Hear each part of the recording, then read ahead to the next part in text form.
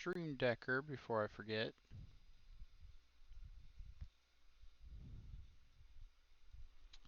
Stream Decker.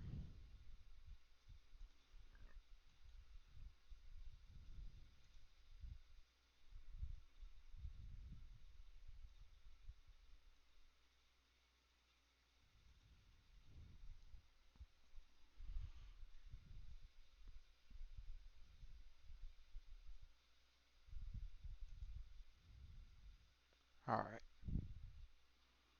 So Stream Decker is updated. Set everything. Stream Decker's updated. Let's organize the deck list. Make it look all pretty and lined up.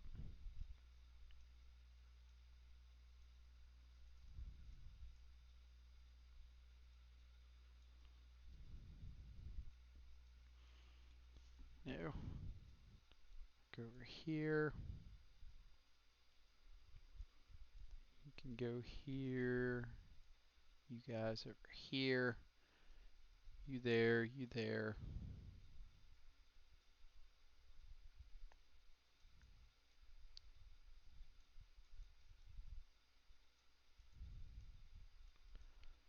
Voila. Alright. So, today, and I know a bunch of people have asked about playing Rakdos Shadow on the channel, since it is like the new hotness in Modern right now. Uh, I figured we would take a day to get around with it, and what better day than after our channel friend d00mwake's won the Modern Showcase Challenge on Saturday. So, super exciting times to be a Death Shadow fan. The archetype does appear to have serious legs, almost regardless of how you build it. Like, we were a win away from top 16. d00mwake won it all. Ben Jones also top 8'd with Rakdos. What else? It's been 5-0ing pretty consistently. Um, it's still kind of early to tell whether these 5-0s are because the deck is the correct build or if they're 5-0ing because there's just a large number of people playing kind of this prowess shadow build at the moment.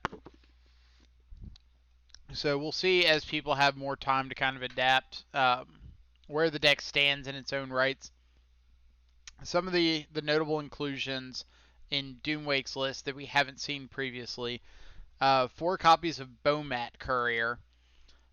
This is a 1-mana 1/1 from Kaladesh with haste. Whenever it attacks, you exile the top card of your library face down. Don't get to see it under Bomat Courier. And then you can pay a red, discard your entire hand, sacrifice the Bomat Courier, and then every card that you've exiled face down with it goes into your hand. So one of the common complaints about the Rakdos Shadow deck is you don't have a source of card advantage. If your opponent is answering you 1-for-1 and they're able to get ahead on cards, you're just going to run out of gas. So Bomat Courier helps to be an early threat that enables turn 2 Scourge while also building up a steady stream of cards so that as long as you're able to crack it at the optimal time, you can get access to a few more looks at interactive or proactive spells that you might not otherwise get access to. In addition to Bomat Courier, we've got a mainboard copy of Unearth. Pairs really well with a lot of our big creatures, with Luris out of the board if they're able to find an answer to it. Even just getting back like a Bomat Courier to get a couple extra cards potentially can be extremely impactful. We've got a copy of Agadeem's Awakening, which has been a staple in these archetypes since they started showing up. Being able to pay like 4 mana to get back a Death Shadow or Swift Spear Courier, or 5 mana to get back one of those plus a Scourge of the Skyclaves is extremely enticing.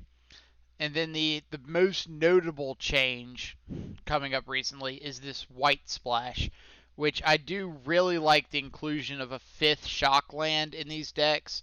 For instance, d00mwake's gone to the 3 Blood Crypts plus a Godless Shrine and a Sacred Foundry. I think that with just the 4 shock lands, you can often have games where you kind of teeter off on your life total. Um, like if you have to fetch up a tapped land early, then getting to a point where you can't turn the corner as quick by finding that one extra shock can be extremely relevant, especially over a large tournament. On the sideboard, we've got 4 copies of Cleansing Wildfire. Great against not only Tron, which is kind of one of the obvious inclusions, but also against like the No Land Spy decks. Great against Charbelcher by just acting as take them off of Manosaurus, draw a card. So because we're not playing blue, we need to be interacting with those decks on a different axis, and attacking their mana is something that this deck can do a little bit better than something like 4-color or Grixis. We've got 3 copies of Wear and Tear. Very versatile instant. Can pay 1 and a red to destroy an artifact or a white to destroy an enchantment. So having an answer to things like Leyline of Sanctity is nice out of the board, like an efficient answer to Leyline, not a 2 or 3 sorcery speed answer to Leyline. And then also being able to interact again with like the No Land Spy decks, interacting with their mana rocks, interacting with Charbelcher itself. So great tool in those kind of matchups. Soul Guide Lantern, another nod to No Land Spy. Being able to exile your opponent's entire graveyard without targeting them gets around Leyline of Sanctity. And being 1 mana allows you to get it down pretty quickly before they have a chance to combo off. 3 copies of Path to Exile for decks like the Mirror, decks with Uro, where creatures might be getting bigger than yours and able to kind of stonewall a lot of your cheaper threats. K-Command, nice grindy addition. Be able to make your opponent discard, get back a Scourge, blow up an artifact, get back a Death Shadow. Essentially a 2-for-1. And that's kind of what this deck has been lacking a lot of, is just the ability to get ahead in those little battles. And then finally, Lurrus. I do think this is one of the better Lurrus decks in the format. Obviously, Traverse, like the Traverse Shadow builds, are excelling at utilizing Lurrus, but in a different way. Utilizing Lurrus um, as a Traverse target is extremely good in those game plans because you're already trying to get Traverse online. But this is one of the better decks at utilizing Lurrus as a companion specifically.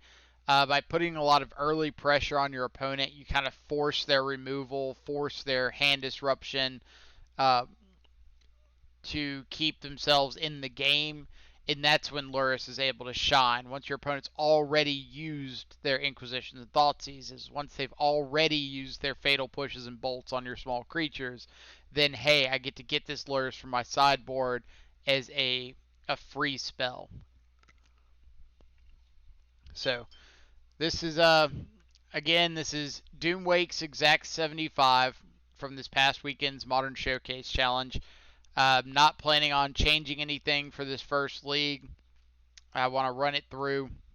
Like the only differences are he ran 3 Godless Shrines over the Polluted Delta, which I guess that actually is meaningful since Godless Shrine gets Sacred Foundry.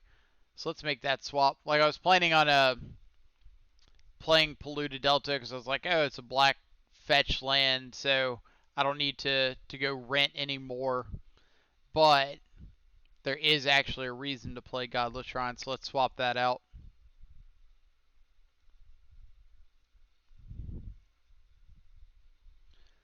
That's why we go over the deck before we actually play it. So if we notice things that we almost made a mistake on. But yeah, Godless Shrine can get Sacred Foundry, which Polluted Delta cannot get. So because Doomwake went to all 3 color combination shock lands, like the Blood Crypt, the Godless Shrine, and the Sacred Foundry, then it becomes important to play all of your 3 color combination fetch lands instead of adventuring out to something different.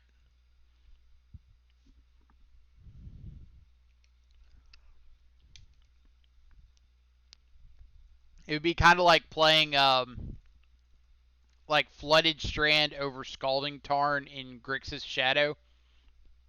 Like you get access to your blue fetches or your blue shock lands like Watery Grave and Steam Vents, but you lose access to your Blood Crypt, which is a pretty big setback. Let's see. Jacob, I ended up 3-2ing the prelim with Rakdos, but I played 2 Torpor Orb in the board. You should try it. Would for sure recommend. So, out of curiosity, did you get the Torpor Orb idea from anywhere?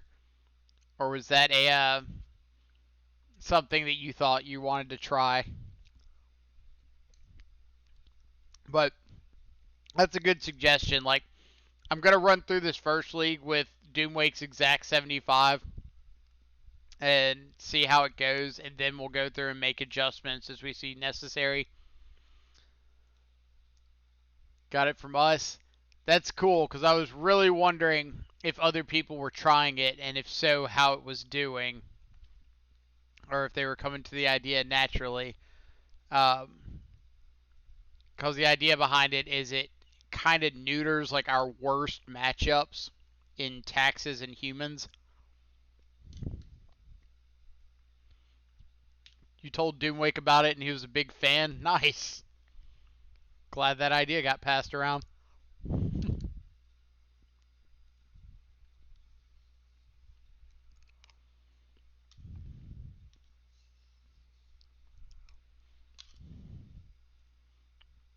Alright, so we would like to make Lurrus our companion.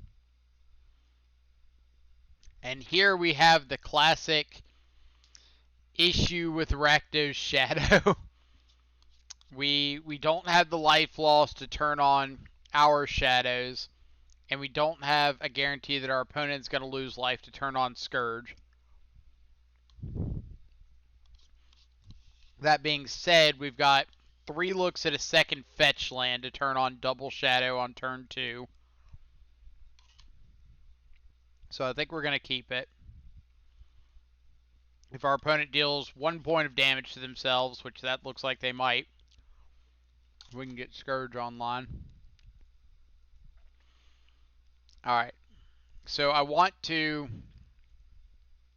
bobble my opponent if I'm going to bobble. I 100% want to use this Marsh Flats, because I need to be losing life if I want to get these Death Shadows into play. Silent Crossing or Silent Clearing could mean like black-white taxes. It could mean Trade Binder. Looks very Trade Bindery to me. So, your loss was to my opponent in the prelim. Which one? Alright, Path to Exile. Yeah. Path to Exile, Skyclave Apparition, and Stoneforge Mystic.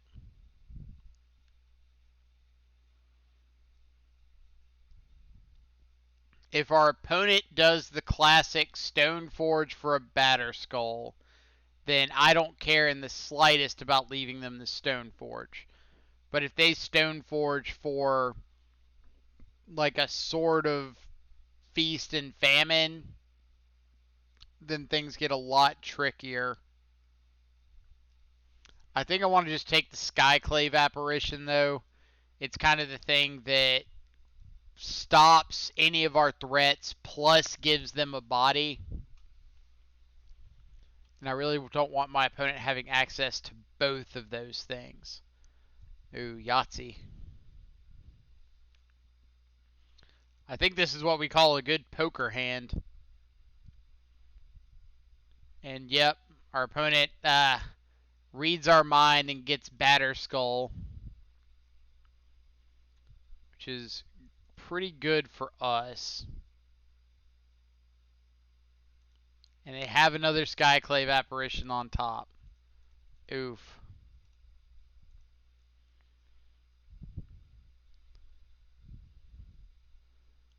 Oh, this opponent now was playing Hardened Scales. Got it. Yeah, this is quite a big difference from Hardened Scales.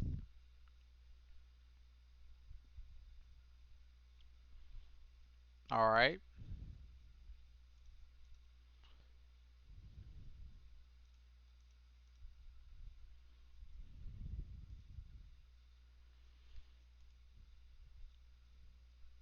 So we can't really make a good attack here.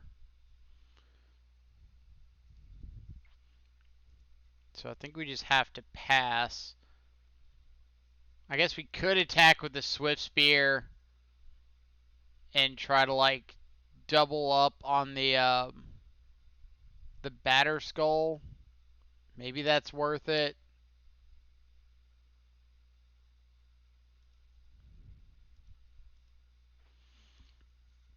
Like once the Batter Skull gets into play, the Swift Spear is kind of stonewalled.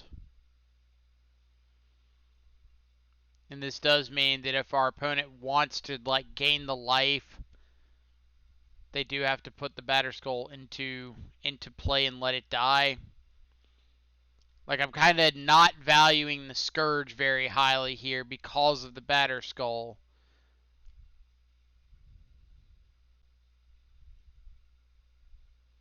Path to Exile or Swift Spear. Okay.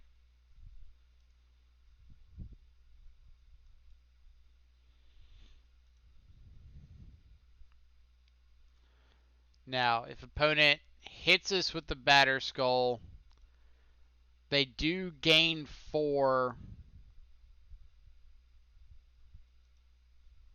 and Scourge dies.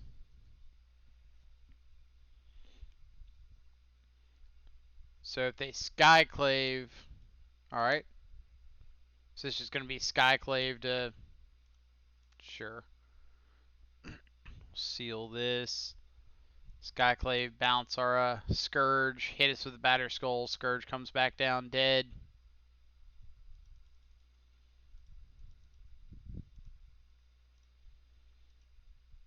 Alright, let's get like a fetch land here.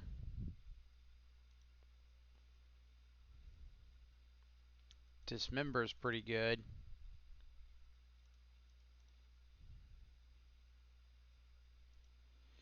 Alright, so we know that our opponent has a Skyclave apparition in hand.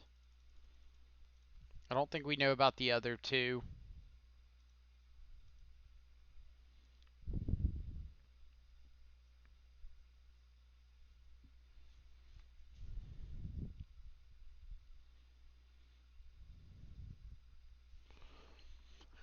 And we're just going to start throwing very large death shadows at them until they hopefully die.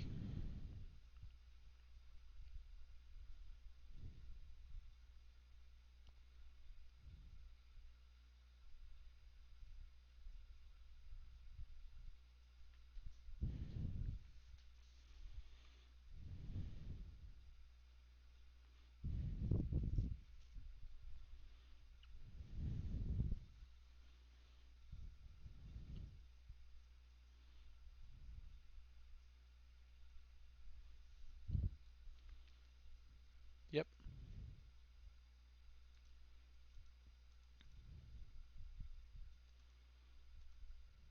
Alright, what do you got? Opponent is attacking for 4. So we could block the germ, dismember.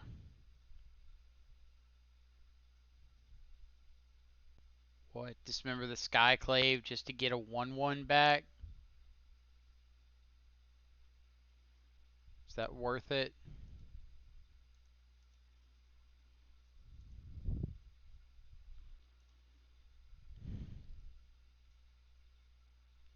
I think I'd Yeah, because if they get a Flicker Wisp, I would rather have this Skyclave off the board so that they can't just like give us a 1/1 and take care of another shadow.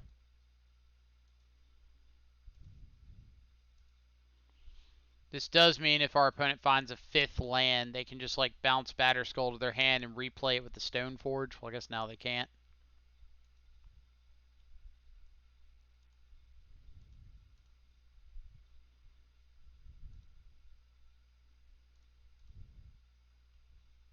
Alright, do a little Death Shadow, 4 of a kind, see if it's good enough. And I want to hold up this bolt as long as I can.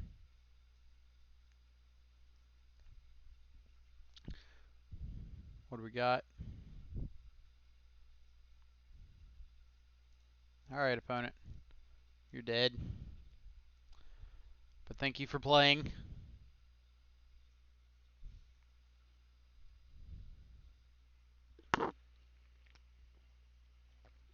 So, important to note here, if we were tapped out, this bolt would still be lethal. We would go to our turn, attack with everything. Our opponent blocks one of these shadows with a 5/5 lifelinker, and we lightning bolt ourselves before damage, and both of these shadows go or grow to 10/10s, so they gain 5, go to 19. We're still dealing 21 to them. So always remember that bolting yourself is a very live line. So K command seems great here. The wear and tears are all right. Like hitting a sword or a Batterskull is nice, but you don't really care about like Batterskull. Like it's good against Scourge of the Skyclaves for a turn or two. But in the grand scheme of things, it's not really winning them the match. Path is an idea if we just want like more interaction. Like I don't think the tear side of this is going to be relevant here.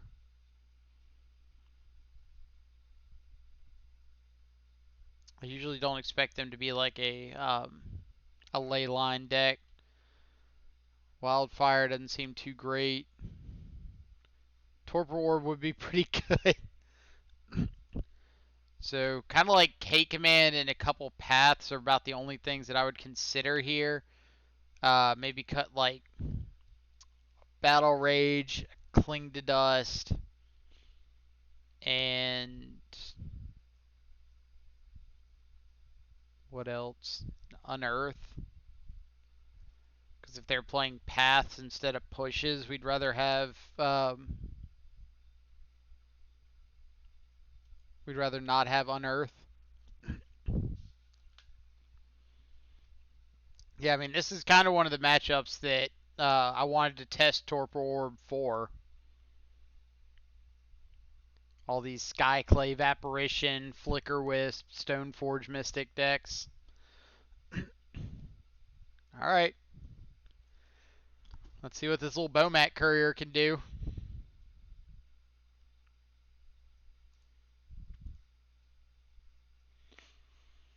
I'm definitely leading on the Bomat Courier. It presents the same amount of damage as Monastery Swiftspear for the first turn, but has the added ability of getting to exile a card under itself. So I want to get that going. So if we just play out our hand pretty quickly, I might want to be able to sacrifice this Bomat Courier.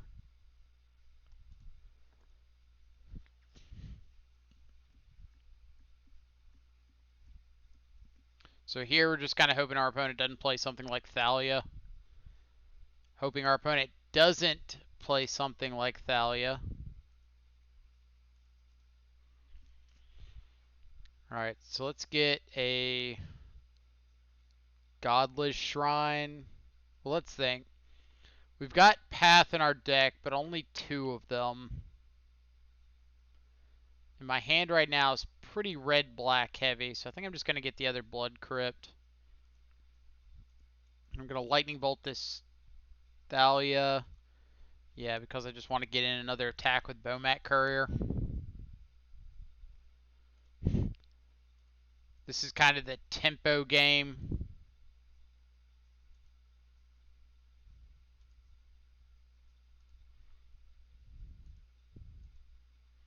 Like, opponent could play something like a Skyclave Apparition here and get rid of our Bomat Courier.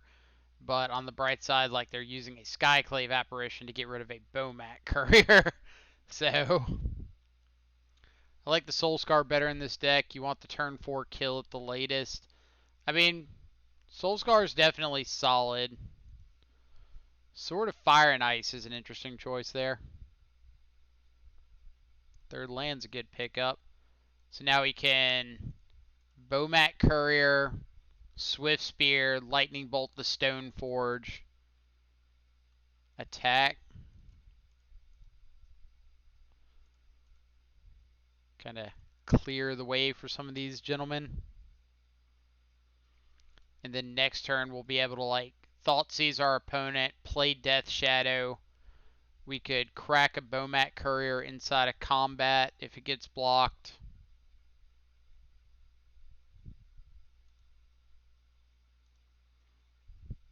Like, the Soul Scar is definitely the more explosive play.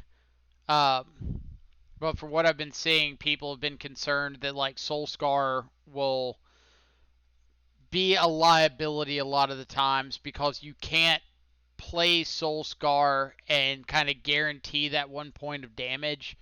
So your turn 2 Scourges can suffer.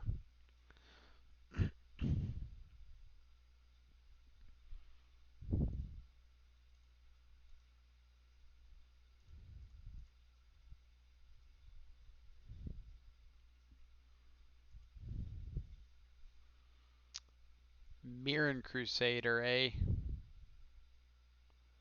Huh.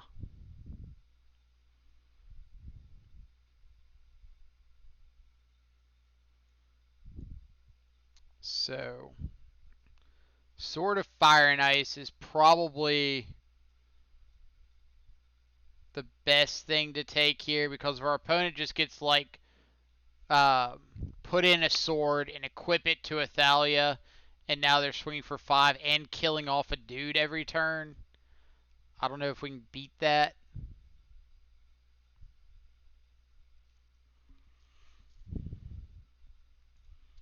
Swing in with Swift Spear because if our opponent wants to like block with a Thalia, we can play Shadow plus Bauble.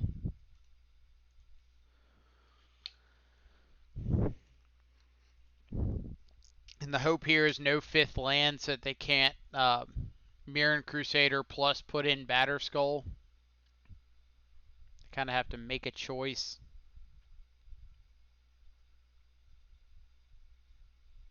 Apparition or Bomat. Alright.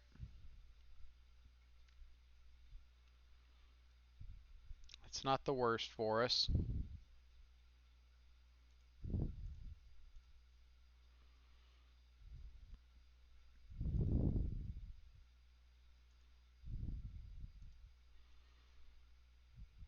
Bobble ourselves to see if this is a card that we want access to from Bomat Courier. And Fatal Push, I'm pretty sure we do. So let's attack with everything. Bomat Courier exiles the Fatal Push. We fetch and shock before potential damage. The question is there anything that we want to make sure that they can't block with this turn?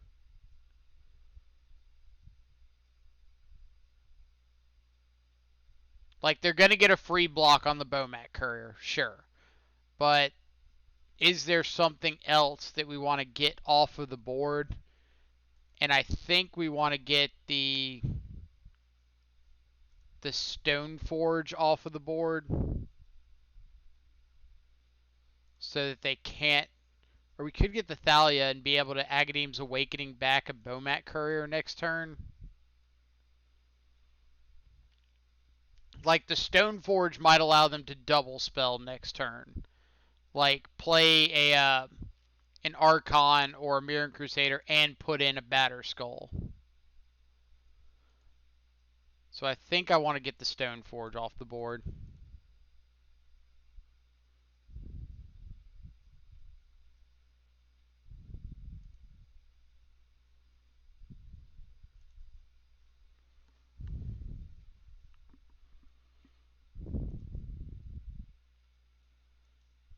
Alright, so now our Death Shadow is lethal every turn. Unfortunately, they do have this Mirran Crusader that we kind of need to find like another Lightning Bolt to answer. You bring in Kozilek's Return. No Kozilek's Return in this list.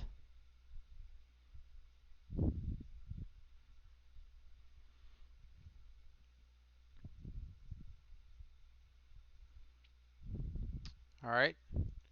Mirran Crusader it is.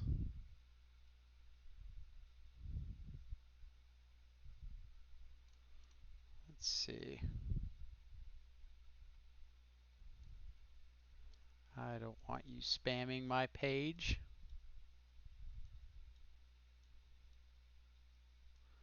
Please and thank you.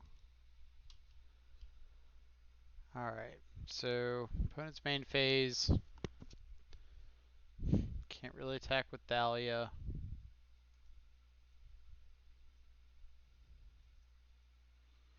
Alright, are we Agadeem's Awakening a Bomat Courier? It gives us like a free attack with the Swift Spear.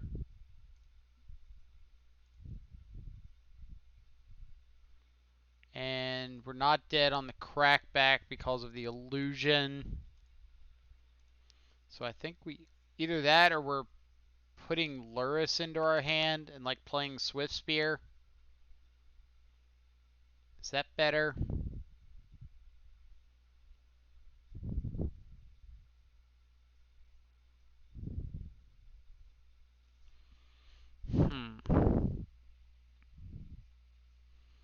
Opponent has Batterskull, Archon.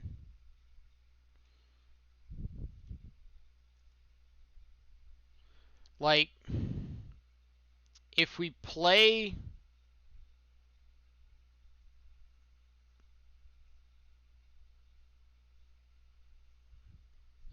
Luris, or if we get Luris into our hand, then our opponent can play Archon, and we can't Batterskull plus, or we can't Luris plus like Bobble or Luris plus Bomat Courier next turn.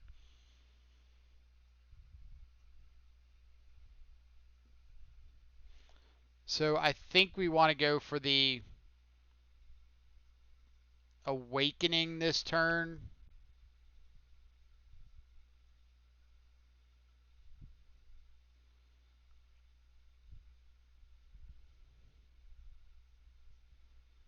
We can't Swift Spear plus Awakening because of Thalia. We have to pay 5 for this to get back 1 Bomat Courier.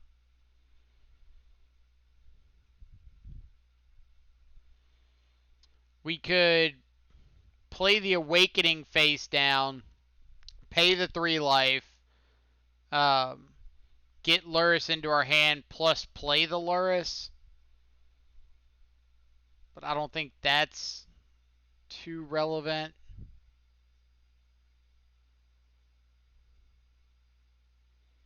It might be put Luris into hand plus play the Swift Spear.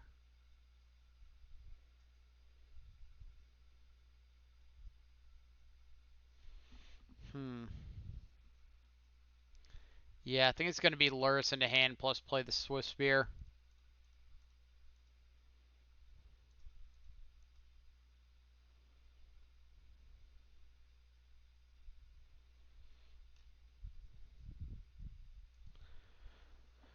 Like, opponent can play the Batterskull, can't attack with Shadow because of Mirran Crusader.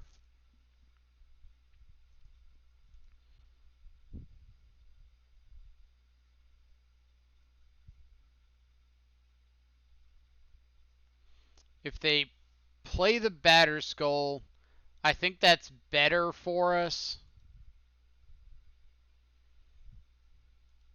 Alright. That thing wasn't doing much anyway, so you got it.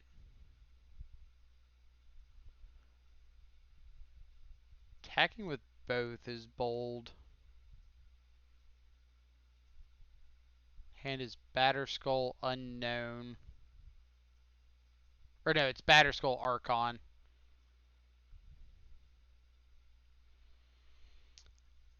God, I wish we had a block to get this Mirren Crusader off the board, but we can at least get the Thalia off the board by going like that, and we get to keep our keep a Swift Spear around.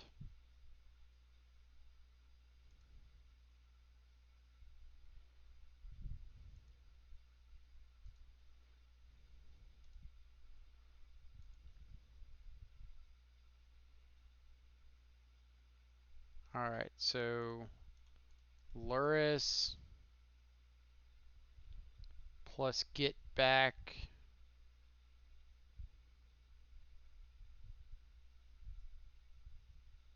Guess it's Swift Spear here. We would get back Bomat if we wanted to attack, but we don't have an attack with the Skyclave apparition.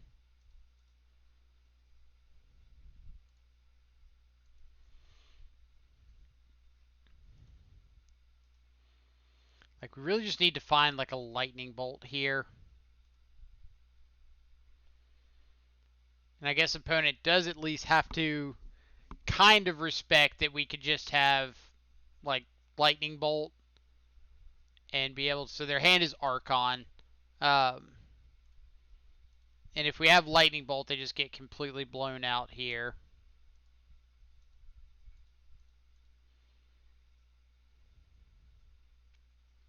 Mutagenic growth. That's an interesting one. That's a really interesting one. I think we might actually have attacks here. Opponent's got what? Planes coming off the top. So we could bobble for another prowess trigger. Or we could Bomat Courier. Like, the issue with Bomat Courier is attacking into this germ token is a bit of a liability if we don't just like play out all of our stuff first. I think I like Bobble.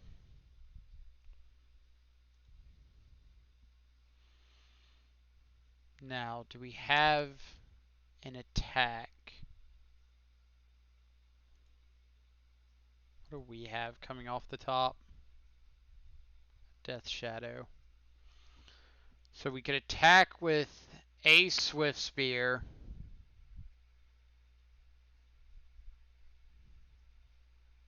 Like, we can't attack with both Swift Spears because if our opponent goes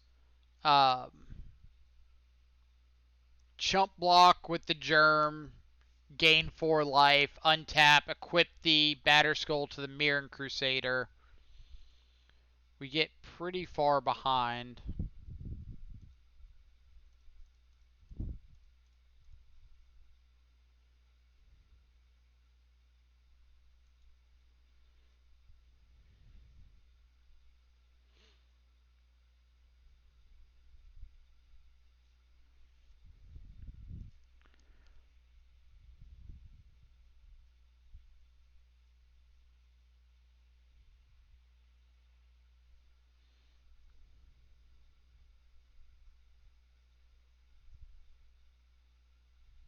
Yeah, so I guess we do have attacks with the Swift Spear now. And we're dead to Path to Exile. No, they're drawing planes. We know they're drawing planes.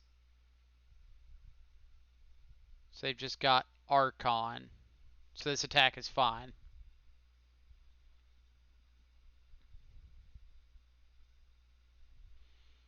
And if for whatever reason they say no blocks, we get to just kill them.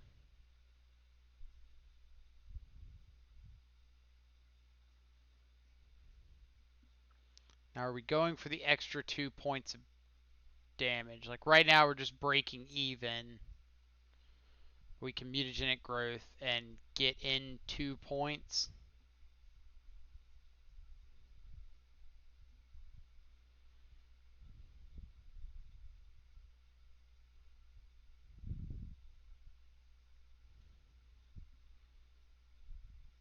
Yeah, I think we do need to hold.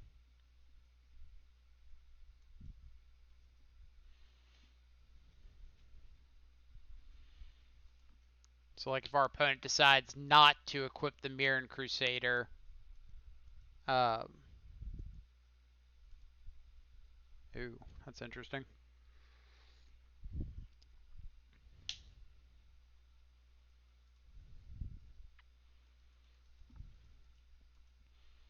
So, unfortunately, we can't block and sack the Bomat Courier now, because we kind of need to keep these cards in our hand.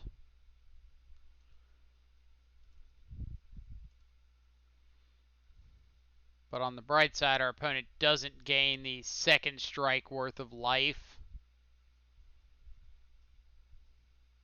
since they have to kill the Bomat Courier with the first strike.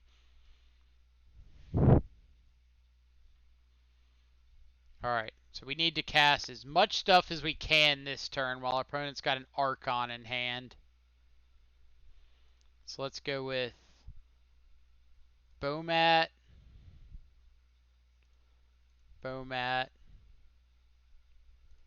Death Shadow. We don't have attacks, so we'll pass here. We might could set up like double block. No, we don't have good double block. So opponent's hand is Archon Unknown. Yep.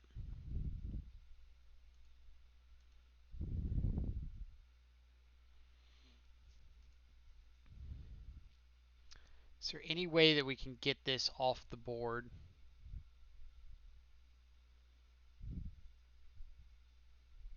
I guess if we'd responded to the Archon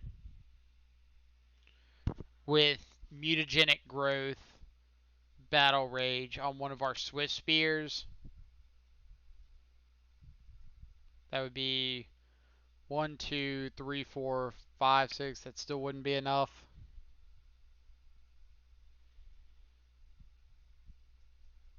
I guess it would be enough if we like quadruple blocked the Mirren Crusader.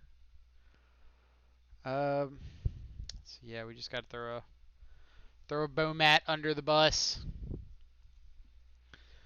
Are we mutagenicing end of turn to lose the life?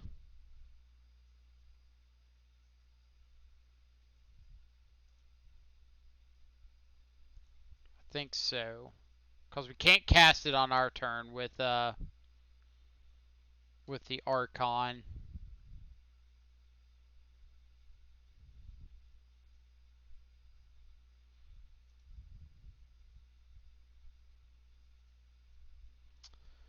Seal of Fire. So Seal of Fire could stop them from gaining life for a turn. Like block with the Bomat Courier, Seal of Fire our own Bomat. So maybe that's worth it.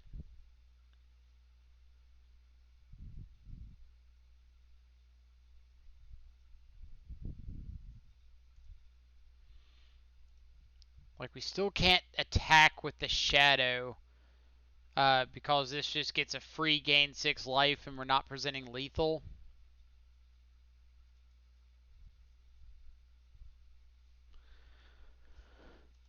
Oh man, this match is stressful.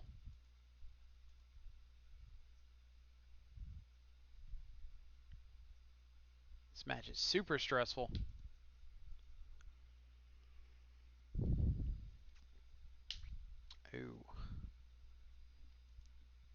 got it.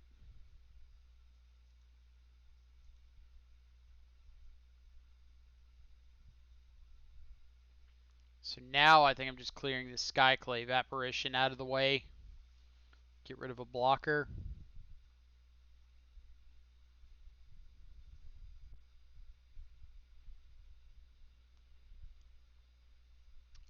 Because of the Archon, we can only cast one spell a turn. So we couldn't play Seal and play something from the graveyard.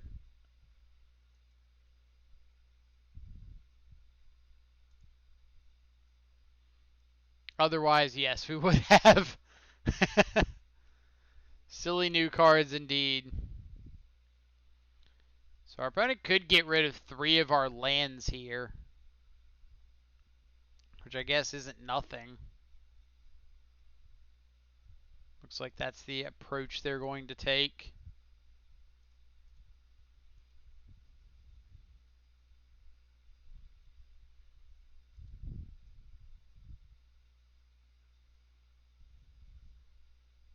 Might be like get rid of 3 lands and then play Thalia. That would be pretty sick.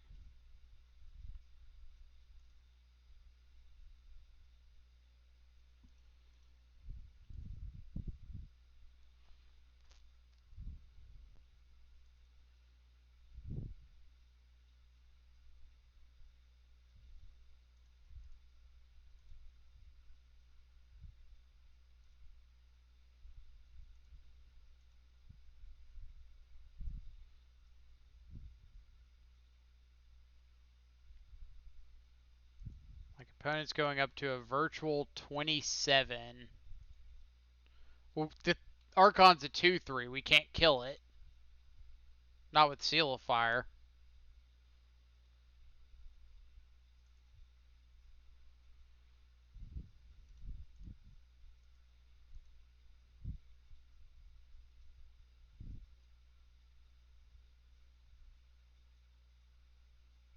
Well, like killing the Archon, or Archon doesn't do anything there, like that late into the game.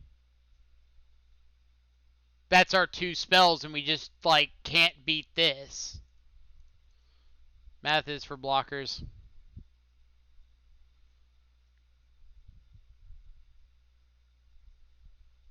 I'm pretty sure we're still dead, but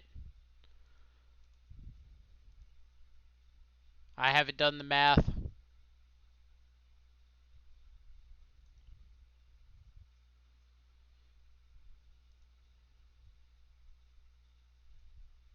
Yeah, we're dead.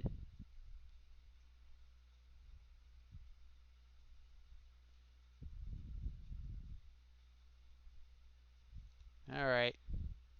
Dead by a long shot.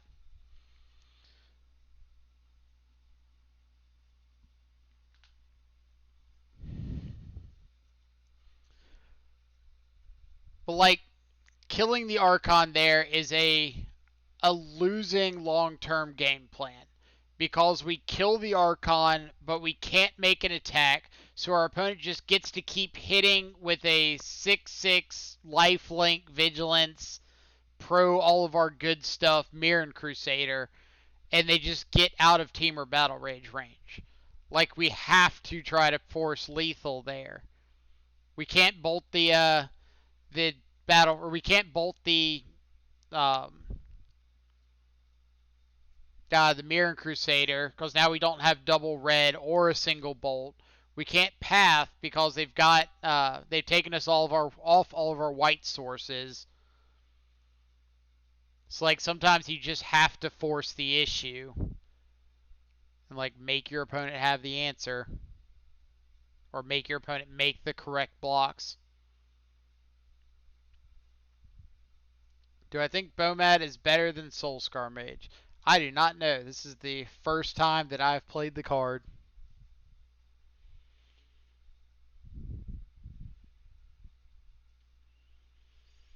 But I do know after seeing Mirren Crusader, I want the 3rd path in.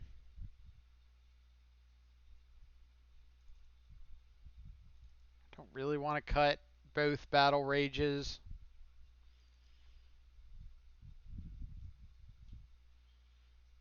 probably mutagenic because it's just bad in the face of Thalia.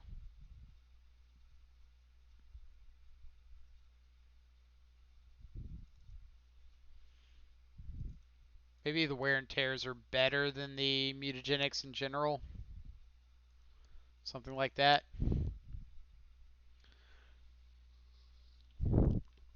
I do think Bomat addresses a couple issues that this deck has had, like Soulscar not being able to attack on turn one means that you can't reliably turn on Scourge for turn two, and that's important.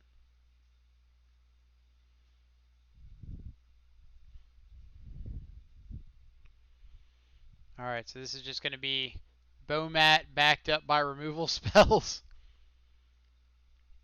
Got 4.5 minutes, but if there's a deck that can kill our opponent pretty quickly, it's probably this one.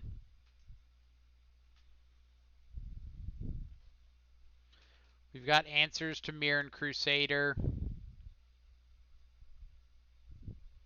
We'll get Godless Shrine, play out Bomat Courier.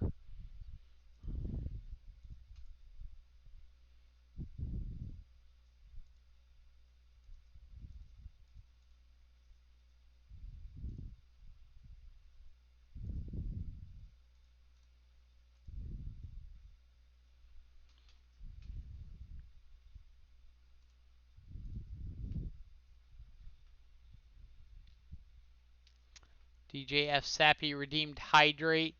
Give me 2 seconds and I will get around to that. Second Bomat Courier is pretty nice. So let's go Bomat, Thoughtseize. We'll take a... Ooh, their hand is not great. Let's take a Path. No. Let's just take the Arbiter. Since they're kind of trying to set up for a strip mine plan here.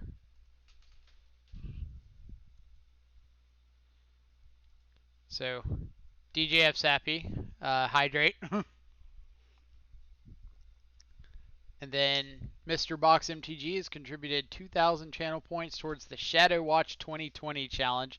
For those of you who don't know, the Shadow Watch 2020 challenge is a group challenge, so anybody can contribute points towards it. And the idea behind it is if we hit the goal, we're going to do like a 12-hour Death Shadow stream. Probably, I guess I don't know when, since I don't know if it'll hit the goal.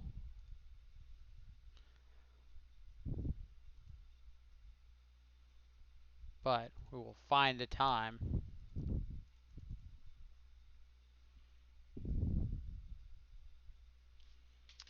Unfortunately, we do have our basic mountain, so if our opponent has... let's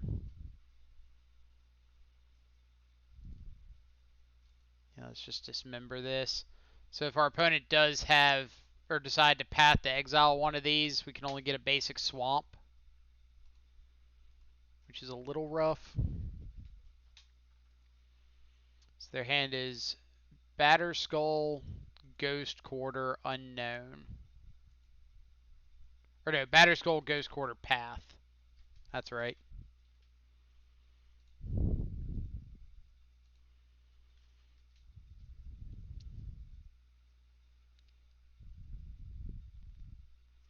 But if I spend all my points on that, how am I supposed to get the Badge of Shame? Well, so we have options.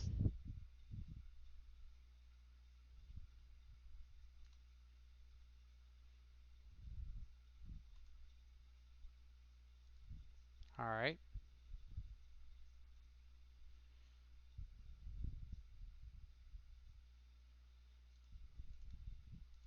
Thoughtseize is pretty good. Kind of force them to use this path here if they want to use it. Yeah, I do think I want to cash in this Bomat Courier. I think the random cards off of it are better than what we had in our hand.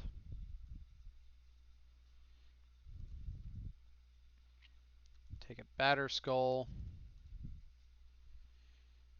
Cast a Bauble. Attack with this Bomat Courier.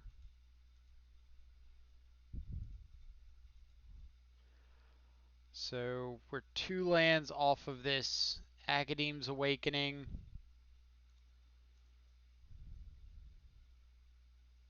Scourge. I think I want Scourge.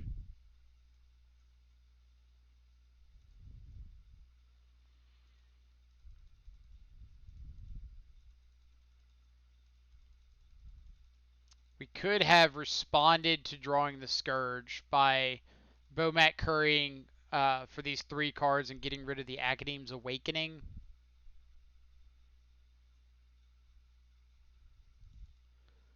So opponent's got 1 unknown in hand.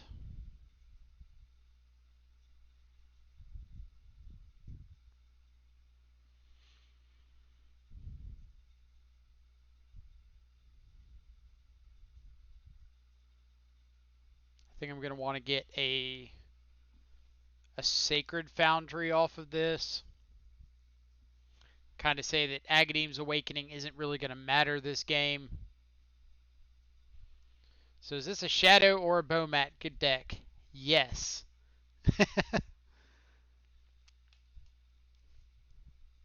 Theoretically a Shadow deck. Alright. So still got Black Source off this Arid Mesa. So I guess now we have to decide that we would rather get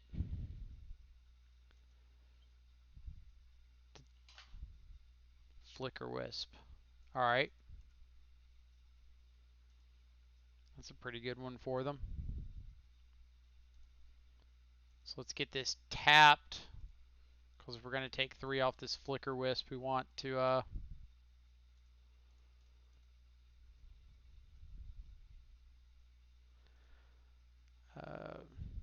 yeah, we're just playing this face down.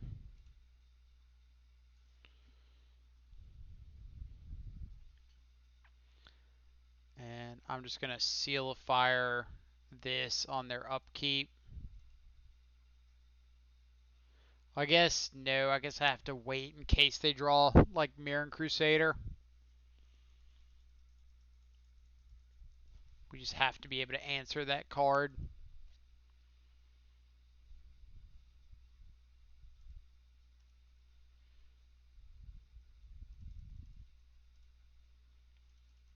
Alright. Assuming the opponent has to know that they don't win this race.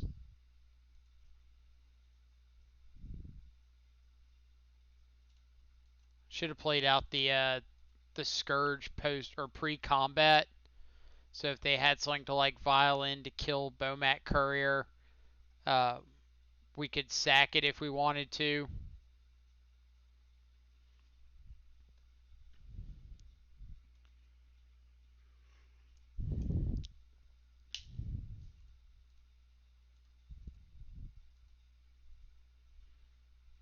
Alright.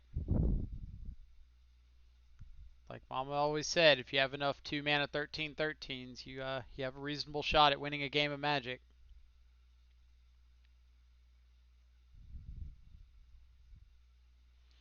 Embracing your inner Bomat. Something like that.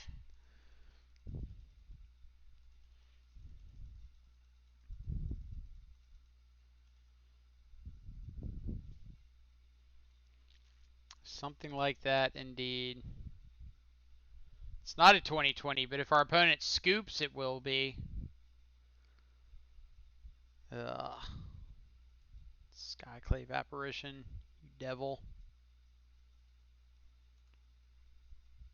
No, I can't respond to that.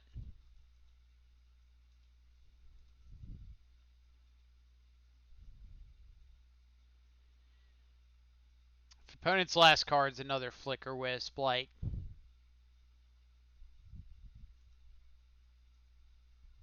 Tell me. Oh my god. That was rough.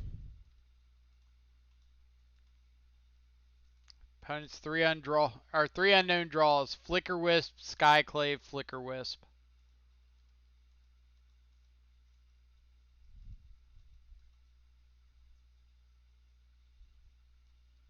The wisps have indeed been flicked.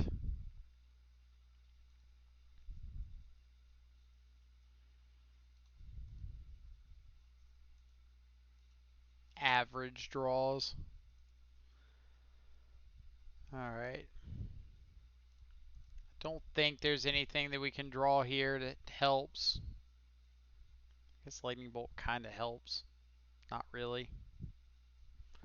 Now we're still just dead. Well, I could double sack the Bomats, but I'd be just completely out of cards.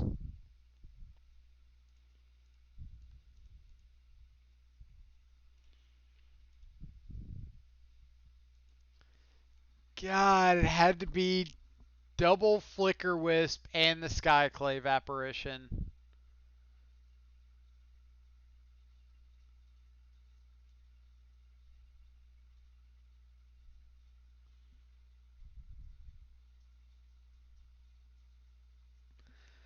So, if we had not gone for the Seal of Fire, like the issue was if we didn't go for the Seal of Fire there, then we're not presenting lethal. Like they just have a stream of chump blockers.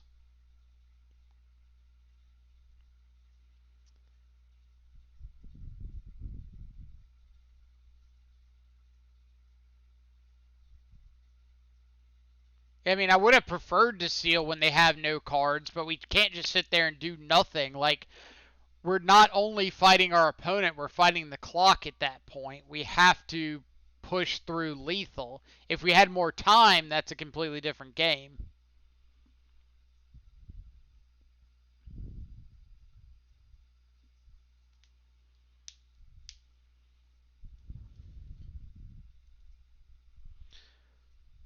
Like, the plan. I mean, yeah, we could. So, here's the issue.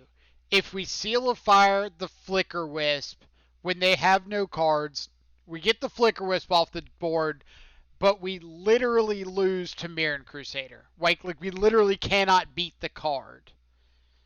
So saving the Seal of Fire uh, for Mirran Crusader or anything more impactful makes more sense in that spot. Like the Flicker Wisp is annoying, sure, but the Flicker Wisp itself isn't killing us. It has to be paired with something else, and it just happened to get paired with a Scourge and a Skyclave Apparition and a second Flicker Wisp. Was your Flickered Scourge still coming back? It was coming back as a 1/1. Or no, it wasn't coming back because we were attacking a 1/1 Bomat into a 2/2 Skyclave Apparition. Yeah, but our clock is beating the Flicker Wisp. If they attack with the Flicker Wisp and they don't have a follow-up, we just kill them.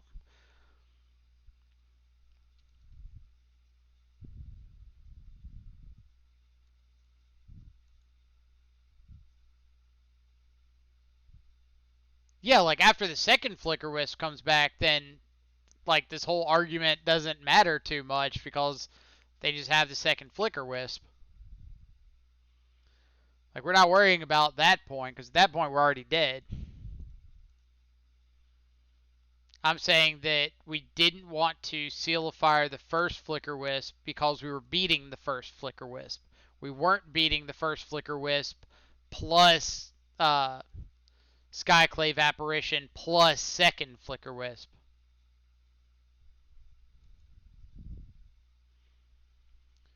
No, they flickered their flicker and then flickered our. So they. Did they flicker our Scourge? Because if they did, that was completely wrong. They should have flickered their flicker. Flicker came back, flicker their Skyclave Apparition, and just get rid of our Scourge.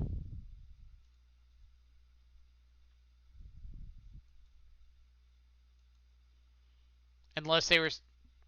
I guess we were still dead if they were flickering our Scourge, because that still means that they had 6 power and flyers.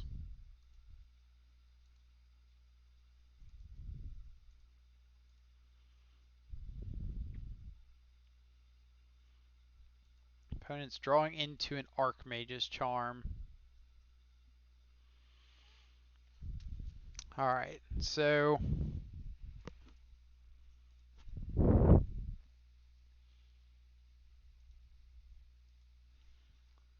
now the question is, how many counter spells does our opponent have?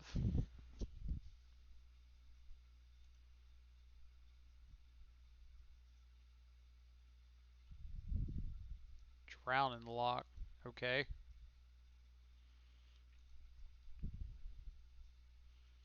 I didn't bolt one of their wisps. I tried to seal fire one of their wisps, and they viled in a flicker wisp to protect that flicker wisp.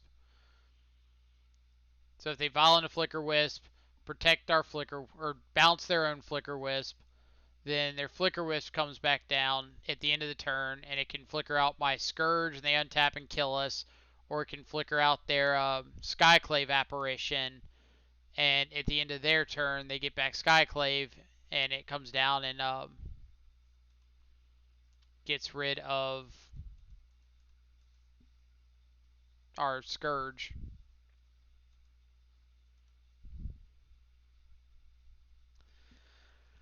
Oh, people wonder why I dislike this card.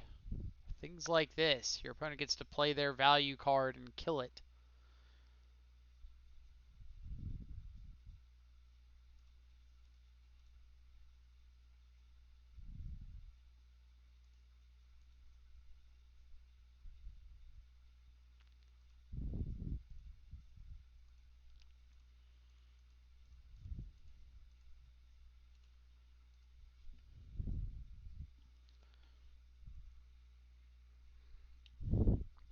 So ironically, if we have like a fetch land or a Sunbait Canyon, then the Skyclave or Scourge of the Skyclaves is technically presenting lethal next turn.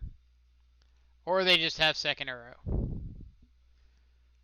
Oh man, imagine having a deck where your best threat, or one of your supposedly best threat, gets answered by your opponent's namesake value engine card that happens to be one of the best decks in the format.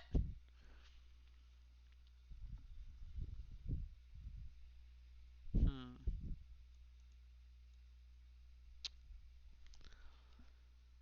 What are we boarding out? Seal seems pretty bad. Unearth seems not so great. Dismembers are pretty rough.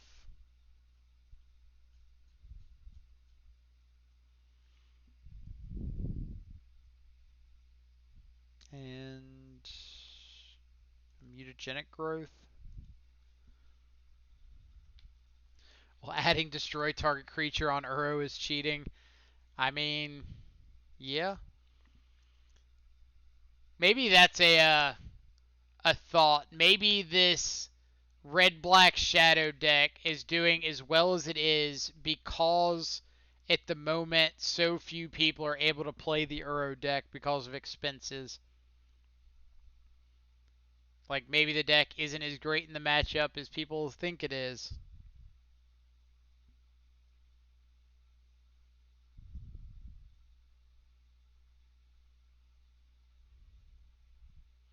But that's what we're here to find out.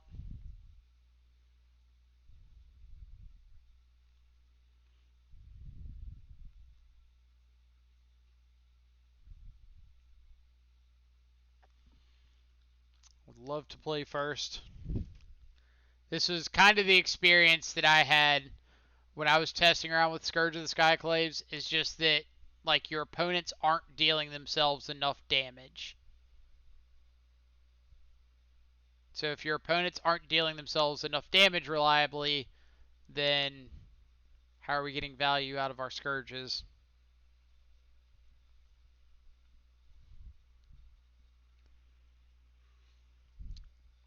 I mean, that being said, if our opponent wasn't playing um, Uro that game, like we probably would have run them over. But I think Uro's kind of too big of a consideration in the meta right now to say, oh, I'm just gonna play around it.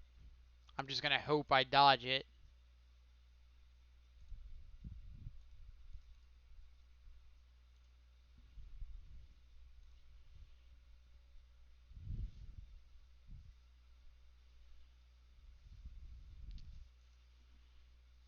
Alright. So I'm playing like the bobble now, cracking now, because I want to give myself the most chances of just finding like another fetch land so that I can go Thoughtseize, Fetch Shock, Shadow.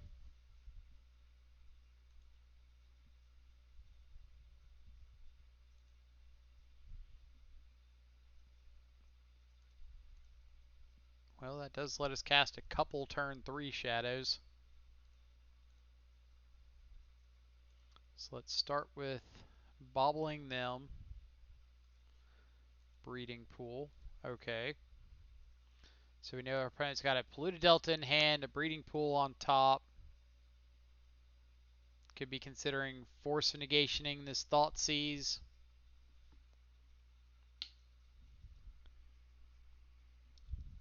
Which ironically would be pretty rough. Yeah, pretty rough because it would mean we couldn't play surgical extraction or baubles. You got it. You got it, champ. We've got no more Mishra's baubles in the 60 cards we have presented. 2020 Magic has less pain than 2016, yet there are more colors of land today. Well, you have a lot of lands that are doing a lot more work than previously. Alright, so let's just take the Archmage's Charm. Then we'll Thoughtseize away the Uro. And opponent gets to draw another land off the top. That is a legal Magic play, opponent. I cannot disagree there. Fetch land. Not a fetch land.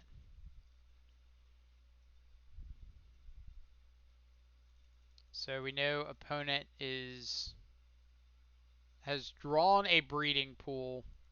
So if I hadn't erased their hand, we would have known their hand completely. I think I just want to get this second Bomat Courier going.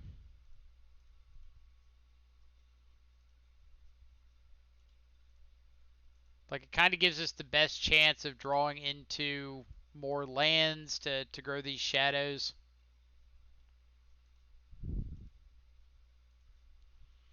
We're not in fear of our opponent escaping Uro this upcoming turn, so we've got another turn before we have to play Soul Guide Lantern.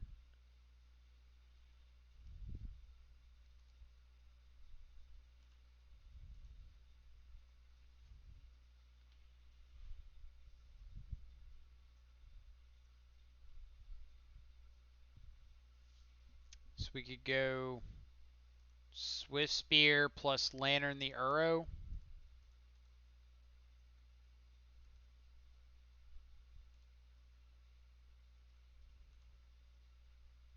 That one.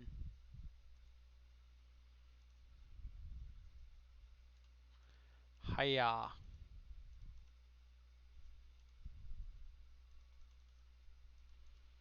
And then best case scenario would be next turn we draw like a fetch land.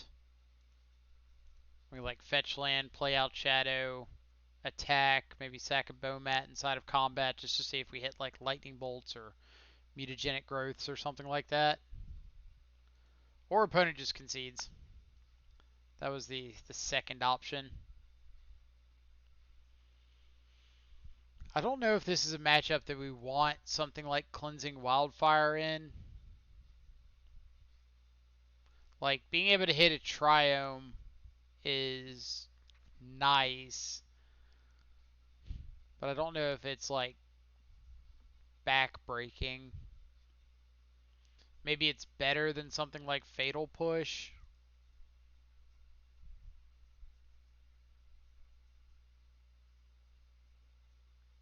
Maybe I'll keep him one push, just putting him one Wildfire.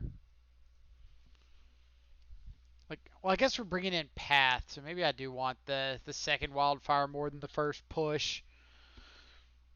If we have Path, Soul Guide Lantern, is ways to answer Uro.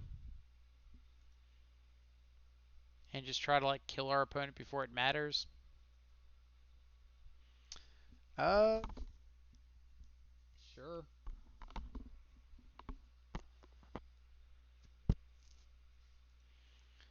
This is Bomat Courier going the distance.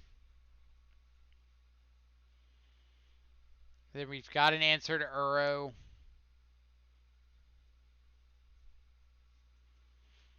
This Bomat Courier is going to be able to get under a lot of their interaction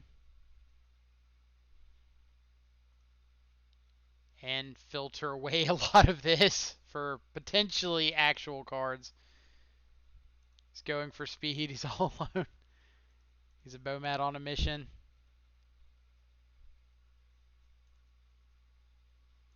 Dun dun dun dun dun dun dun dun dun dun dun dun dun dun dun dun ba-da-dum ba-da-dum ba-dum bum bum bum bum bum ba-da-dum. Let's see, I played my first game of Ascension Storm in Modern for the first time on an MTGO, and the last time I played the deck was 3 years ago. I still got it. Oh man, some Pyromancer Ascension Storm. Ironically, was much better when cards like Faithless Looting and Get Probe were still in the format. But it will always have a place in our hearts.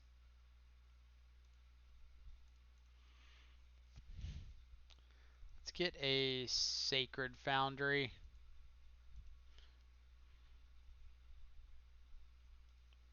Didn't have another Blood Crypt to get. So we could Mutagenic Growth this Bomat and play out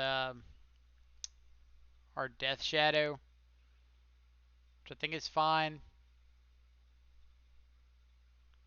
So Drown in the Lock on our Bomat Courier. It is poor little Bomat. We knew you well. I mean, if they're using a Drown in the Lock on a Bomat Courier on turn 2, okay. Please surgical our Bomat Couriers. I'd get a kick out of that.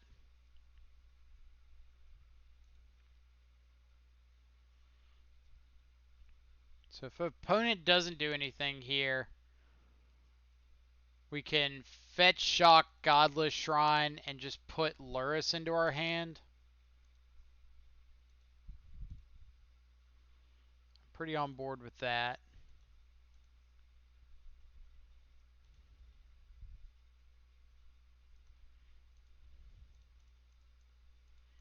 Counter this, opponent.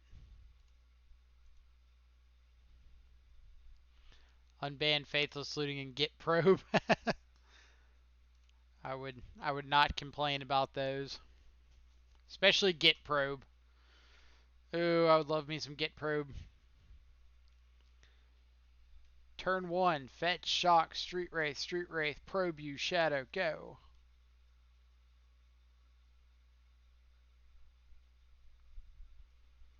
Turn 2, probe you, Street Wraith. What's his name? Alright, are we playing...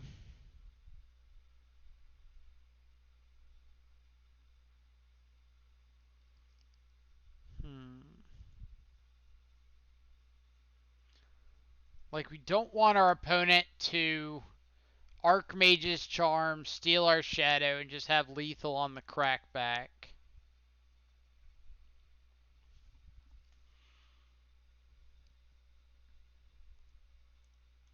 So I think I'm going to start with playing Lurrus. See if our opponent's got a counter spell they would like to use.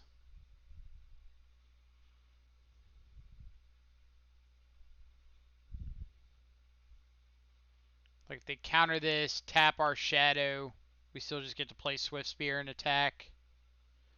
Are they going to bounce our shadow? Okay.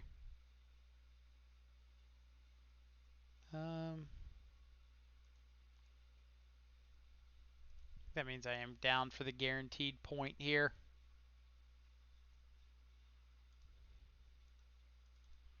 Kind of set up this shadow to be lethal in a couple turns.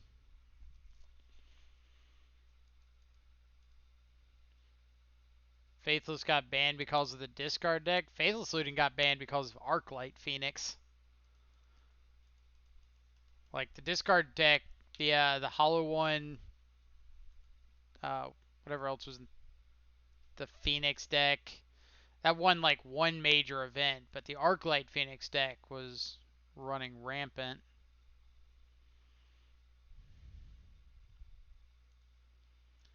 Let's cling a Cryptic.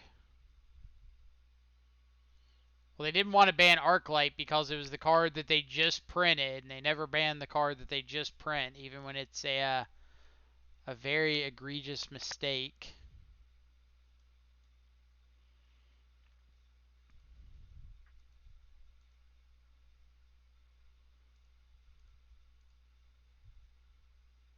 Something, something, something, something, Oko.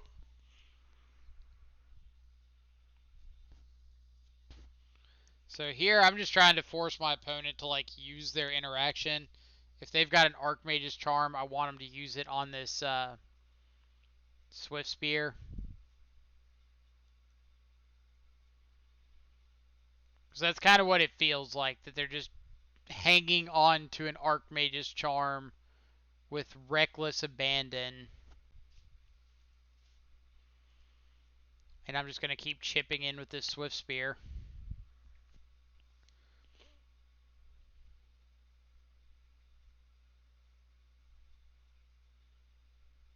Uro was fine in testing as a 3-3 elk. Let's see, what do you think about the Bomat Courier version of this deck? Do you like it more? I don't know if I'd say if I like it more or not. Um, like it's just different, right? It's trying to utilize a different set of resources. So you kind of have to take it in stride. 2, 3, 4, and I guess we exile. We didn't bring in K command, right? We boarded out the Unearth. So we got Agadeem's Awakening that could get back Luris. So if I guess if I'm getting back Luris, I'd rather get back Luris and Bomat Courier.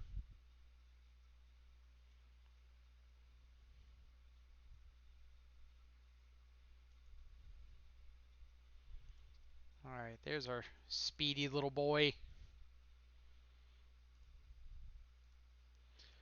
Like, I swear, opponent thinks I'm playing out this Shadow into an Archmage's Charm, knowing that this Shadow will just turn around and kill me. And they couldn't be more wrong.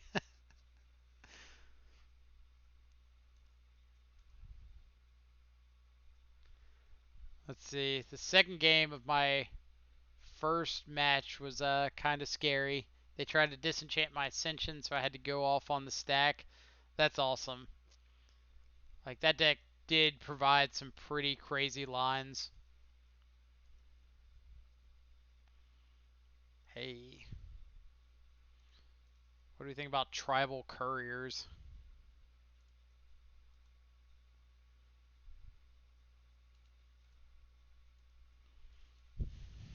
Like, opponent, you gotta do something about these at some point, or they're going to kill you.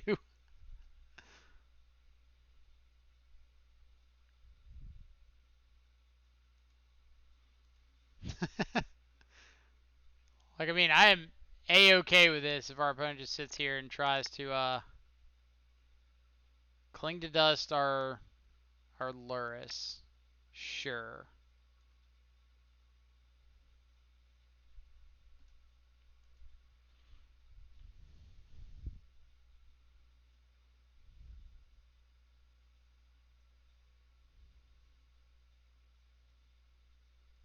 Damnation.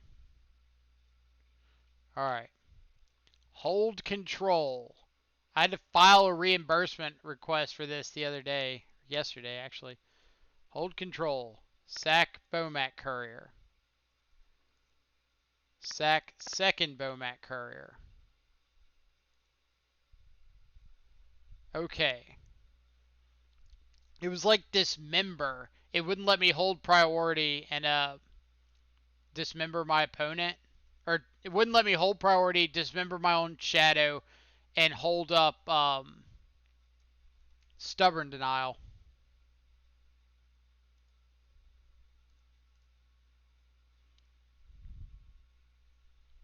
I can cling now, and I think I'm in the mood to cling their cling.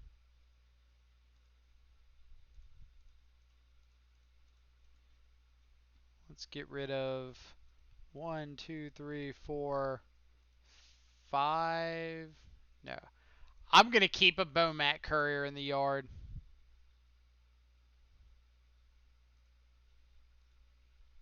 I don't know how crazy that's going to be, but I think I'm valuing it more than the Death Shadow right now.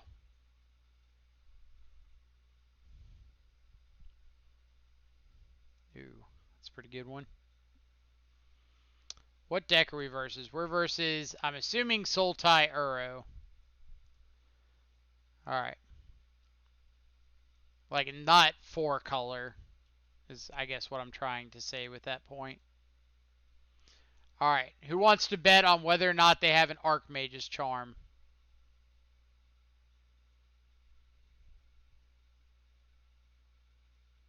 Veil of Summer. Okay.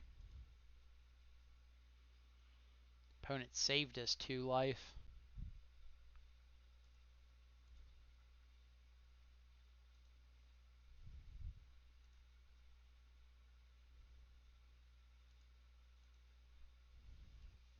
What do we have? Path to Exile off the top. Do I want a Path to Exile?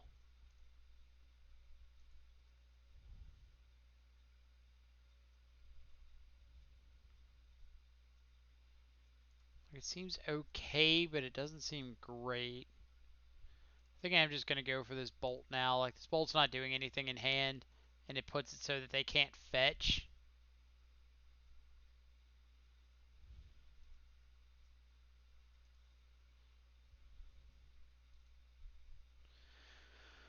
Do I want Path to Exile? Probably, because if they do have an Archmage's Charm, I need to be able to deal with my own Swift Spear so we don't just die to it.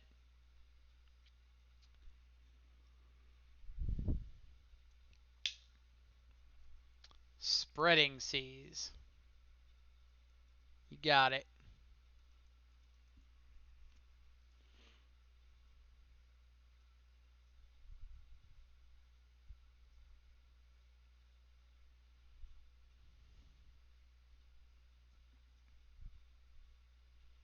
Show me the Archmage's Charm.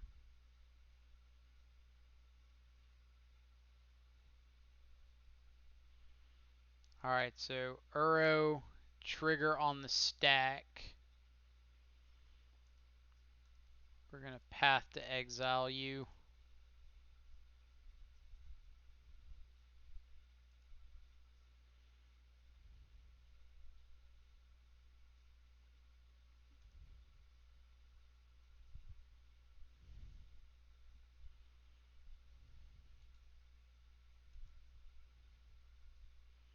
Show me Bolt indeed. It's always the Field of the Dead. When's the last time you saw your Uro opponent not have the field? Alright. Field and push. Alright, surgical extraction. Alright, well, we're going to cling in response. Let's get rid of Drown in the Lock. 1, 2, 3, 4, 5. Done.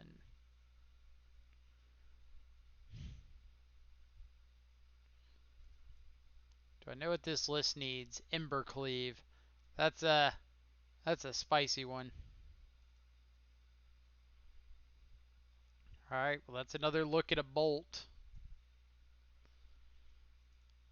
So let's hit Field of the Dead.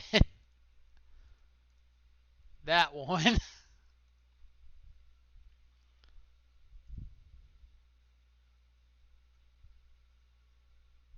Hope their last card's not a fatal push. Alright, so Soul Guide Lantern does mean that they have to block this Swift Spear. And we'll get rid of damnation.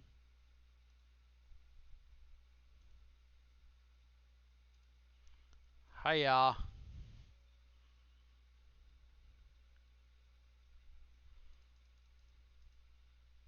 Yep. You've got the block, and we'll say go.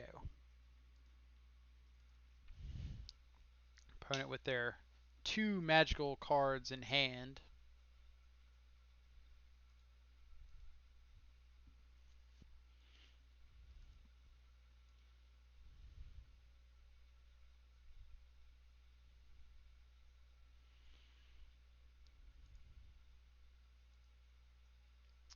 Alright. Let's see what you got, opponent. We've got a couple redraws off of these.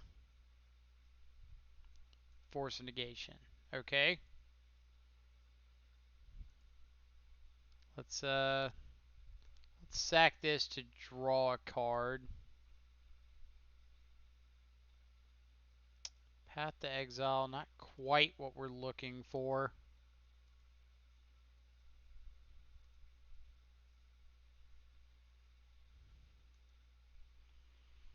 We'll get rid of Veil.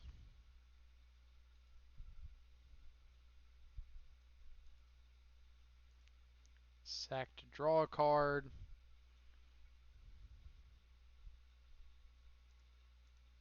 Alright. We're presenting lethal, opponent. Ha ha ha ha ha! Got there!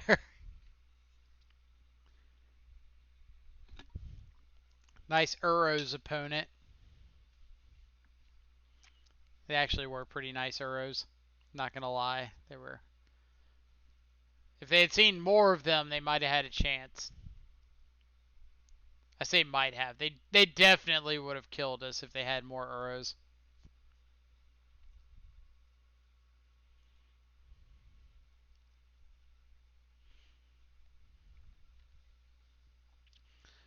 Alright.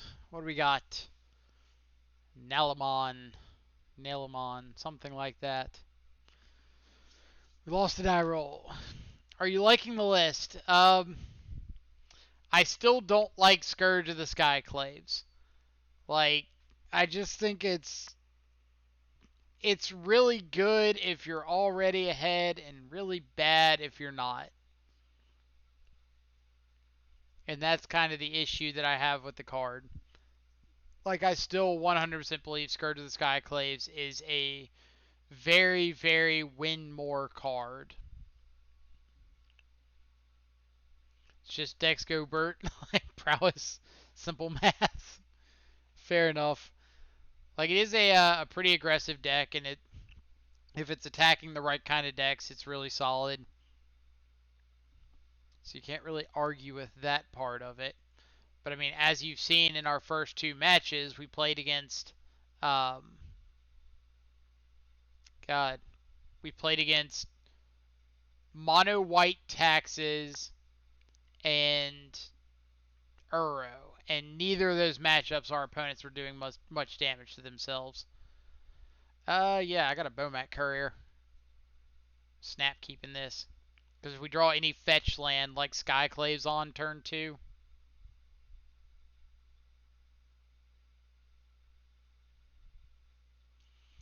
I know Steven hangs out in Grimflayer's Discord and stuff a lot, so very well could have been him.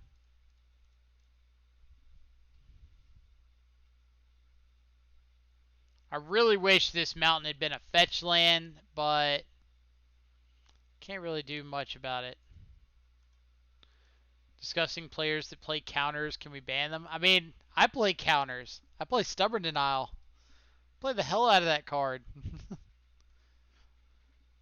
You never know true pain in your opponent until you Stubborn Denial them.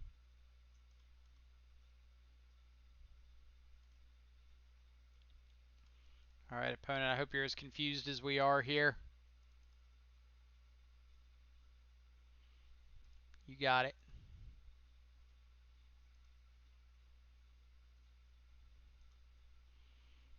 Alright, so we still have 3 spells in our hand that we can cast. Hope they're not on like 8 rack. Swamp into marsh flats. Could be like black-white taxes. It's kind of what it looks like. Or like the black-white stone forge deck.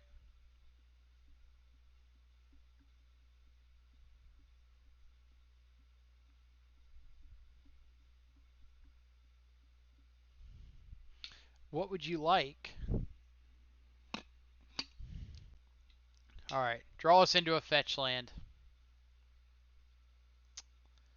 It's not a fetch land.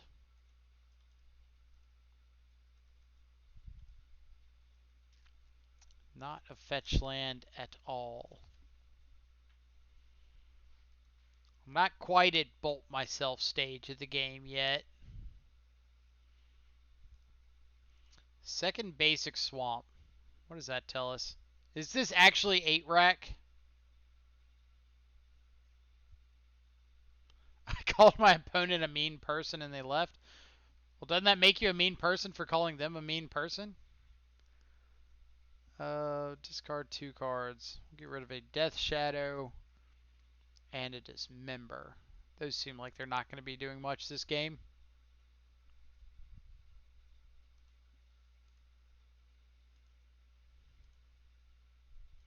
Bolt you. Kind of need to use these magic cards before I no longer have access to them. Fetch land. Not a fetch land. I mean, it's fair if they're mean. Yeah, but you don't know they're mean. Can't just assume they're mean. I don't know what they... Were they mean because they cast a counterspell? Let's start at the basics here. See, I don't know if that's enough to justify them being mean. I think they got to do something more egregious.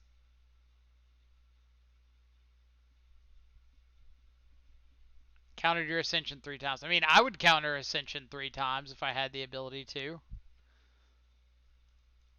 But I guess we've already decided I'm mean, so... Ugh. Fetch land? Haha. Haha. Huzzah. Alright. Attacking first, because if my opponent like fires up a Mutavault, I'm a-okay making that, or snapping off a bolt on it.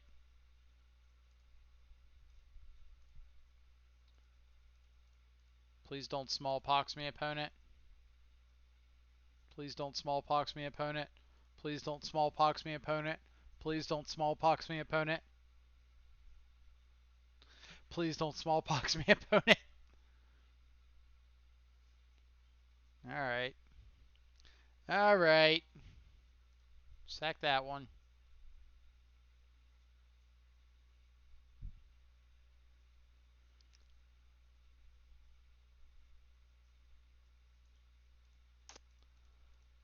Please don't smallpox me, opponent. Please don't smallpox me, opponent.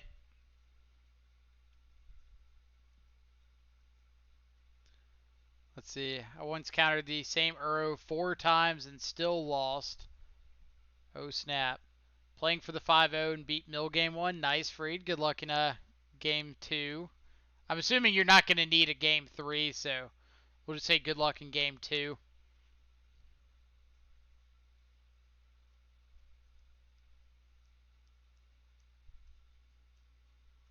Alright, pitch a bolt.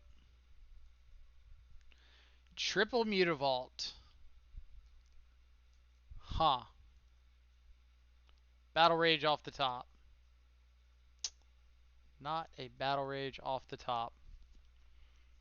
So we are attacking our opponent because if they don't block, we just bolt ourselves and kill them.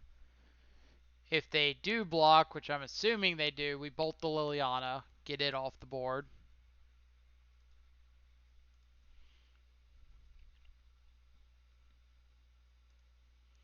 Is opponent going to double block?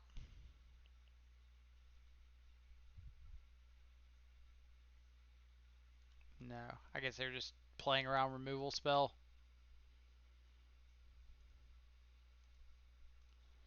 Hiya.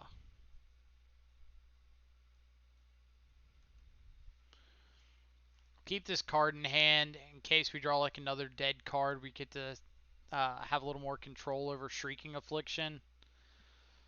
Ooh, that's a big point of damage. Removal spell for lethal. I guess it's not lethal, is it?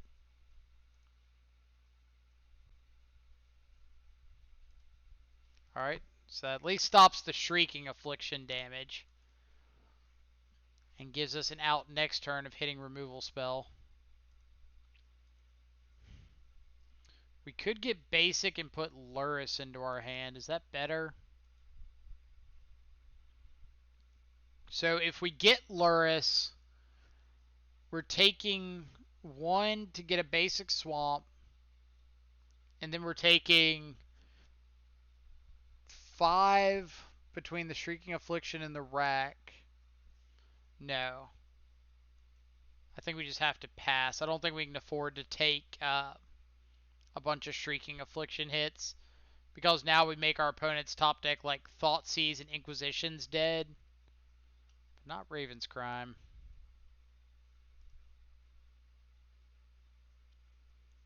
Alright, Bolt / Fatal Push / Dismember for lethal.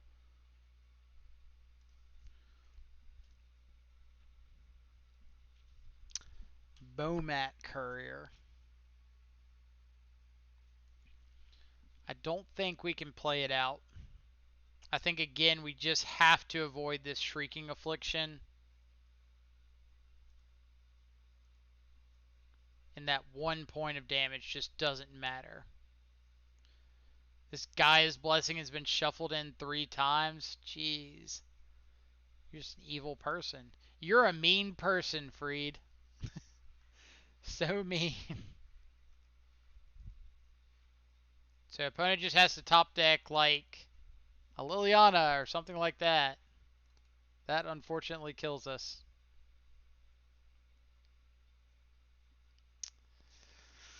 Oh, nothing we could do about that. If they top decked a land, they could Raven's Crime us. If they top decked any hand disruption spell, they got the Bomat Courier.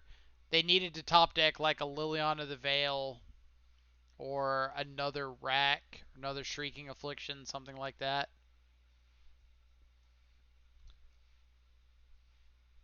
Me, when I don't draw one of my 16 cantrips in my starting hand. What is this BS? They should be prepared with Surgical if I'm prepared with anti-mill cards. Well, I think the issue there is Surgical is not even great against some of those. It's kind of like Kozilek. Like, oh yeah, you Surgical the Kozilek, but I still get the Kozilek trigger.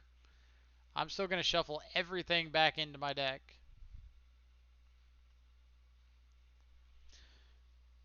Well, the problem with playing out Bomat Courier was it just left us dead on board.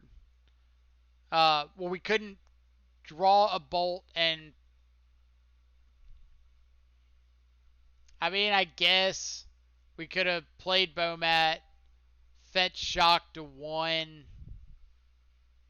Or no, we just get basic swamp, play Bomat, attack, crack Bomat, and if it's exactly bolt, we win. So I guess that's fair.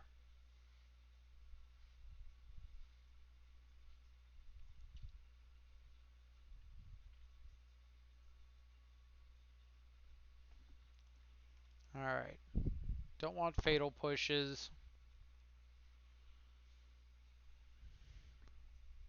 Don't want dismembers. Want wear and tear. Want K command.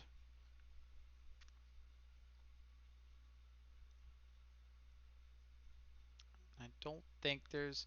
So what's our worst case scenario? Opponent plays something like Phyrexian Obliterator. And just wrecks our world up. Maybe Cleansing Wildfire is okay. Like, they're on a very low land count. So maybe just strip mining them and redrawing a couple times is worth it. Over like Mutagenic and maybe Seal of Fire. Something like that. Oh my god, someone put Bomat into the shell. Just puts all my favorite cards in one place. Bomat is fairly interesting here. This isn't my original deck. I'm playing a d00mwake's Exact 75 from this past weekend's Modern Showcase Challenge.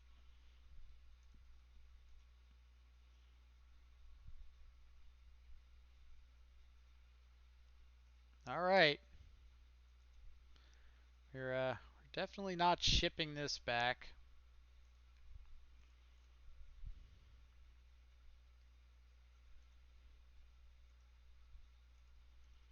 Like, we guarantee that our opponent's got answers to this shadow out the wazoo, but we can't really sit here and not do anything.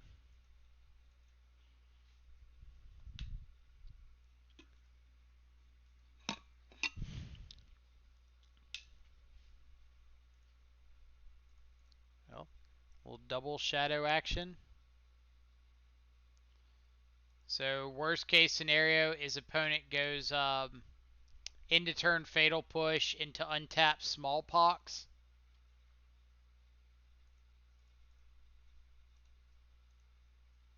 But if they don't, we've got a pretty nice attack coming in. My league was Prowess, Shadow, Dread, Shadow, Mill. What were you playing? Alright, don't smallpox this opponent.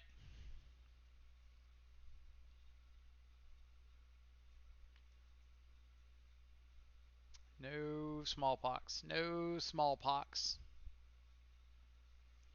Money tribal. Fair enough. So yeah, it's a pretty solid deck. Collective brutality. That's not a card I expected my opponent to bring in. Huh. This card looks pretty bad right here.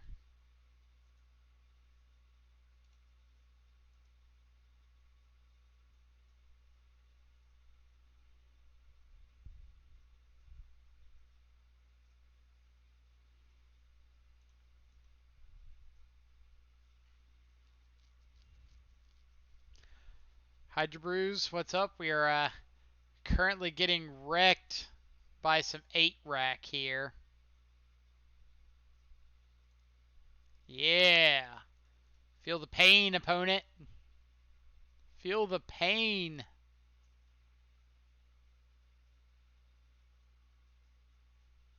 Get out of here with that Lochthwain crap.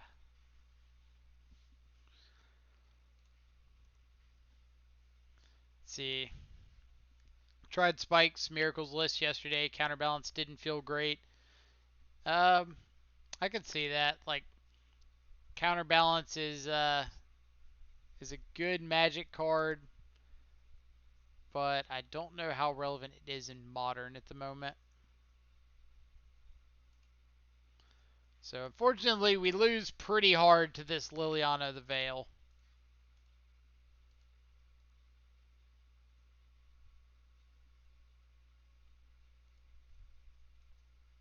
Opponent drawing an Urborg, sure.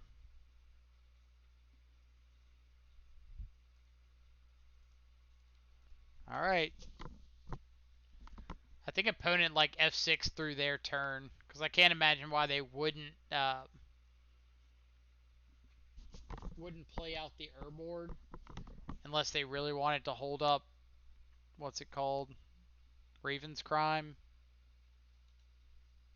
I mean, I guess that's fine. Just keep like a land in hand. That's a good draw. Yeah.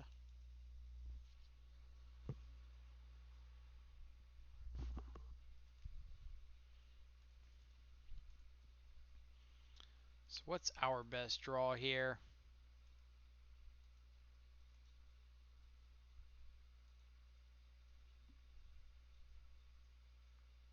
Maybe like another Cleansing Wildfire into a Lightning Bolt, something like that.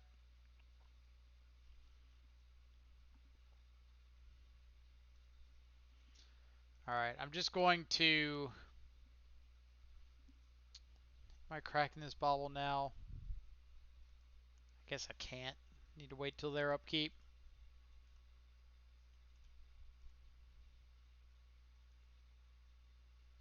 Castle Lochthwain.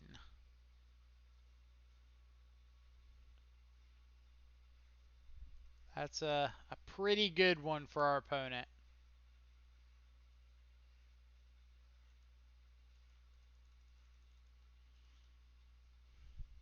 This is on upkeep, right?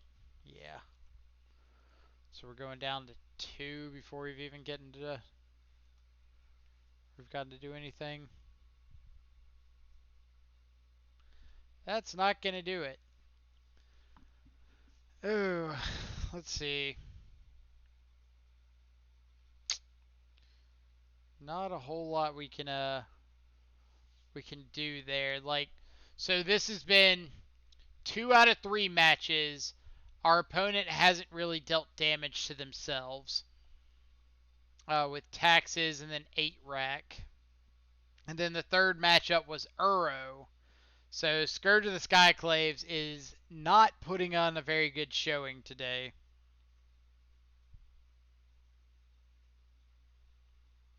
Which kind of goes back to our previous assessment of the card of it, you just have to do too much to enable it.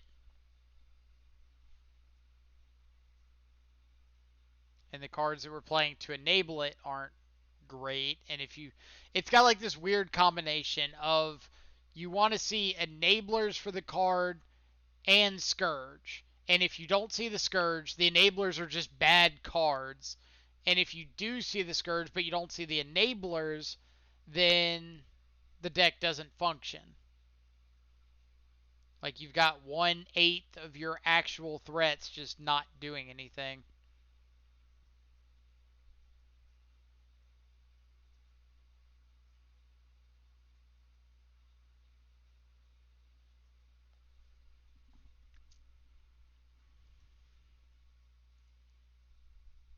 I mean, like, if you have a good idea about what you're going to be facing, then the deck's fine.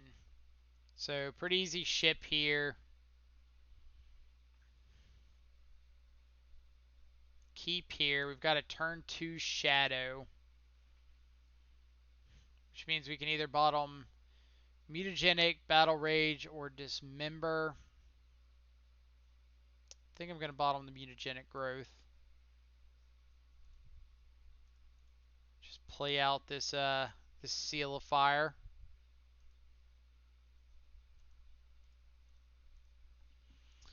Finally going to put together a modern deck again. It's been a long while. What are you planning on playing? I know you talked about a little bit of modern at the shop not too terribly long ago, but didn't know if opinions had changed. Humans? Elementals. Oh man. It's a Harbinger. Spark Elemental. Our opponent just played a Spark Elemental. Can we rephrase that so the people in the back can hear us? Our opponent just played a Spark Elemental. Well, opponent. Yes. Yes, you did. So we might be able to set up a turn 3 kill here. We've got Dismember something. This grows to a 6/6. Seal of Fire ourselves to 8/8. Sacred Foundry to 10/10. Battle Rage. I mean, it could be Creature Toolbox, but they named Elemental, so we're going to find out. Let's see. Connor Man. I played Rakdos 8 Shadow on my stream last night to a 4-1. First time in Modern in 3 weeks. Deck felt super strong. We do have Scourges in this list. Lightning Bolt. Why did they... Oh, they played Tapped Land Simian Spirit Guide? Alright, well, we're going to Seal of Fire ourselves.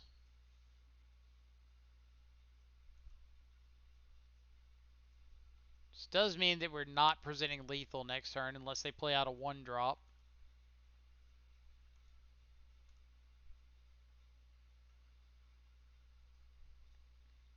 So we could hit them for 14.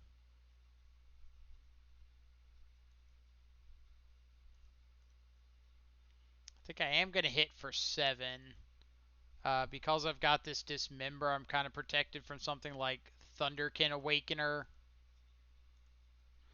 I don't really know why they exiled the Spirit Guide instead of just taking the 2, unless they were just playing around the taking extra damage. Open my chest like a savage. Why is Auriok champion 20 ticks and Snap is 3.5 ticks? That's a good question because I'm pretty sure in the 1-to-1 matchup, Snapcaster beats Auriok champion. You think they got that backwards? Dreadbore. Jeez. We just got Dreadbored. I'll take things I wasn't playing around in 2020 for 400, Alex. Oh, you mean you're building Creature Toolbox or Ponza. That's fair. That's fair. Both of which are solid decks. It's kind of like rock, paper, scissors. Like you've got Death Shadow, Snapcaster Mage, Auriok Champion. Like Champion beats Shadow, or Champion beats Shadow, Shadow beats Snapcaster, Snapcaster beats Auriok Champion. It's easy. You just got to make sure you're on the right side of the triangle. Get it? Right triangle? Oh, math jokes. Something, something, Dreadboard, Year of Our Lord. Dreadboard in the Year of Our Lord 2020.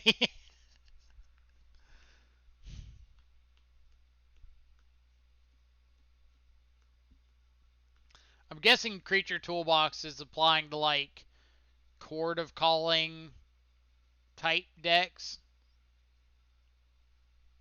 Green white combos like Eladomri's Call. Devoted Company with a couple other like payoff cards.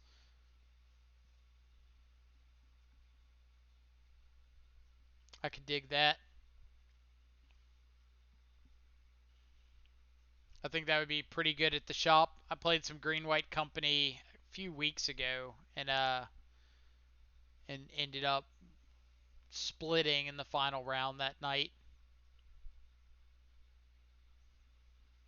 What have you got, opponent?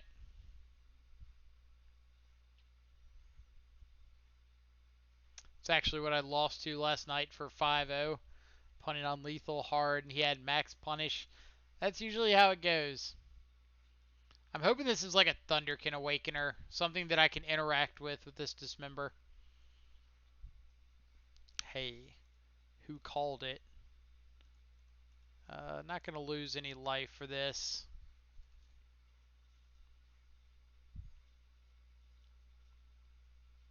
So let's add Luris to our hand. Say go. And hope our opponent doesn't have a second Thunderkin Awakener.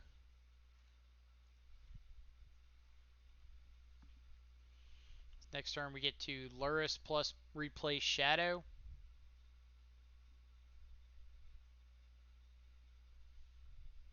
That Gruul Ponza looks really fun. From the people I know who have played it, it's apparently pretty fun. Unearth this, get back Spark Elemental.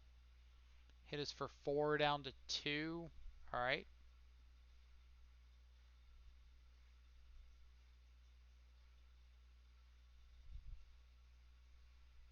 They're going to like Battle Rage a Spark. They are going to Battle Rage a Spark Elemental.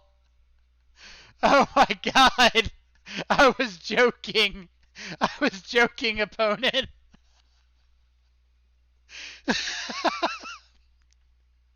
We just died to a Battle Rage Spark Spark Elemental. Oh my god, I'm tearing up.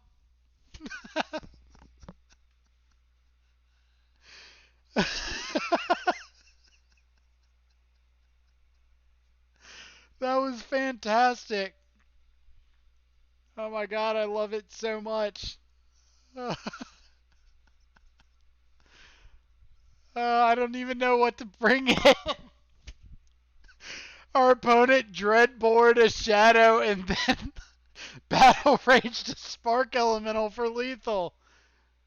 Holy crap. Oh my god. Modern in 2020 is a complete trash format, man. What is this? This is red black elemental things that I am never going to play around. Obviously. Like, I don't want to have Teamer Battle Rage because of Fatal Push, but we didn't see Fatal Push. We saw Dreadbore. um, God. This is precisely why I've been playing Pioneer for 2 weeks. Fair. I did almost rent this deck. You saved me the effort of getting embarrassed by Spark Elementals. That's what I'm here for. What's the score of the league? I think we're currently 1-2. We beat Sultai Uro and we lost to 8-Rack and Mono White Taxes. Our opponent's the TBR now. Oh. Alright. Let's focus. Bring ins. I don't think I want Soul Guide Lanterns. Agadeem's probably too slow. But I guess it is just the extra land if we need it. Battle Rage doesn't seem great. Shave on mutagenics. Go like this. Oh. We played against 8-Rack. We did play against 8-Rack. They did not have 4-mana Lily. They had better Liliana of the Veil. The correct Lily for 8-Rack.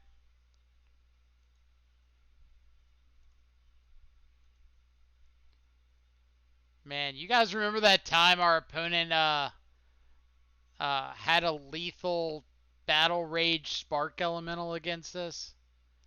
Yeah, that was crazy. Alright, so snap keep this. If our opponent plays a 1-drop, we just get like turn 2, 2 shadows, turn 3, another shadow.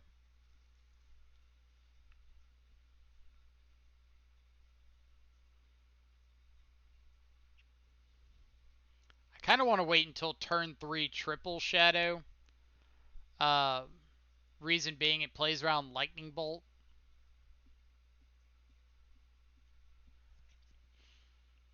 Like if I play out turn 2 double shadow and they just go like Lightning Bolt, we're like, Dying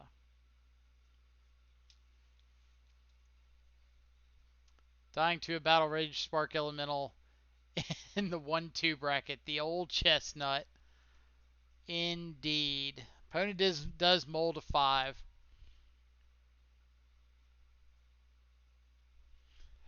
Am I ready for Legion's End? I will cry so ungodly hard if I get Legion's Ended here.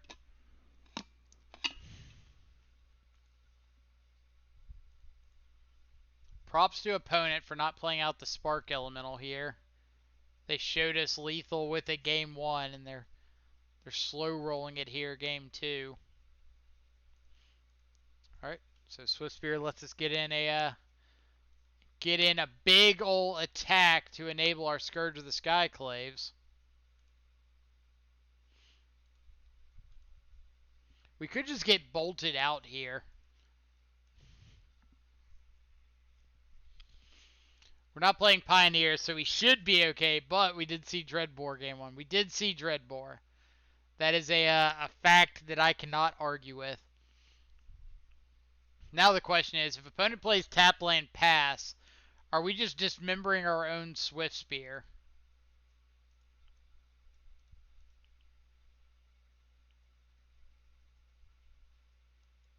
I don't think we are. I think we're still just like untapping, playing out 2 shadows instead of 3, and holding up Dismember. So if our opponent goes for like bolt one of our shadows, we can dismember another one.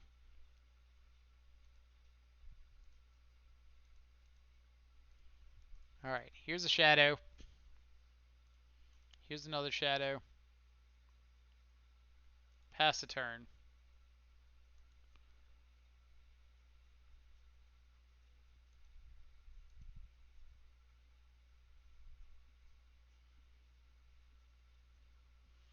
Come on, lightning skelemental. Come on, lightning skelemental. That's not skelemental mana, I don't think. Oh, it is. Nice.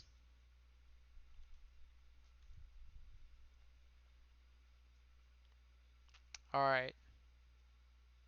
Do we put ourselves dead to Spirit Guide Bolt?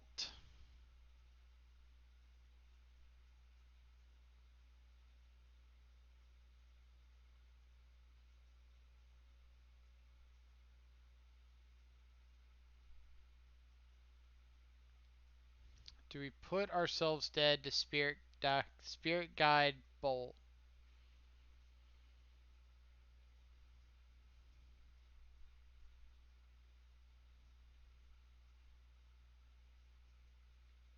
What I mean by that is we could take the 6, discard the Scourge and the Death Shadow, dismember the Skelemental after damage, and just have lethal on the crackback.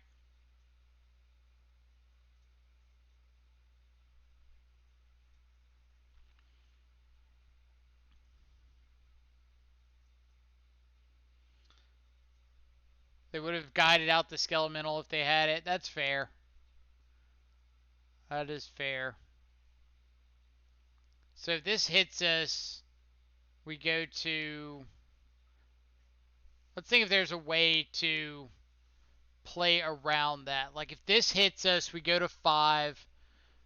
We untap with 2 8/8 shadows for 16, plus the Swift Spears 19 or 17. We could play Shadow, dismember our Shadow. Like we're still just dead to what's it called? We're dead to Spirit Guide Bolt, regardless.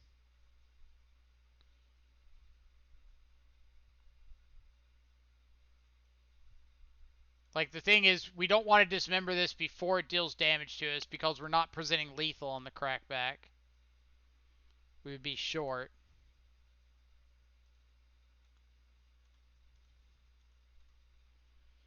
We're gonna get gut shotted. I'm calling it. We're getting gut shotted. Haha, we're not getting gut shotted. No death to gut shot.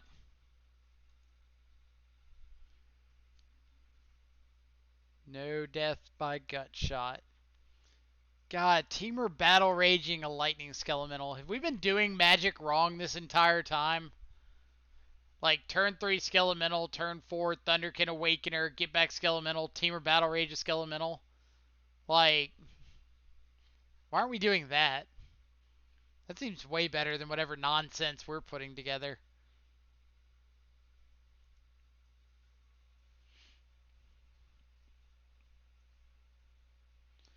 Let's see. God, I would hate a 5-color cycle of guides. Do you mean like, oh, the spirit guides, right?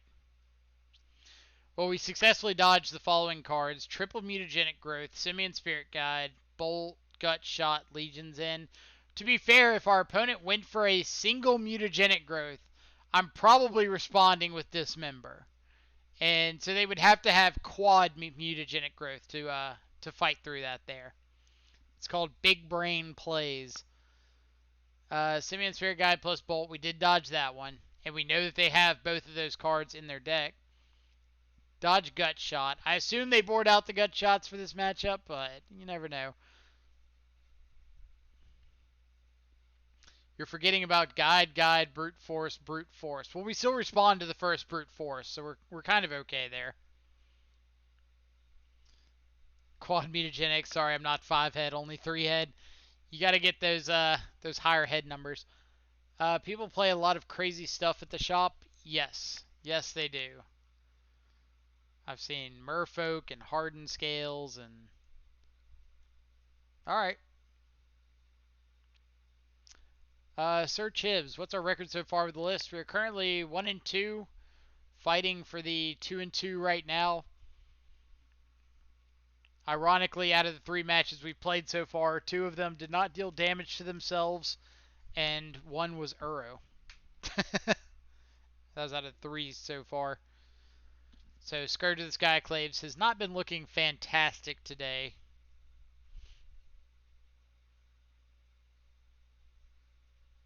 I miss being able to go to the LGS. You and me both.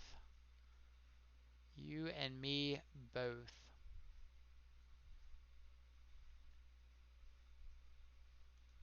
So for everybody hanging out in chat today, I appreciate y'all coming and hanging out with us and checking out some of this sweet Death Shadow action, if we can call it that today.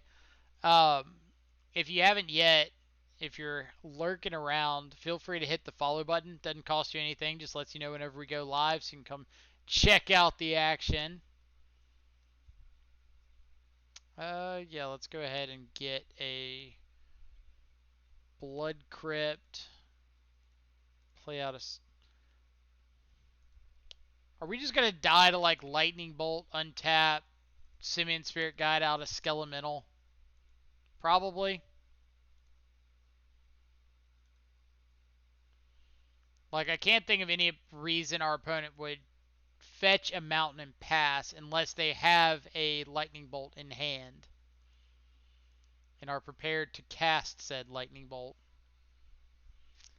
d00mwake's, thank you so much for the follow. I'm glad my little call to action there worked. I appreciate you coming and hanging out with us today, checking out some of this awesomeness. I 1-0 though in league, so you know, basically 5-0 already. Nice, nice, good start for you. Was I right? Oh my god, I called it. I called it! Alright, well, we're going to take 6 and probably pitch these 2 Thought Seizes. Are we pitching 2 Thought Seizes? We know we're pitching 1. Probably just a second Thought Seize, right? No. Thought Seize and push? Like, we kind of want to be able to take an answer to like a Death Shadow or something that we draw into. Yeah, that was game 2. This is game 3 against the same Black-Red Elementals guy. We lost game 1 to a Teamer Battle Rage on a Spark Elemental. How many times do you get to say that in your life?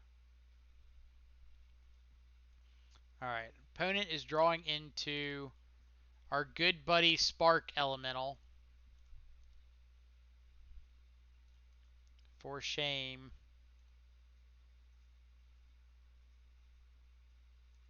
Harbinger and a Flamekin Awakener. So I think that I want to take the Harbinger, since we just have an answer to the Awakener right now.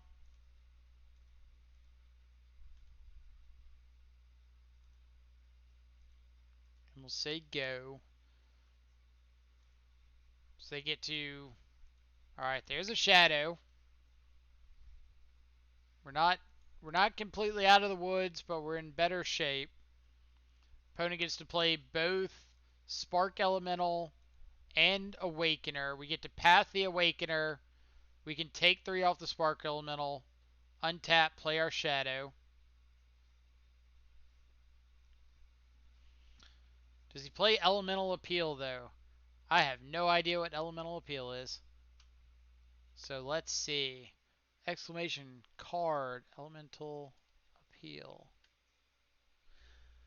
Red, red, red, red. Sorcery Kicker 5. Create a 7/1 red elemental creature token with trample and haste. Exile at the beginning of the next end step. If this spell is kicked, that creature gets +7/+0 instead. That is spicy. I can't imagine that he plays that with any non-red sources, but I like the way you think. We've got my absolute favorite elemental of all time.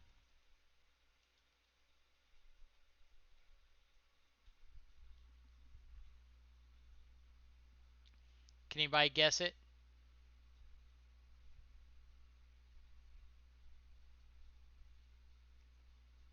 I think it is the best elemental in all of Magic by a mile.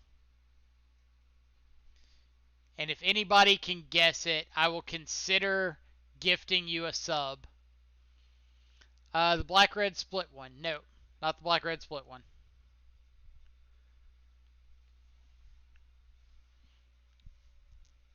But anybody who already knows it can't say it. Not blue red split one either.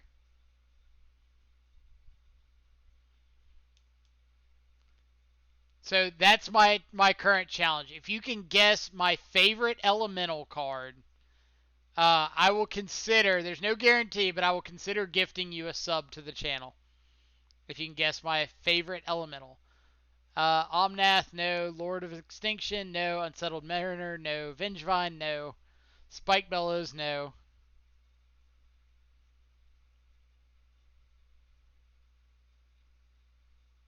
Animar, nope.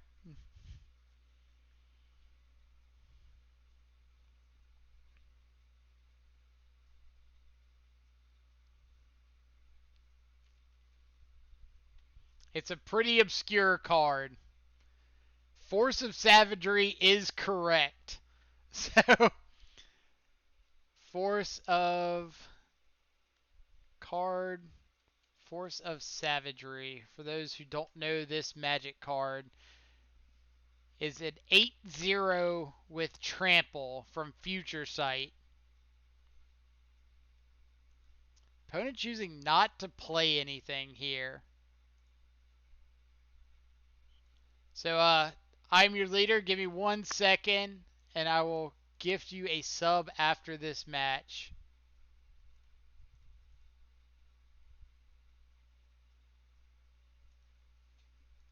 Because I am impressed that somebody was able to guess it.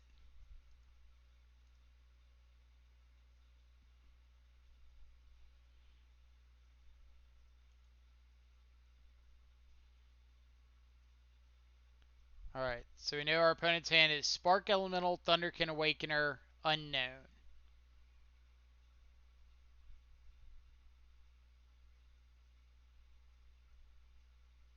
Is this like another Thunder, or not, another Skelemental? Or is this Thunderkin Awakener?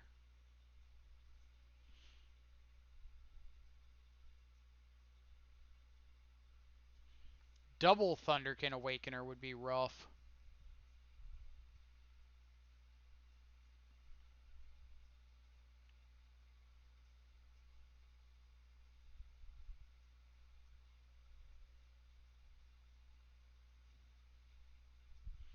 Thunderkin Awakener puts him onto the battlefield tapped and attacking, right? Right. So they can't like Thunderkin Awakener something back and have a blocker. Alright, this is really good for us because now we know that they can't play like a Dreadbore or a Fatal Push.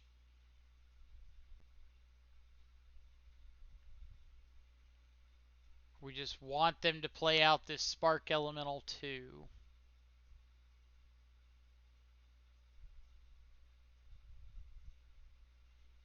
They did have the double Awakener. Alright, so now we need to look at ways to take... Oh no, we should have...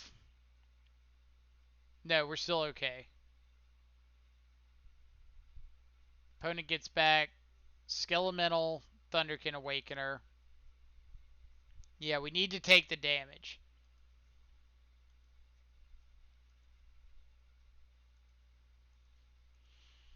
So we can block. They choose not to get back Flamekin Harbinger. That means that we can just block Thunderkin, path the other Thunderkin, take the 6, go to 1, and they're dead.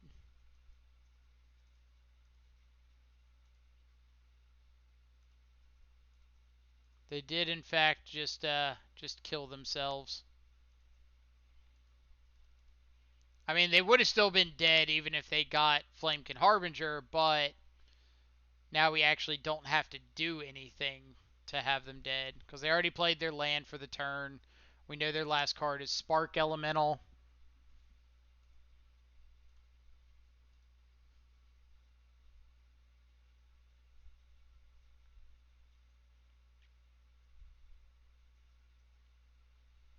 And haha. Alright, so let's get around to gifting that sub real quick.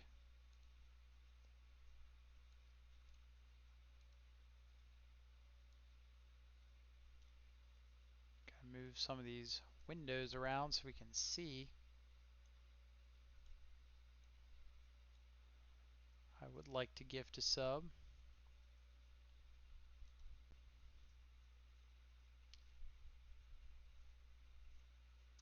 And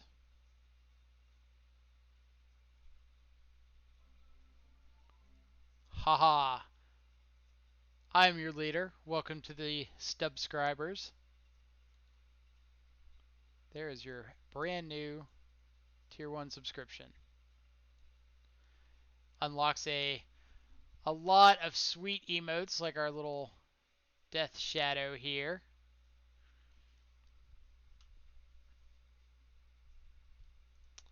Let's see. Their deck isn't quite as great when they can't TBR and Spark Elemental. Exactly. That'll Reddest redeemed Hydrate. Hydration is complete. I do need to refill on some water after this this last match of this league. Dito has a name for the 3-2. It's the famous. I could see that. It's pretty good description. All right. The typical shadow conundrum of Pedro. I'm not going to let you keep cheating the hydrate on the highlight message. Trying to cheat the system over there. I'm going to hydrate anyway because I want to, but this isn't because you redeemed it.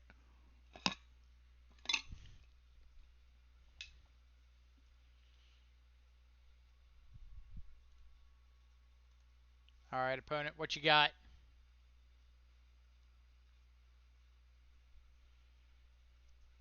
There's a lot of ice in here.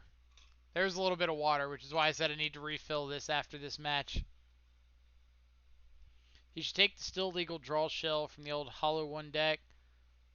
So, like, all the... what's the card?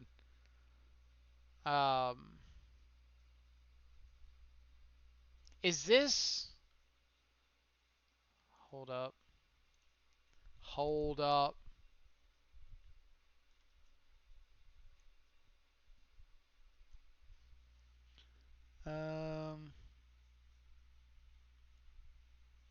No, it is not. Dang.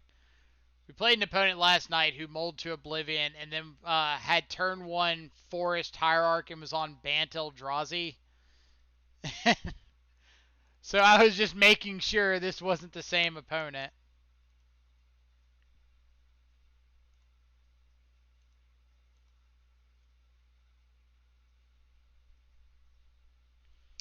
Oh, let's see. Want to give that Truffle Alfredo sauce a crack since you make it better than I do? I could.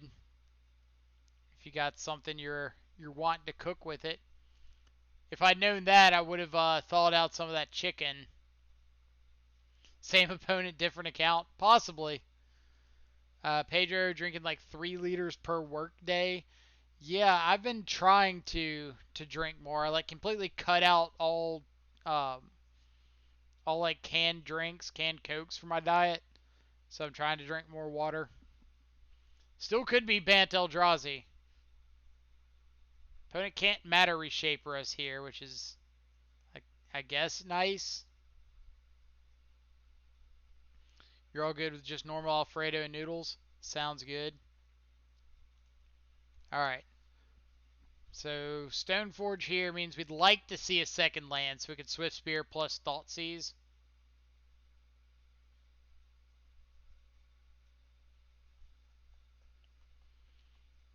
Either way, we're probably thought seizing regardless.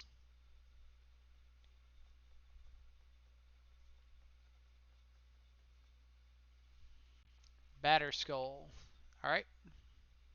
Land. Land. Land. Not a land. Alright, so let's thought seize. Look at taking away something that may or may not say Batter Skull. Batter Skull and Path. Alright.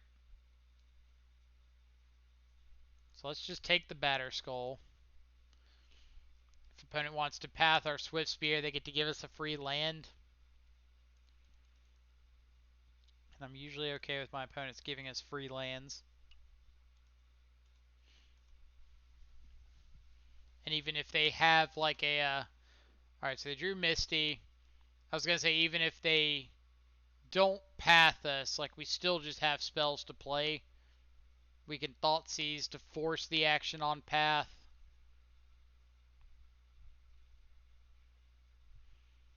Time to whisk it for the biscuit and enter my second league match.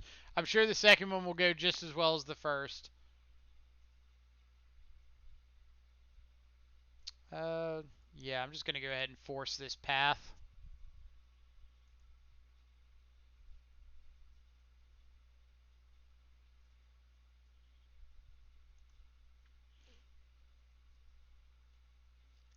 Thank you, opponent. We will try to use this land as well as humanly possible. So next turn we can like Swift Spear plus Thought Seize. We can Swift Spear plus Cling to Dust. We get Thought Seize plus Shadow. Just kind of depending on what we draw. That's pretty rough for us. Because now if they get like a Feast and Famine, we're in some trouble. Fire and Ice, much better for us.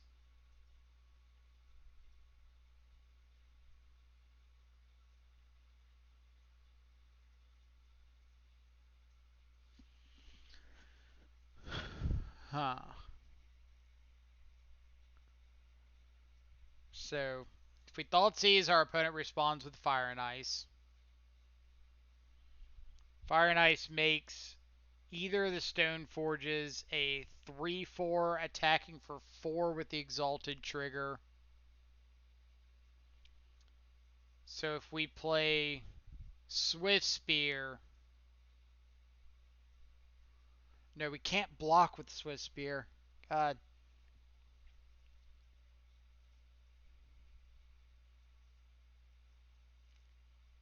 So we play Thought Seize. We force the sword to get played. Then play Shadow. They equip the sword, attack for 4. Try to deal the damage to our Shadow. We mutagenic growth it to save it. They deal...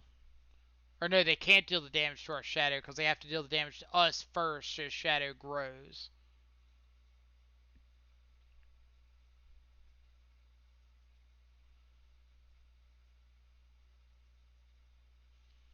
We can play Swift Spear, attack, and mutagenic growth.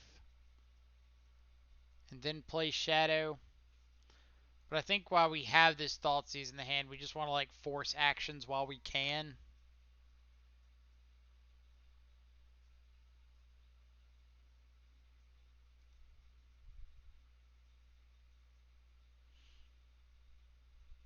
Like we're just going to get a Shadow down. The Shadow can block or do whatever. Like we could always just block whichever one of these that they equip it to. And then mutagenic growth and outgrow it. That's fine.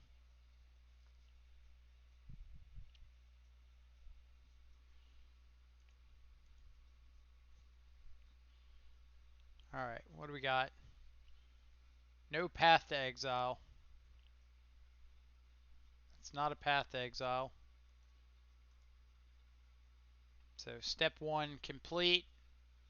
Step 2, equip a sword on a Stoneforge Mystic. Step 3, not think about what you're doing and attack with the Stoneforge Mystic.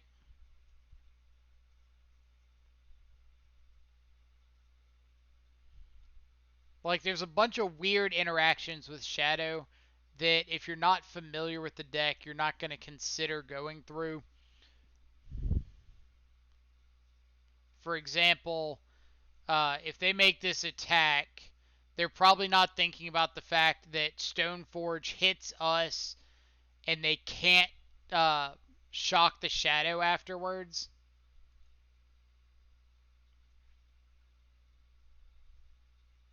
I mean, we're not going to let the Stoneforge hit us because we don't want them drawing cards here. Huzzah.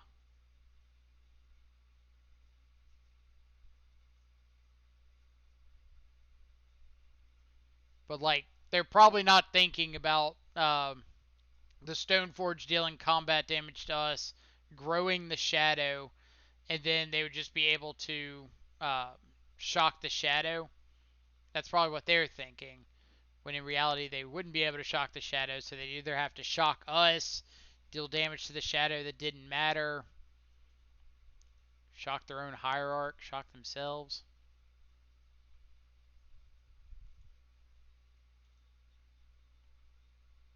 What did I miss there? Did opponent just activate Stoneforge Mystic and choose not to put into equipment onto the battlefield? Did they like misclick? That's pretty funny. Alright. So let's play Swift Spear. Go to combat.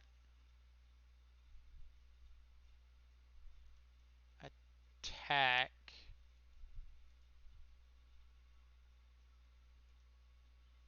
Then we'll play out second Shadow.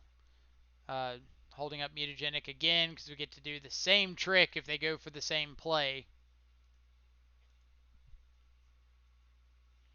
That's how you win versus Stoneforge Mystic. Opponent punts. I mean, I'm guessing they were trying to equip the stone or equip the Sword of Fire and Ice, and just like accidentally tap the Stoneforge first, and then when they saw like pay 2 mana, they thought they were going to.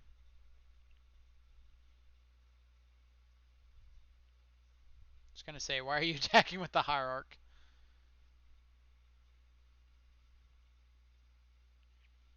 So second verse, same as the first.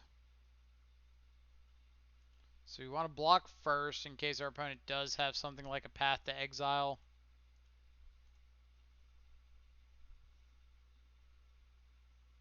Surely my opponent can't have the same trick twice. Surely they can.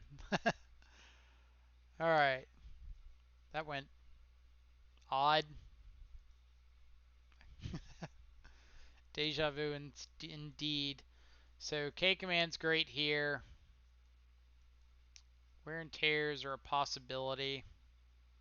Paths are a possibility. Kind of if we're expecting them to also bring in Mirran Crusader. But they seemed really heavy on green and blue to be playing Crusader. But hey, what do I know? Take out Battle Rage against Paths. Unearth against Path. Shave on Mutagenic. Maybe I don't want the wear and tears. Like, Path to Exile fights through Sword of Feast and Famine. Lightning Bolt fights through, like, Light and Shadow. Path gets around Fire and Ice. So as long as they can't combine, like, a Mirran Crusader with a Fire and Ice or something, which Path still answers, give it a shot. Bowmat's out versus Path. No, because if they Path my Bowmat Courier, I'm thrilled about that. Bench, how's it going? Hope you're having a great, was it Tuesday? think it's Tuesday. Tuesday afternoon. If it's not Tuesday, then I'm way off of my days. Hand's great.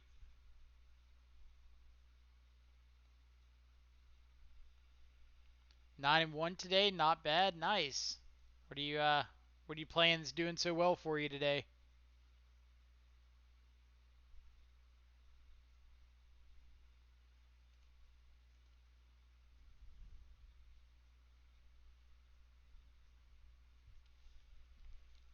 Four color traverse, solid choice as always. All right, Thoughtseize is nice. So now we can go like turn one Swift Spear attack, turn two Swift Spear, Mishra's Bauble, Thoughtseize.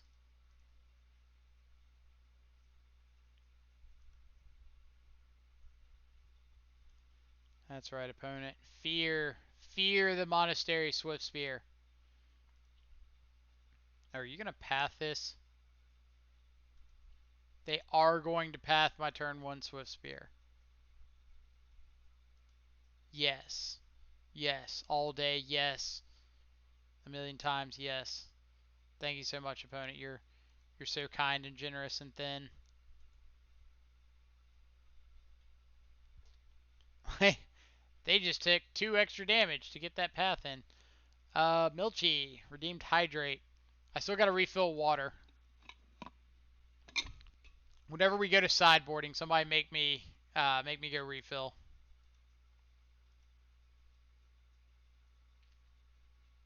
Ooh, that's a pretty good one. So let's see. We boarded in path, so we would like access to Godless Shrine here. So we already have double red. This gives us double black.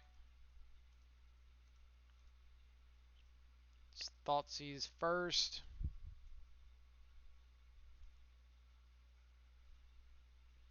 Skyclave Apparition, Maw.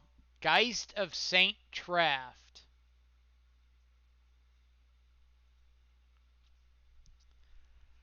Geist of Saint Traft. I am so confused by today.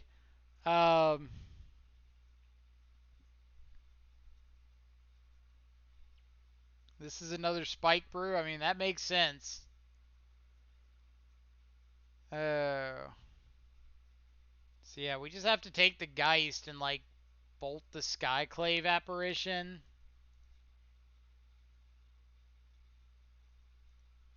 I mean, everything's anti-shadow at the moment, right?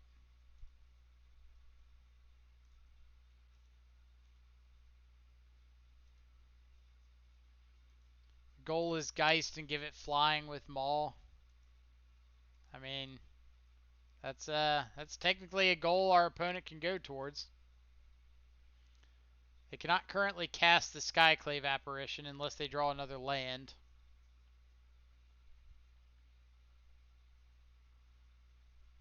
Can also bolt that, saving up for the sub 1v1, your Shadow versus my Dredge that I've never played before. Bring it on. Alright, so we know they drew the Giver of Runes, and they're drawing into a Stoneforge Mystic. So we can untap,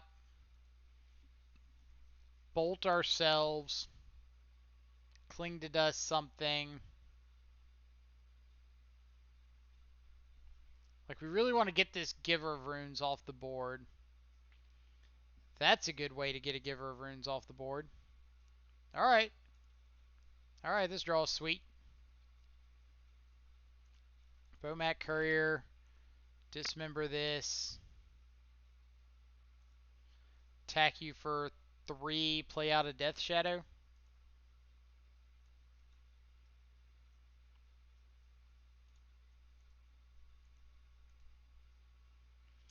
Aspiring Spike's wheelhouse is decks that try to dookie on Shadow variants intentionally or otherwise.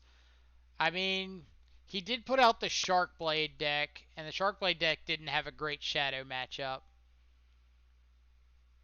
Um, I know because we beat him pretty badly when he was playing that deck and he was streaming one day. See, I'll use my points on swag reveals. I can Q snipe you anytime for the 1v1. You can, but you don't get the sub if you Q snipe for the 1v1. But I do like the idea of using more swag reveals. I think that's a sweet option that more people need to take advantage of.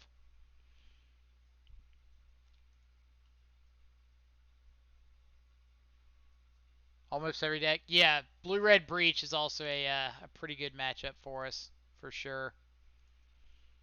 Alright, let's take out a Path to Exile, get a Prowess trigger, see what we draw.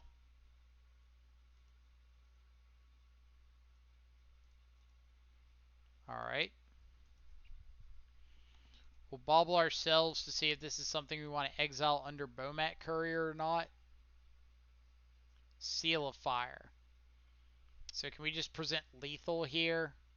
We attack, exile Seal of Fire, Lightning Bolt, the Stone Forge. Yeah, that's just lethal without it, right? So we attack, exile Seal of Fire.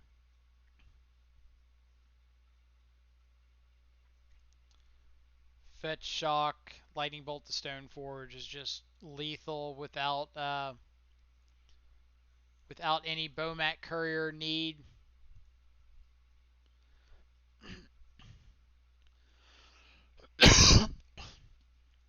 But just in case something went wrong, we wanted that Seal of Fire under Bomat Courier because it just represents more potential lethal burn. And huzzah! You have 56,000 points. Oh no, not really. Never mind. Yeah, Steven's close to some redemptions. I'm gonna get Mike to do random midnight streams unannounced so I can catch up in points. Don't we already do that? All right, let's pull up the deck list,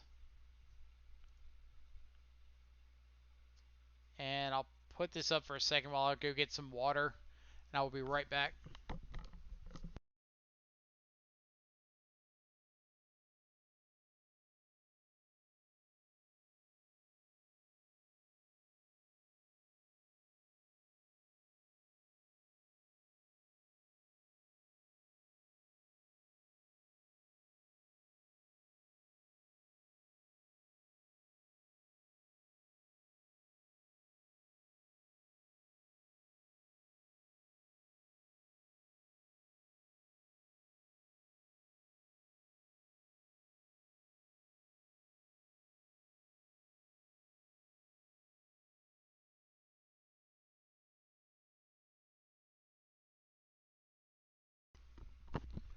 All right, water is obtained. Actually, sounds like water now too. So, thoughts after the first league with the redeemed hydrate. Got it. Let's see. Beat two of the hardest decks to beat. We're talking about like the Sultai Uro deck. All right, so let's think about what occurred that game, what we liked, what we didn't like, or that league. So we did see multiple matchups where our opponent just didn't do damage to themselves, which is really rough for Scourge. We saw a few matchups where we just didn't draw a Scourge at all. Um, hmm.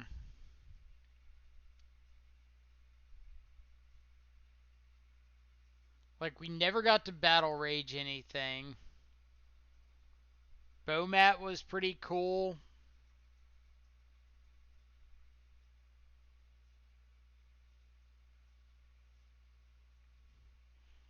I wonder if this card or this deck really does need something like Lava Dart. Like, is that just better? I know without Soulscar Mage, you're probably less excited about it, but being able to interact a little bit more seems nice.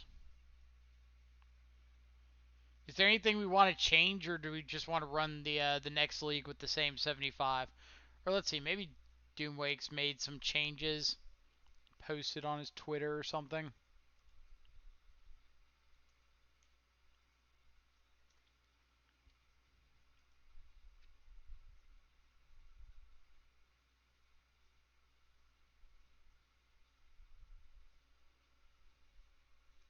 Oh, he played some Blood Moons and Kozilek's Returns.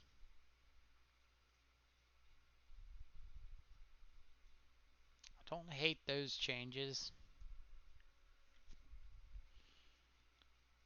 Blood Moon is spicy. Let's see what kind of changes other players are making too.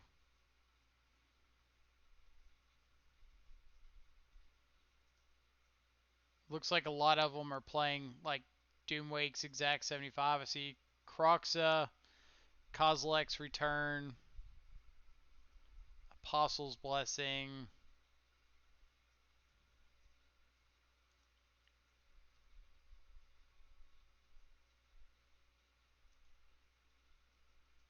What else are we seeing?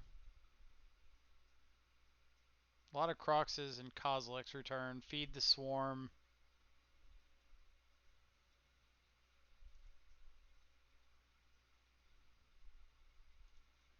It's like, what do we think of this? This is d00mwake's update from a day ago.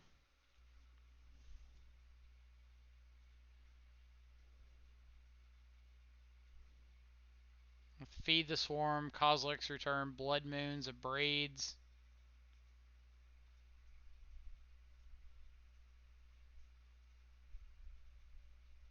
Should you play a sideboard closer to bin so we're not splashing white? He went 2-3 in the prelim, losing with twice to taxes. Fair enough. So let's see. Let's check out if Ben has a recent list.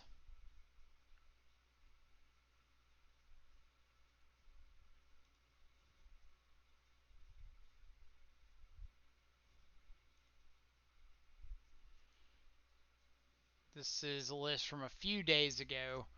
Running Kozilek's Return, Angrath's Rampage. No white splash. Sideboard Tybalt's. Ugh.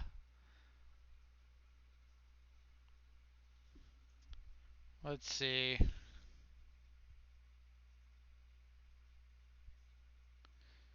So the difference is main board's basically the same except for the splash for white. And then running Angrath's Rampage over Path to Exile.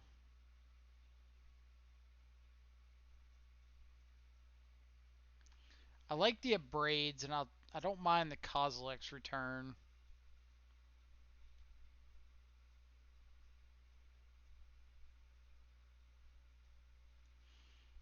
So let's try out a couple of these changes. If we cut the white,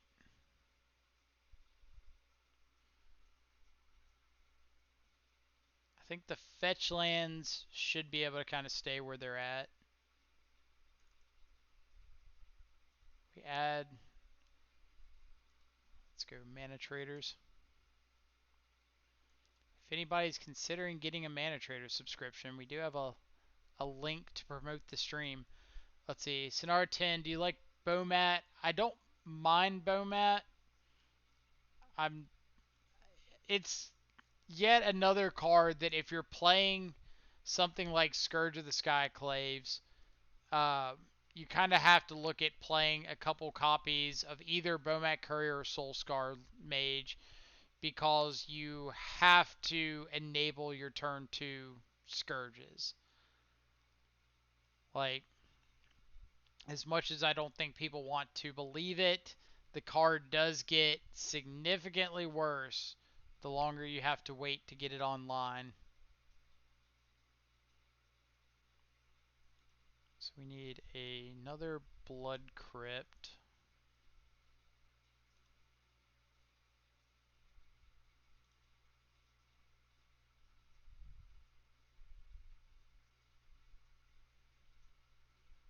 feel kind of nasty using Ben Jones's list after he beat us in the last round of the Modern Showcase qualifier.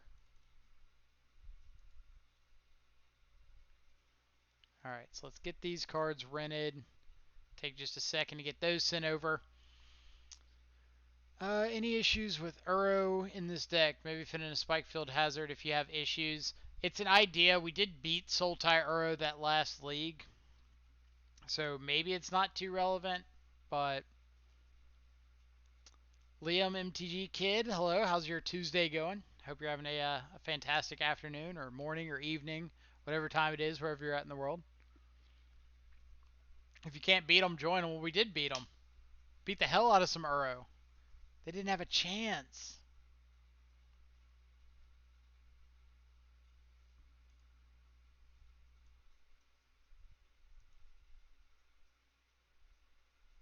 You should record that greeting. Well, I try to be consistent because I don't want anybody saying like, oh, well, you didn't care where I was at in the world. Like I did. I promise I did. Alright, so let's add the extra Blood Crypt. Godless Shrine can go. Engrath's Rampage to the board.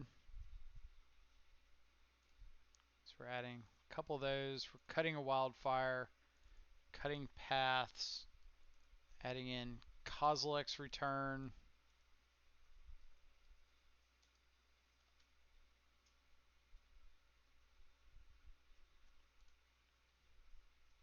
I guess I already own 2 Kozilek's Returns. Whoops. How do you do that? When I run on Mana Traders, I effing drag them per card. If you hit right click and then select all and then drag them all together, you can add everything at once. Look at me, I'm teaching Bench something. So I'm doing this because if I'm going to play Ben Jones's list, I might as well play Ben Jones's list, right? Like, keep everything the same. He had a 3rd copy of Teamer Battle Rage. The rest of the sideboard was what?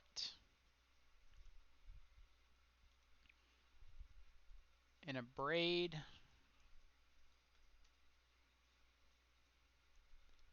And 2 more copies of Fatal Push.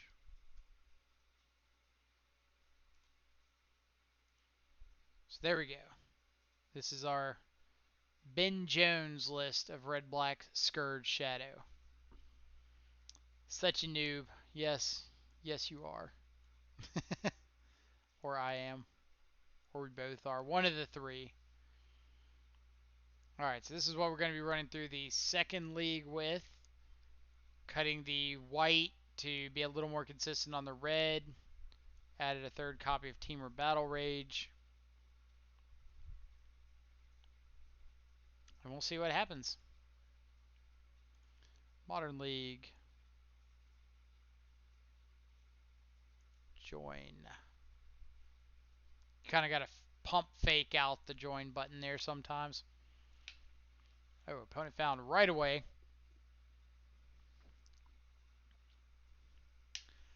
I would like to suggest a channel point reward to change the background of your laptop. Instead of a channel point reward, how about we just make that like a $20 donation? Like, you give me 20 bucks, I'll go change the background of my laptop.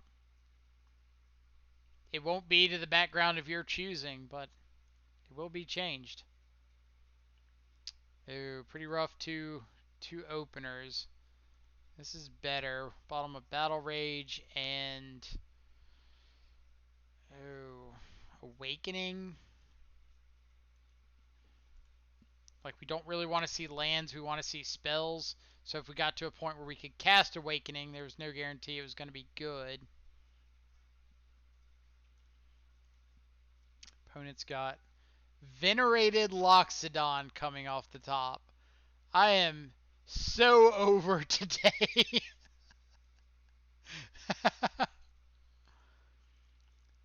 Venerated Loxodon. So, yep, definitely tokens.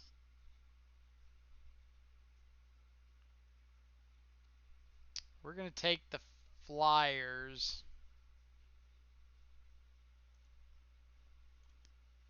Venerated Loxodon.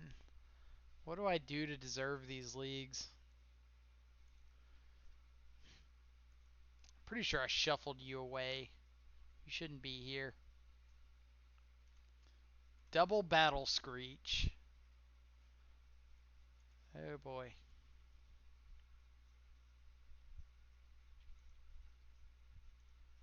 I don't know how good this Swift Spear is going to be.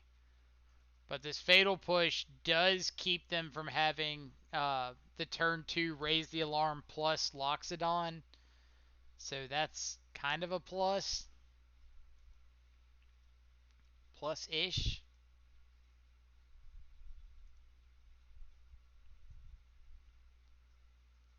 Does Freed multi-queue on challenges? The question we all want answers to.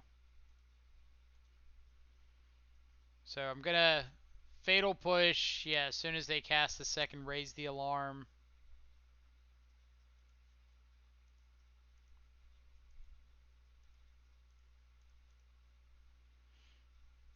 Let's get that off the board.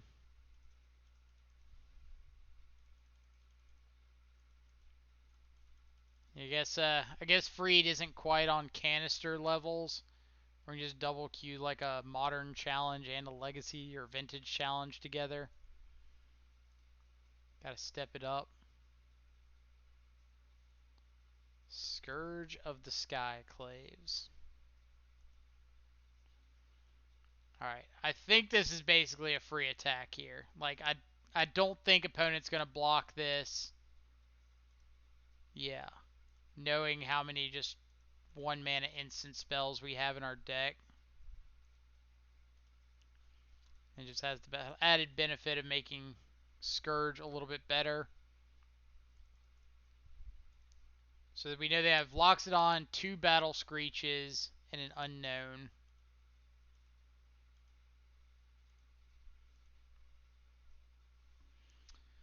Blood Crypt is not great, so I think we're just going to spend this turn putting Lurrus into our hand.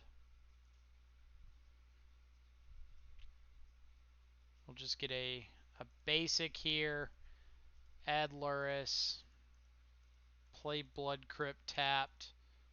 It's like this, the Scourge doesn't really care about our life total now.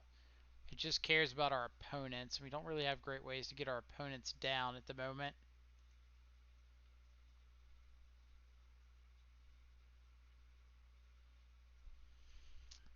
Force.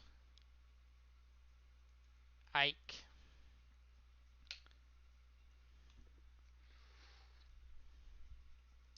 So we're pretty rough shape here. Block here just in case. Don't want to block with this Scourge.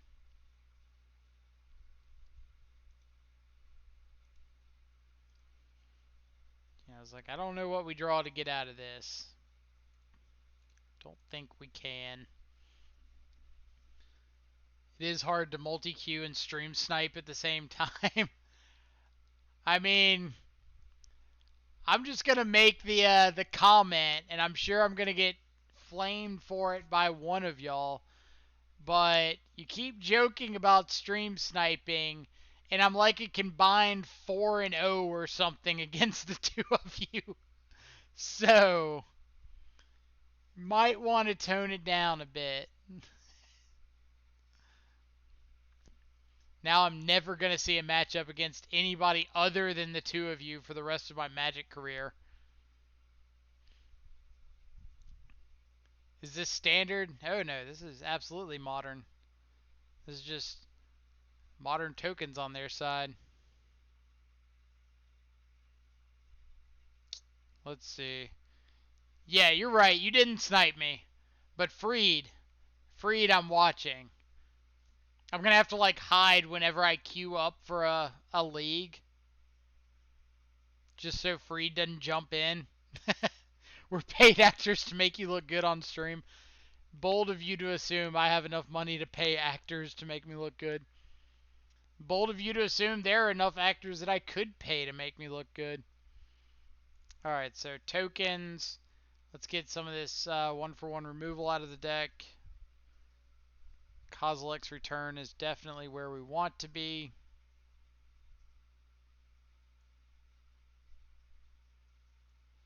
This can't make them sack an enchantment, right?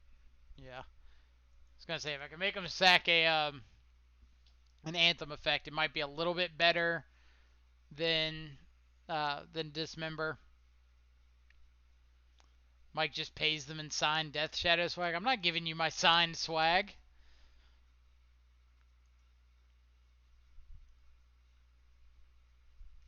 How much did I set the signed or the swag redemption at?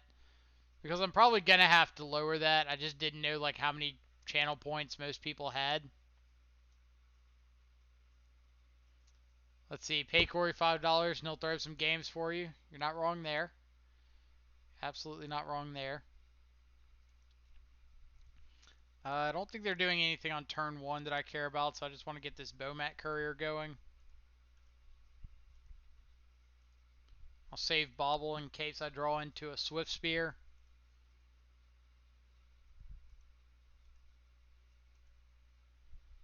The swag redemption's at 10,000.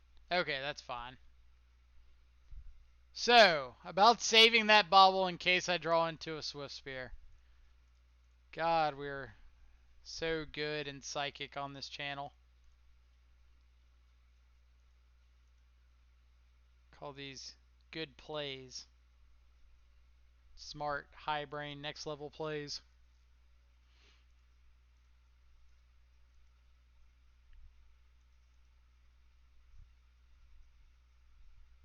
Please don't Path to Exile me, opponent. I guess they could like force here, Force of Virtue.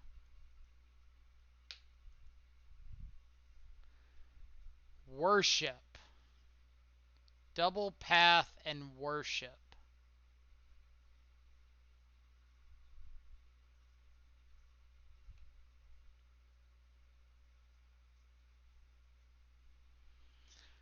Opponent is playing Worship in the year of our Lord 2020.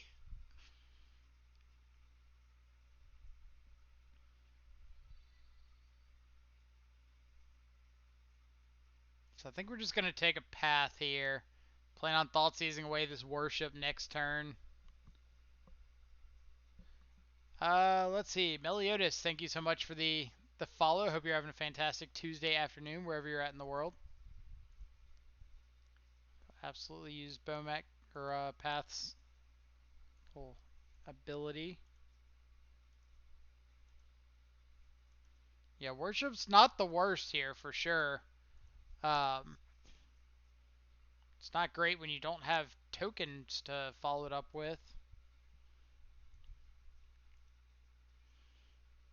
Thoughtseize, Thoughtseize. Alright.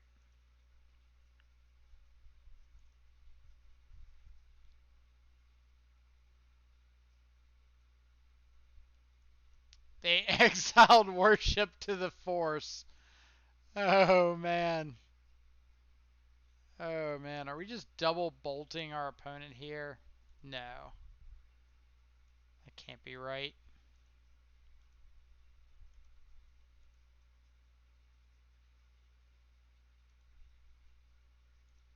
You gonna have some big old tokens, opponent. I'll tell you that. So this is 9 here, 10, 11, 12, 13, 14 next turn. So it's lethal next turn if they don't draw anything. Otherwise, we just get back Luris.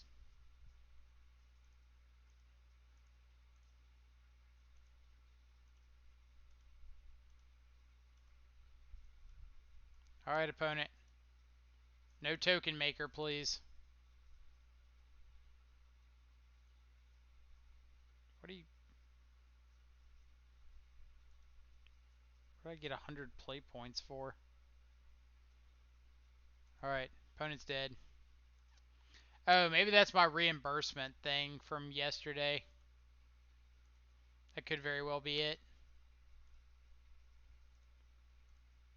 Hiya. That's how you beat tokens. It was reimbursement for that play against.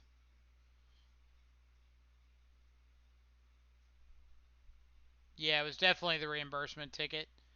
Um, it was reimbursement for that match against Will Hall, where we had a situation where he was pathing, or no, he was lightning bolting a 2/2 shadow, and I wanted to dismember my own shadow, hold priority, stubborn denial my dismember, and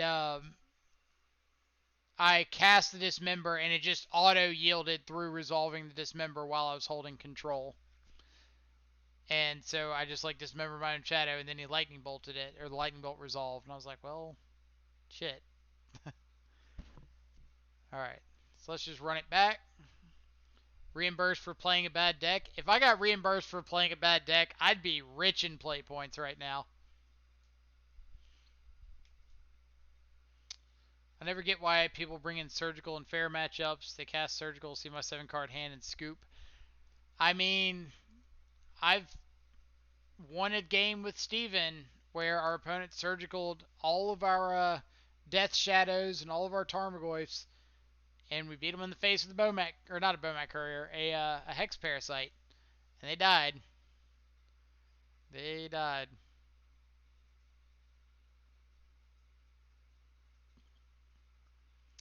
So what do we think about this hand? We can't keep this, right? Because they're not doing any damage to themselves. If we top deck like a Swift Spear or a Bomac Courier, then the hand's pretty fantastic. But there's just no guarantee that's happening. Yep.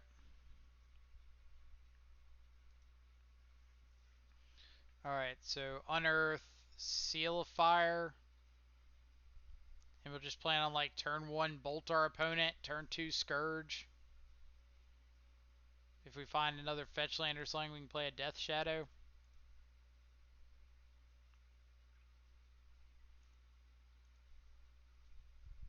Kozilek's Return. I think we want that one. Seems pretty good against the army of small creatures. Looks like opponent is setting up for a timely.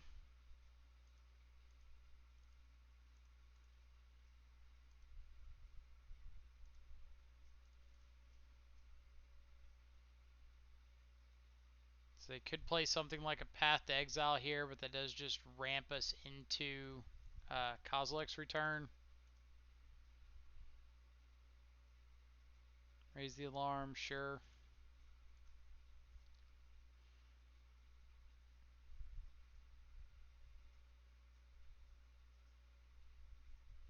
Loxodon, yep. Agadeem's Awakening. So let's play you. We attack with the Scourge, because if they block, we can just K command, deal 2 to them, make them discard or something. Choose not to block. So now we have to make a decision. I think we pass the turn and we Kozilek's Return on their upkeep. The reason being, if we Kozilek's Return now and they respond with Force of Virtue, we'd be in a lot of trouble.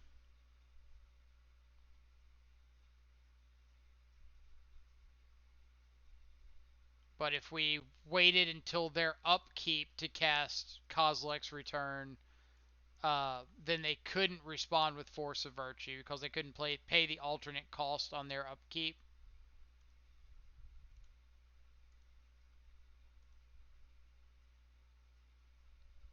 Ooh.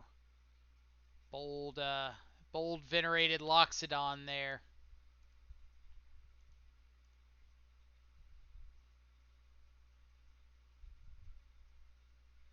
Path to Exile. Sure.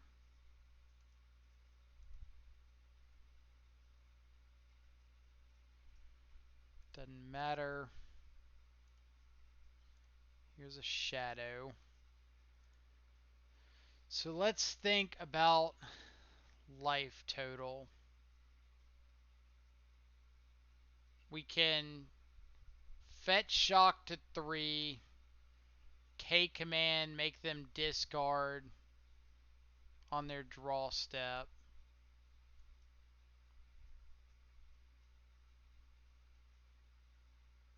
Like, make them discard 2 to ourselves, but we're not presenting lethal.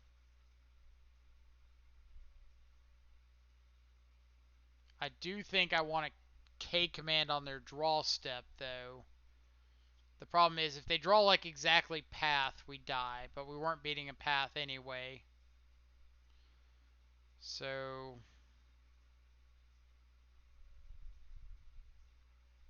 I don't think it matters.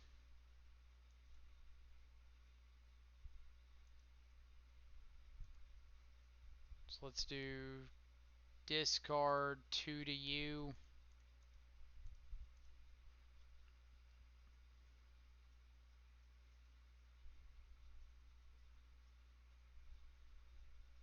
Should have returned Luris if you plan to go below 6. Well, I mean, we couldn't like put Luris in our hand and play it out. Opponent discarded Spectral Procession. Nice. Like if we draw 6th land here, we could put Luris into our hand, play out the land. Bobble our opponent to see what they're drawing into. Raise the alarm. Do we care about raise the alarm?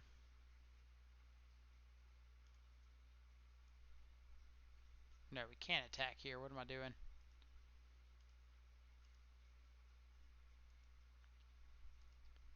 Thoughts on Volcanic Fallout over Kozilek's Return? Well, Kozilek's Return hits Auriok Champion and Mirren Crusader, which you kind of need to hit. Hey, I remembered it before I made the attack. Thank you very much.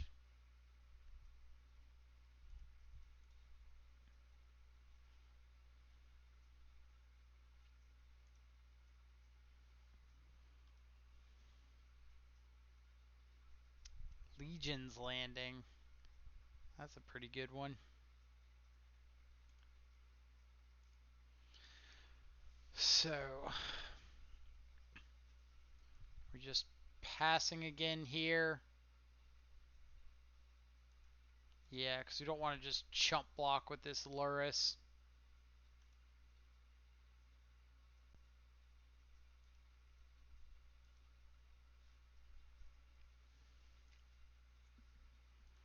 Hey, what do we think about that magic card? Here, it's pretty good.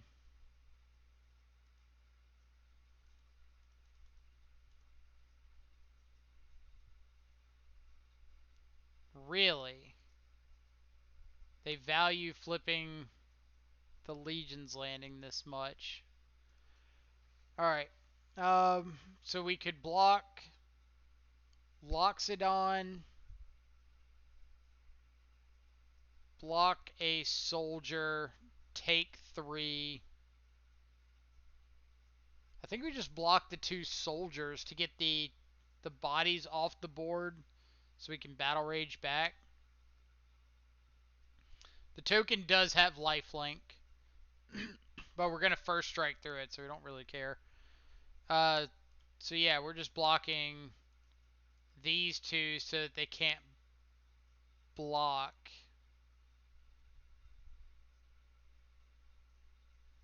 We take the 5. Make sure there's no like stupid extra abilities on any of these things.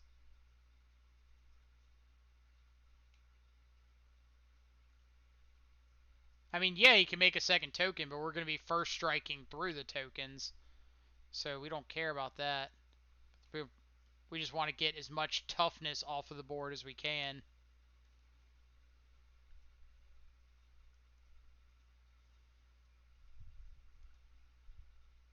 Yeah, and this like 100% wins us here.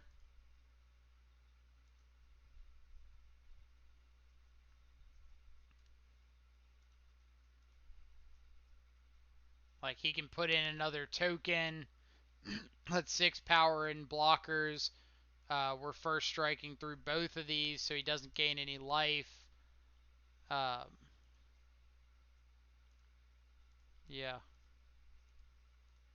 you get the idea. So 4 trample over, and then the next 10. Voila.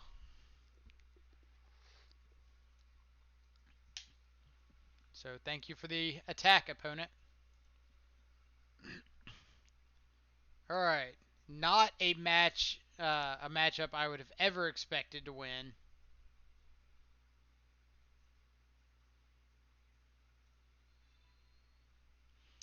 Too many lands. Thank you so much for the follow. Fantastic name, by the way. That is a throw on their part. Yeah, I don't think that attack was great there. Like obviously we had to have the battle rage to really punish it, but we would still be getting like the Loxodon plus a token off the board. But I think they just valued the late game with Legion's Landing flipping. And I guess I can kind of respect that, because if you're making just a 3/3 lifelinker every turn, then that does close out games pretty quickly. Taking down the best deck in Modern. It is, and it's not even close. I gotta get some Spotify going. Unfortunately, we can't play Spotify on stream due to copyright infringement, but I think there's a couple like, this hand's great. I think there's a couple, what do you call them, like no copyright problem playlists.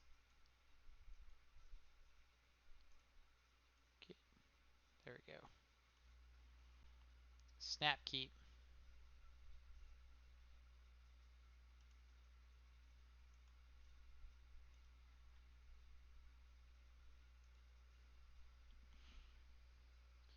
Yeah, so like if you play music that's got copyright protection, then Twitch will like mute the entire video, so your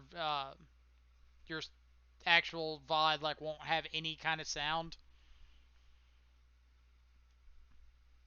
So good old black-white trade binder.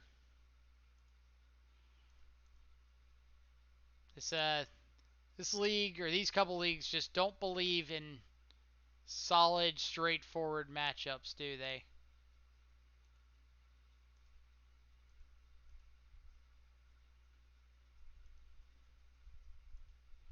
Shambling Vent to really put the fear of God in you. You're correct. Yeah, a lot of copyright music will have your VODs muted.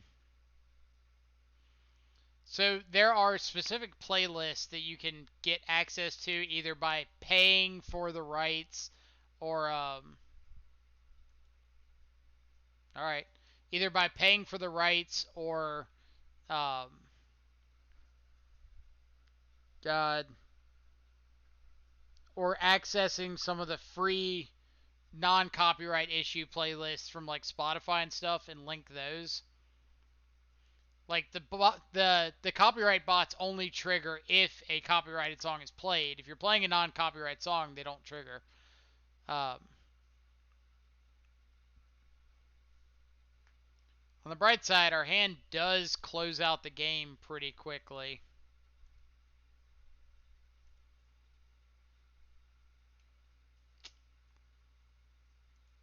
You still have issues with some non-copyright playlists, right? Like you're always going to have some kind of issues with some of the lists. Um, so I'm just going to get back my shadow here.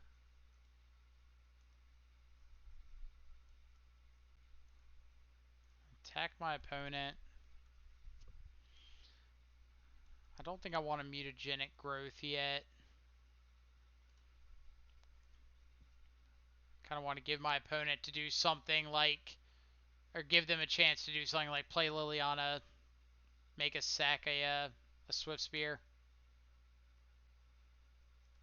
Blood Chief's Thirst. Alright.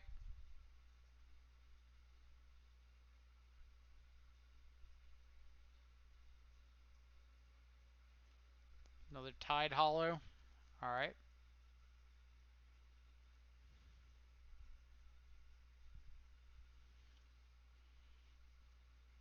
On the bright side, if they do take our second shadow, we get to Seal of Fire, get it back.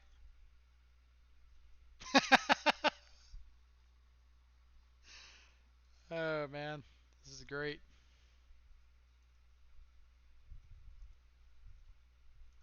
I would like that back, please.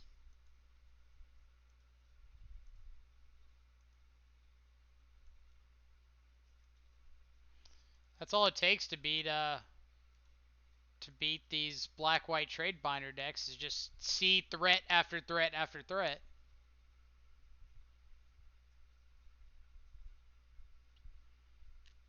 Let's see, in that TCG article from last week, the author said he would build this deck without Death Shadow and Thoughtseize to lean more into the prowess side and further enable Scourge. What do you think of that in this deck? So, I think that's... Stop having the blood... Do you have Liliana too?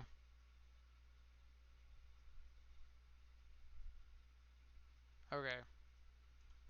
That I am slightly less concerned about at the moment.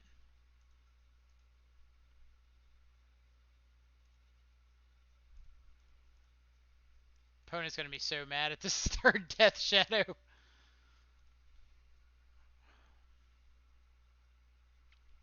So this represents 14 trample right now.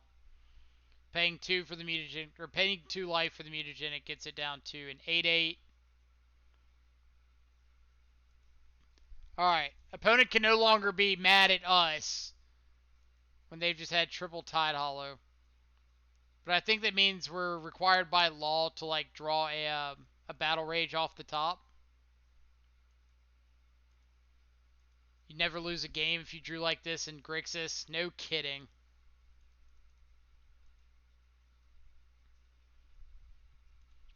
Flashback Souls, sure.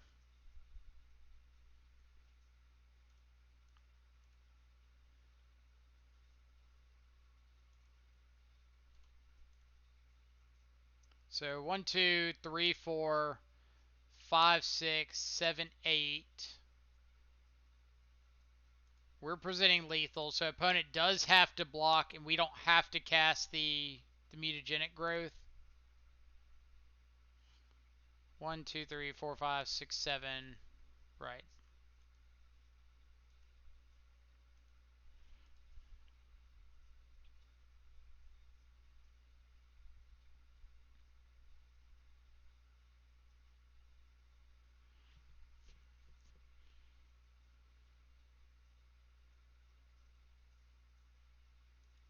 Stoneforge. Okay.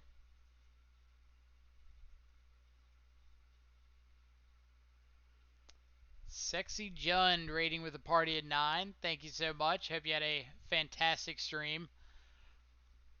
Feel bad that I didn't get to check out much of it. We've been trying to get a hang of this Black-Red Scourge Shadow deck.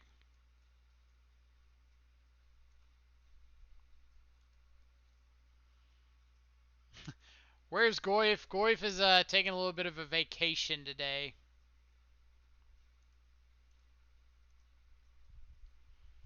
Unfortunately, this Sword of Feast and Famine looks like it's probably going to be enough to kill us. We'll see how opponent attacks, or how opponent blocks.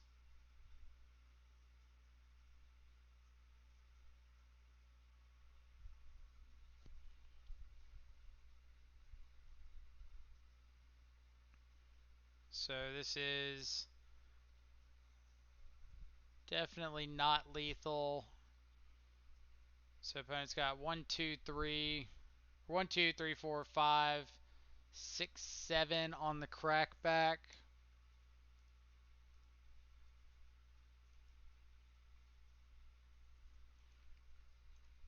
So unfortunately, we've got to give them lethal here. Ty Padme, thank you for the continued support, up in that subscription to 2 months. So we finished up the first league 3-2. We're currently 1-0 in this league. The first league we played d00mwake's exact 75. All right. And then this league we've been playing Ben Jones's 75. Trying to get a feel as to whether or not the white splash has been important in this deck.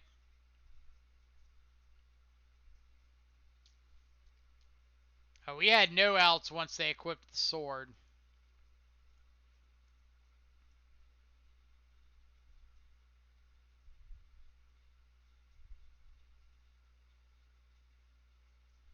Yeah, I guess we should have gone for the mutagenic underbow mat out. You were correct there. I didn't think about that being an out. Alright, so probably want Engrath's Rampage. It's an answer to Liliana. So Forte, you are correct. Soul Guide's okay for Lingering Souls.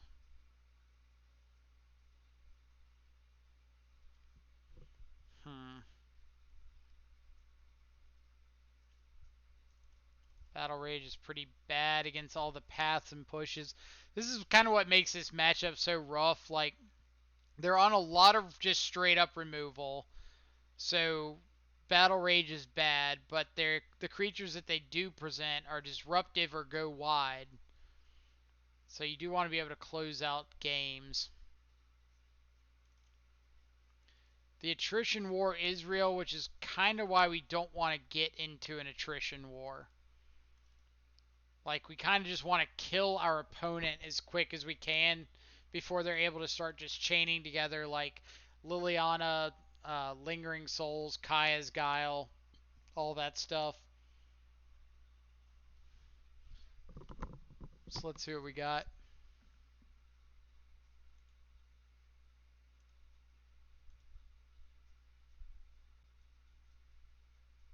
Yep, keep this.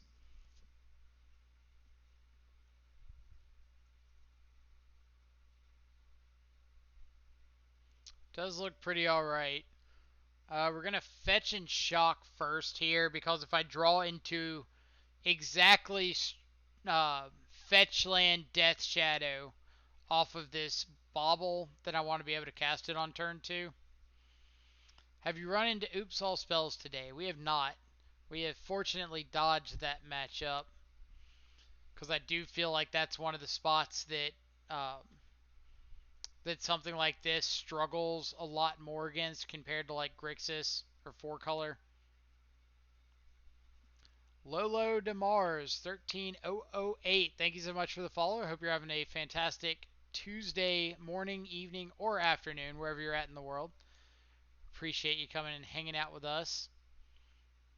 So we have to choose between the better top decks or getting value out of this bauble right now.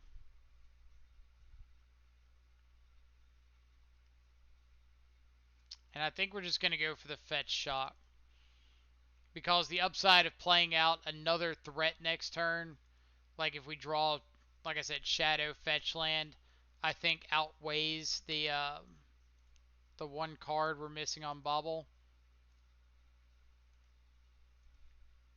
Hell yeah, get that clock going. Exactly. Get in there, little Swift Spear. Opponent drawing a Plains. Alright.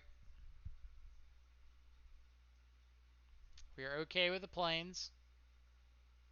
Prismatic Vista could mean Fatal Push. Fetch Land Shadow. Make me look like a genius.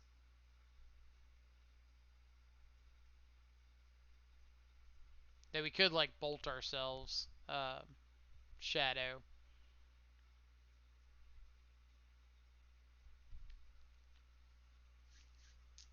What do we got? Scourge would also be okay.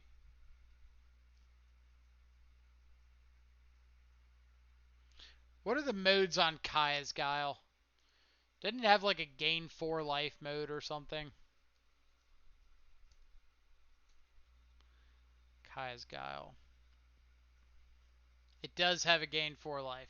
So like if we hit our opponent and played a Scourge, I guess they're 2 turns off Kaya's Guile. 2 turns, basically a million turns away. Let's go ahead and get down to where we can play shadows that we draw.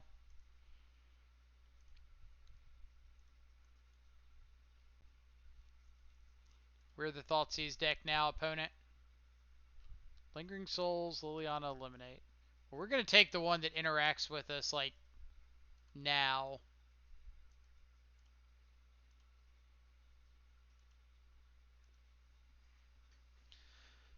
Let's see.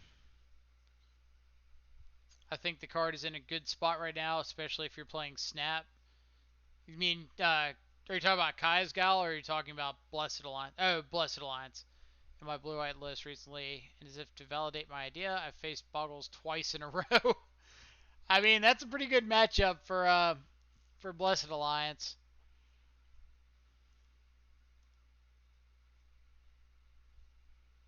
Does it say target player sacrifices in attacking? Let's see. Card. Blessed Alliance. Yeah, so it doesn't get around like Leyline. Not that they should be bringing in Leyline against blue-white control anyway, but just something to recognize. Stoneforge Mystic off the top. Okay. This does give us an Abrade target.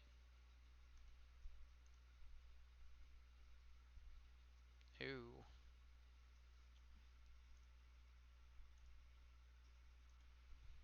So we could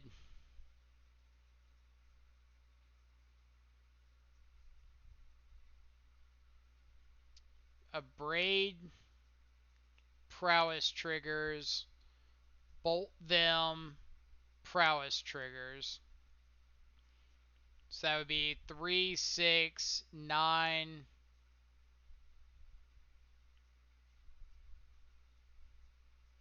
Is this is lethal, right? We abrade this prowess, bolt them down to 10, attack with both, and then next turn, like if they Lingering Souls or Liliana the Veil, we just K command and shoot them in the face. Yeah. The only thing that beats Boggles are Edict effects or on hand hate, so they usually run 4. I mean, you could beat Boggles with Shadow by just getting a really big Shadow and hoping your opponent doesn't understand trample damage.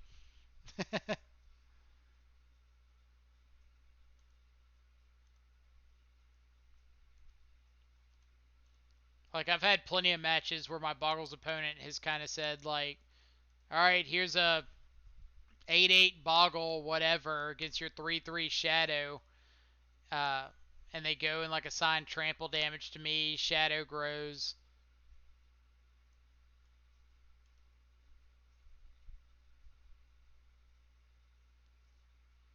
Yeah, so, like, if opponent goes... I guess they survive with Lingering Souls. But if they play Liliana here, sack one of our guys, uh, we would have lethal.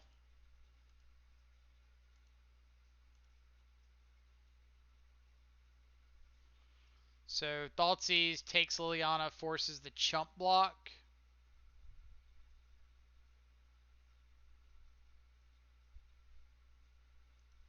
I think we attack first, just in case opponent messes up and like only blocks 1.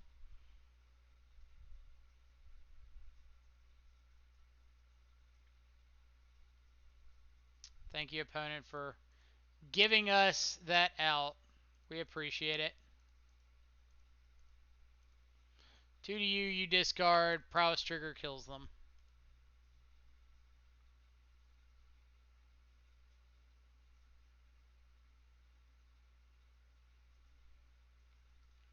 Spoiler alert, opponent, it doesn't matter.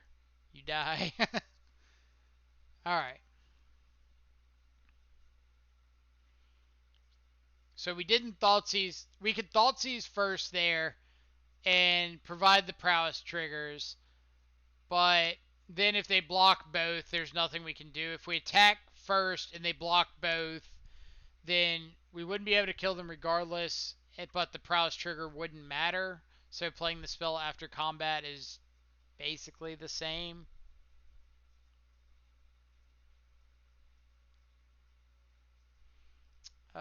Cling to Dust is probably better than some of our random spells, right?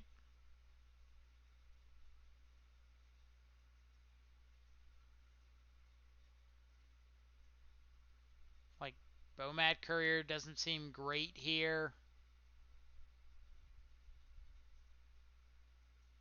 But I think we just need a lot of bodies.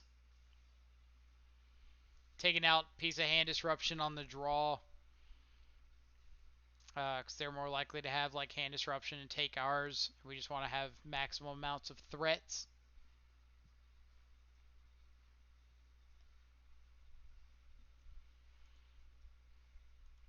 Alright, what do we got? Pretty good hand. Pretty good hand. The heart of the cards. That's how you beat Boggles. That's fair. Why do black-white opponents never mulligan? I'm convinced they just have like perfect 7 every time. Ooh. Little double scourgy scourge action.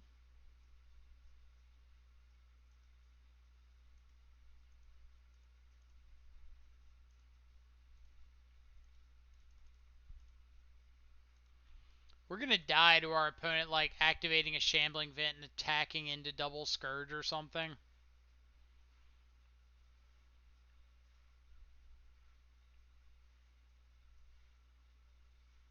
Because all black-white hands are mediocre. Mulligans change nothing.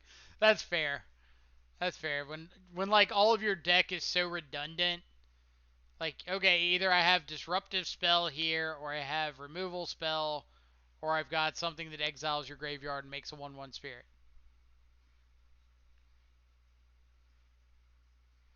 We'll just say Spirit Makers is their own category.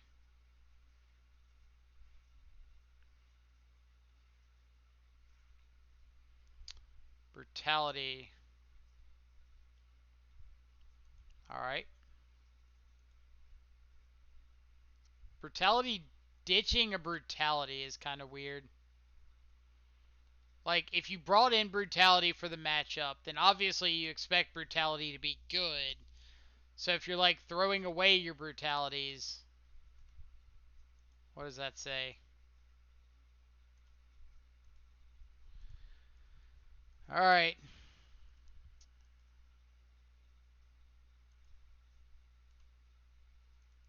Unfortunately, like, all of our opponent's draws get opened up here.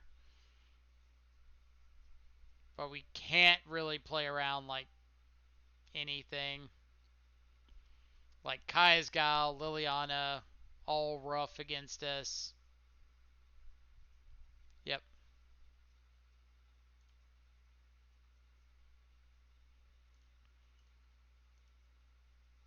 We are going to try to get this Liliana off the board. Just play the backup Seal of Fire, say go.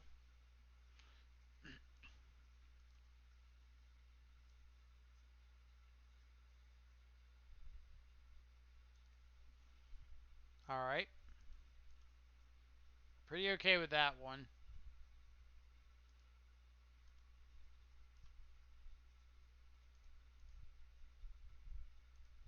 Opponent's got to have like a path or push or something, right?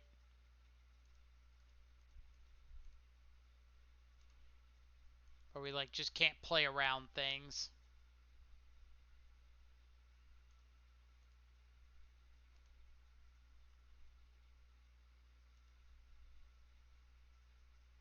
Isolate.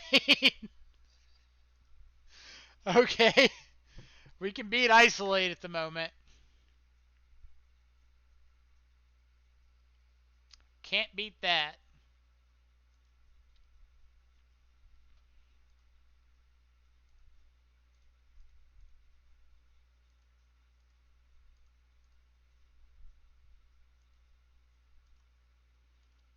Cannot beat Skyclave Apparition. First Tribute, thank you so much for the Twitch Prime subscription. Hope you're having a fantastic Tuesday afternoon or evening or morning, wherever you're at in the world. Welcome to the Stubscribers.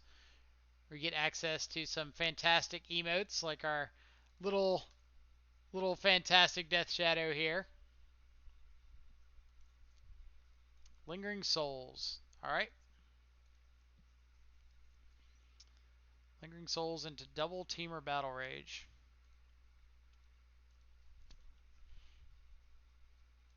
How you want to block, opponent?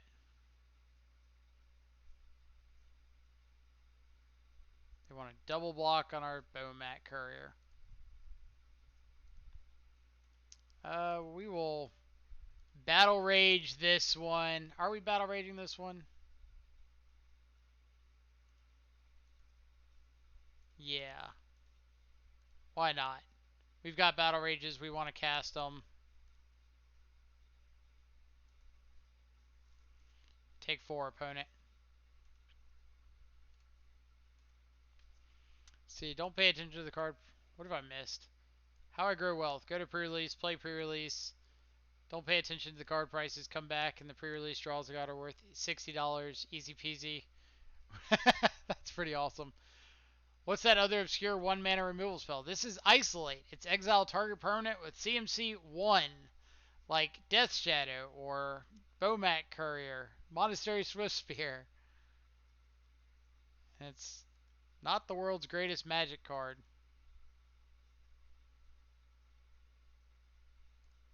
Alright.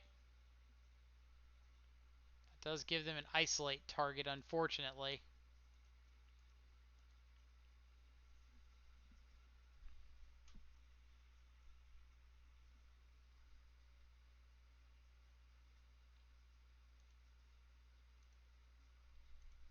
No, they've got a Sword of Feast and Famine. Do I just have to trade this off? I think I do, unfortunately. I kind of need this Abrade to answer the Sword, or the Fatal Push to answer, like, a Shambling Vent or something.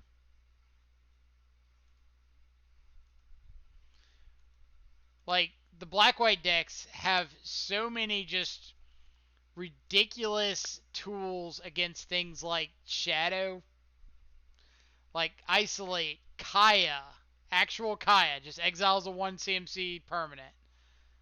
And it's kind of hilarious.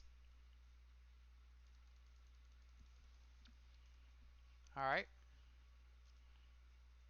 I think we're just hanging on to this Abrade for a moment. See if we draw into something a little more relevant. Alright. So that means that we can dismember the Tidehollow Sculler, get back Fatal Push, have Abrade for the sword. Missed a follow. Bert Coda 11, thank you so much for the follow. Hope you're having a fantastic Tuesday afternoon, wherever you're at in the world. So yeah, we're going to wait for our opponent to equip up this sword. And we will destroy said sword.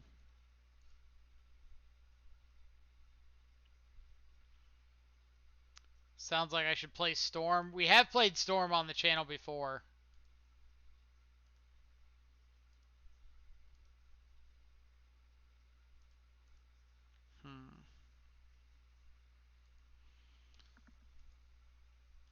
So we're kind of getting to the point where we're going to die to something.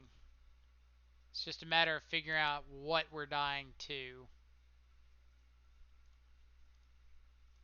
Let's get this off the board. You can give me back my fatal push.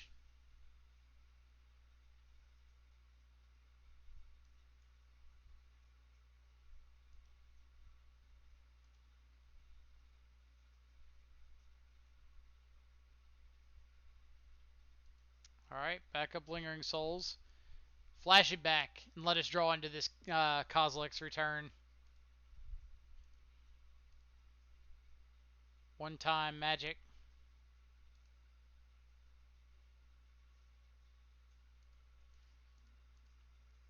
Alright. I don't think this is winning it for us, but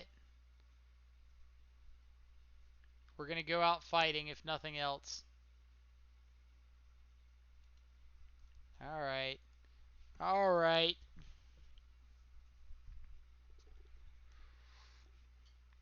Black-white trade binder does strike again.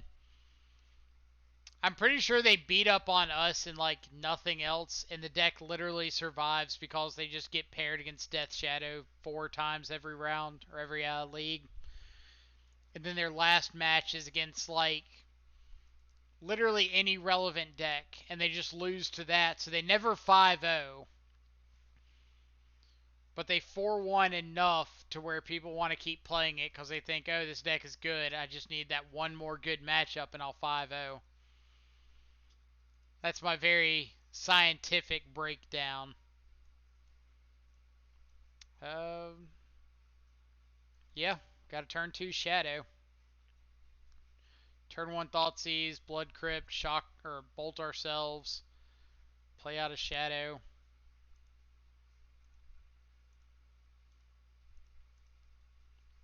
Or if they play something we can interact with. Alright. People wanted the Charbelcher matchup. Here's the Charbelcher matchup. I think we just take the Shatter Skull smashing, so they don't actually have access to red mana. Like they have to top deck Simian Spirit Guide or another red face down land.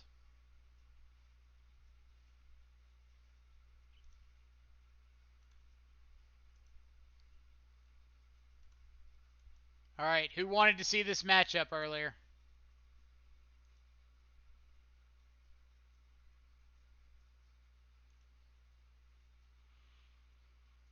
So they play the Bala Ged down, so there's a chance that they didn't draw the red source.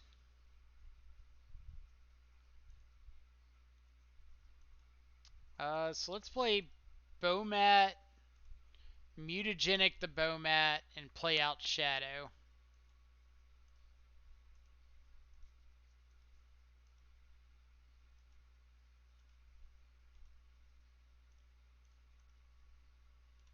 Get us an extra card in here.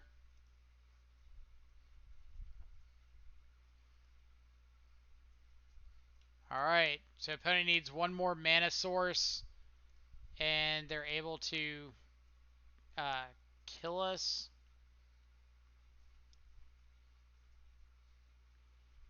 So are we bolting ourselves?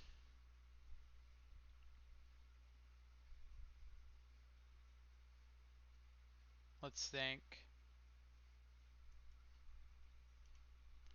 Well, they have Ironcrag feet, so they get to make 7 mana, play the Belcher, and then activate it.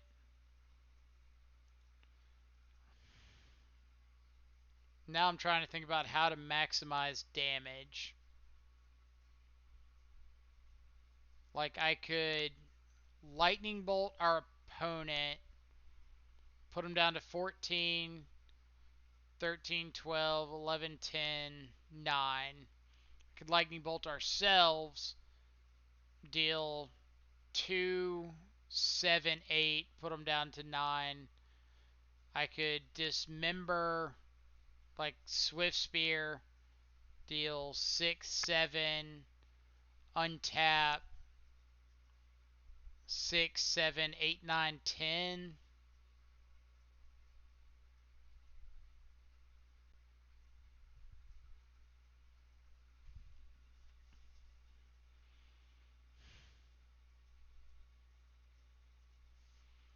Yeah, I think it is going to be bolt ourselves, and then next turn attack, dismember our own Bomat.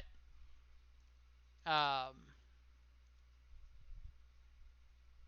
dismember our own Bomat, and then crack it.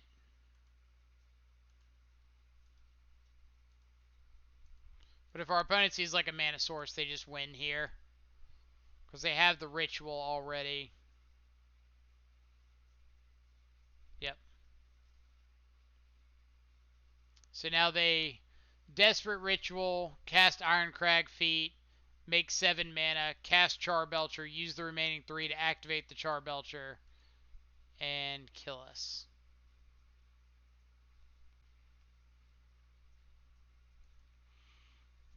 So this is another one of those matchups that I was fearful to see with this deck. Like, you have to play a lot of these really bad 1-drops to enable Scourge, so you're not putting significant pressure on your opponent in the early turns, and they kind of just get to do their thing. And all we can do post board is bring in like Artifact Hate and kind of hope it's good enough. We want to make sure we're keeping in everything that's making us go fast. So maybe K command's too slow.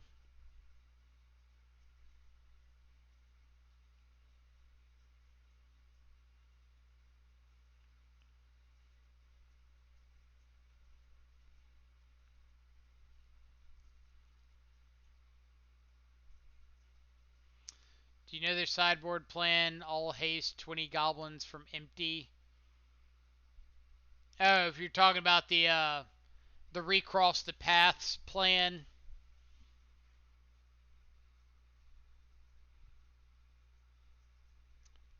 Rampage for Charbelcher in case we can like Thoughtseize away an Ironcrag Feat and they just have to play out a Charbelcher, and it, because it's better than Fatal Push and Dismember.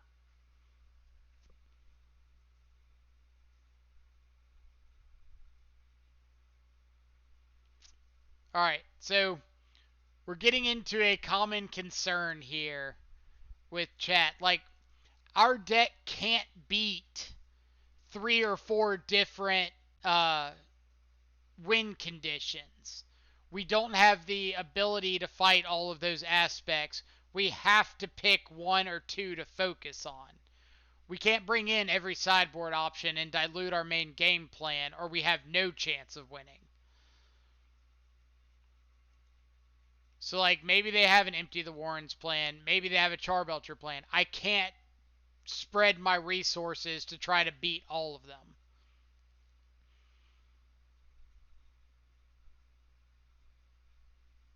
Like, that's just setting us up for failure. Sure, you can just play 75, yeah, and then never see a second land and die miserably.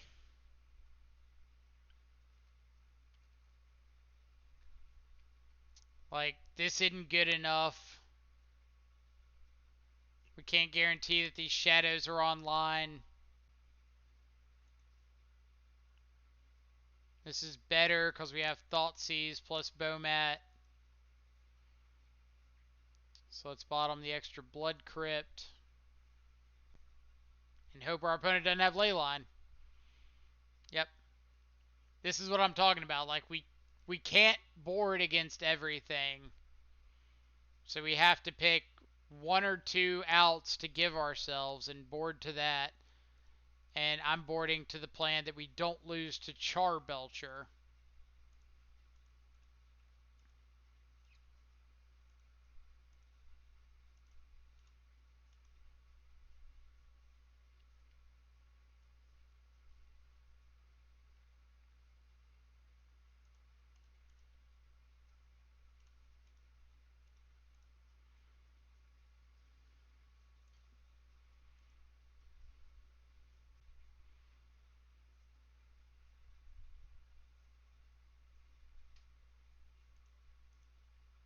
So I'm thought seizing myself here for the prowess trigger and I'm planning on just pitching my hand to Bomat Courier next turn.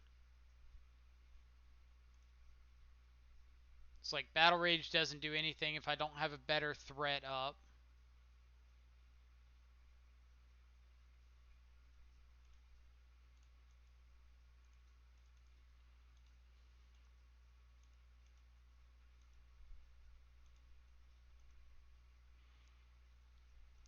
Like, it doesn't matter between the Battle Rage and the Rampage. Like, I'm planning on discarding everything to Bomat Courier.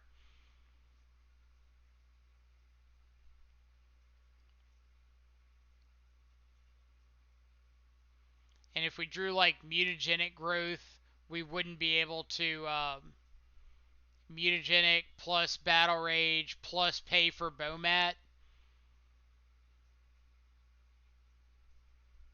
So like pretty much the only thing that we're not pitching our hand to play is like Scourge.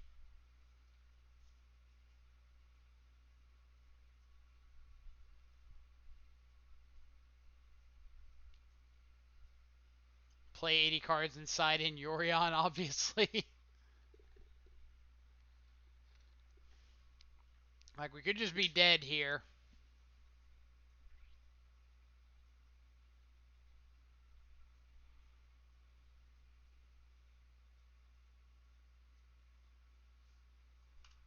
We are F6 opponent.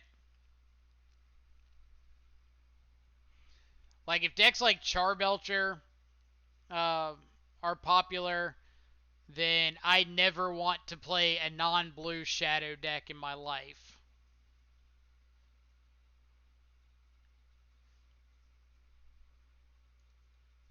Well, so to be fair, we picked the right avenue of attacking Charbelcher and not like the Empty the Warren sideboard plan.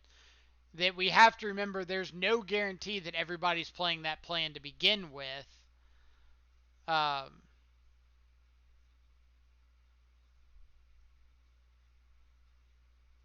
don't show your hand. Don't be that person that shows their hand. Like,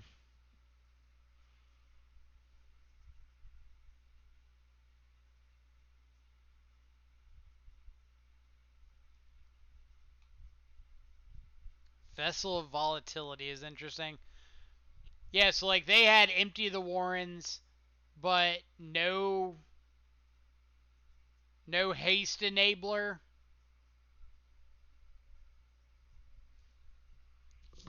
So we would have been like worried about something that we couldn't really deal with anyway.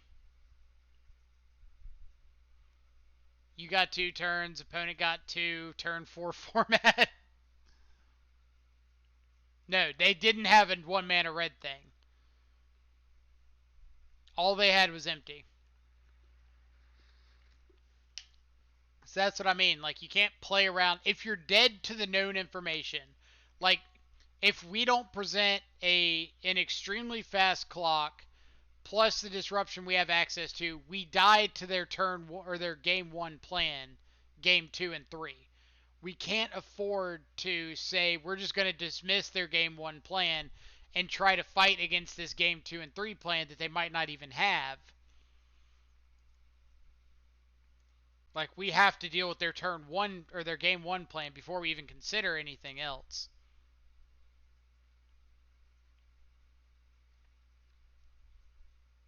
This is why I play 3 Force Negation in every deck. Yeah, but then you just get Veil of Summered. Because, of course, they have the Elvish Spirit Guide and the Veil of Summer. Like, it's easy.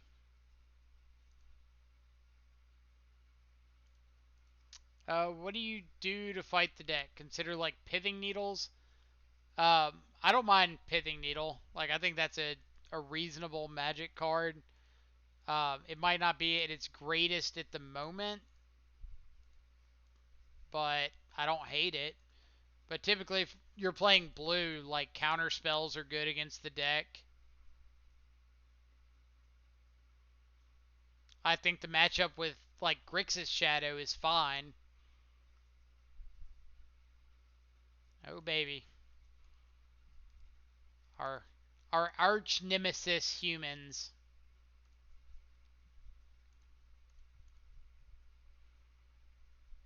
So, are we just playing out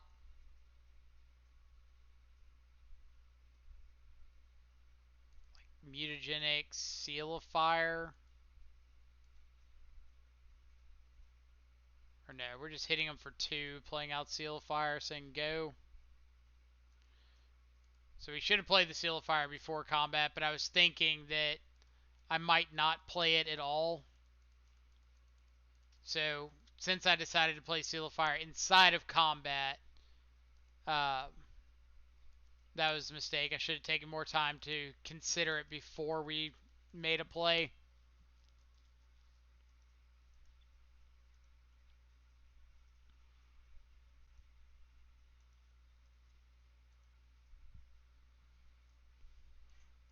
Alright, so here I do think we are going to mutagenic here because I just want to make this Scourge bigger.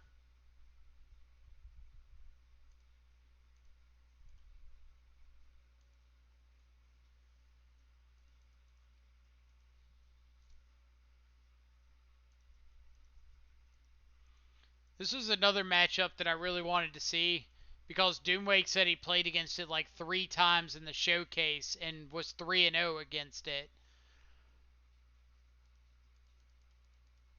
So it could be that just going like absolutely all out with your aggressive creatures works pretty well here.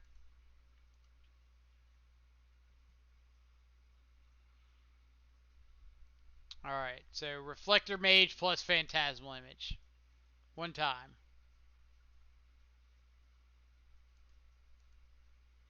Alright. So we get to kill that with a Seal of Fire.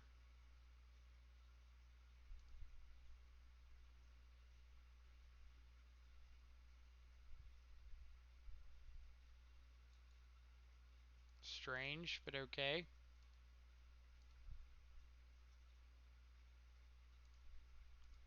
That one.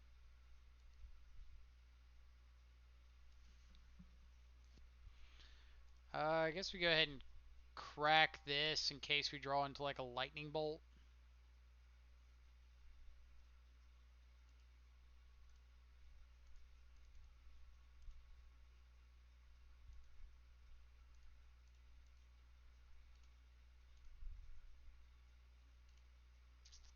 I mean, I called the Reflector Mage because they always have Reflector Mage. I just thought they would have Reflector Mage bounced the Scourge and then vialed in the Phantasmal Image and like bounced the Shadow. Like that seems like it would have been much better.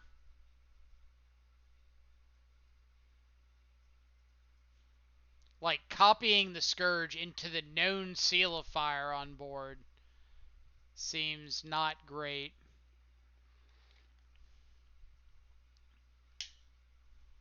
Alright. That's about right. Are we just trading in Bomat Courier for 2 random cards off the top?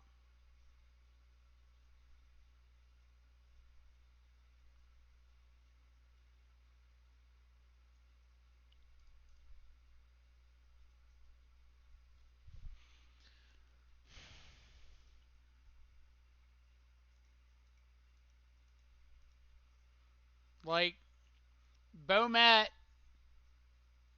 swaps these 2 Scourges out for 1 card.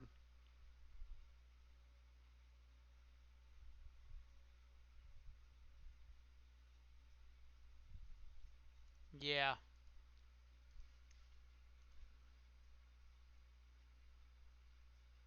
Right, 2 dead cards versus 1 random card off the top.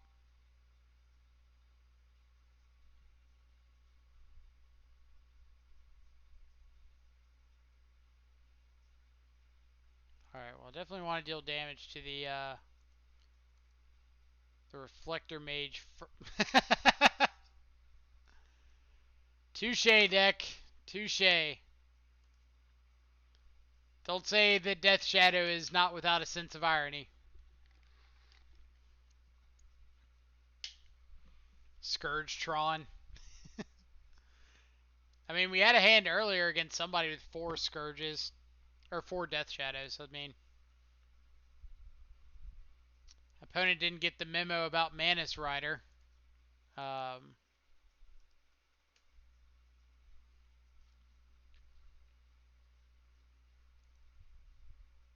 case somebody hadn't seen the update.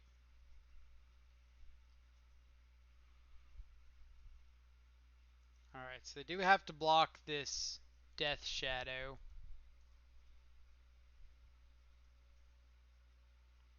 And if they put Meddling Mage in front of it, we get to play the Scourge.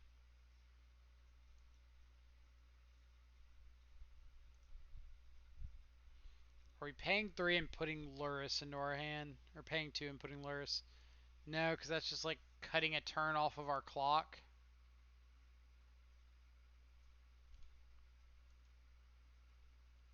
Or cutting a turn off of their clock, I mean.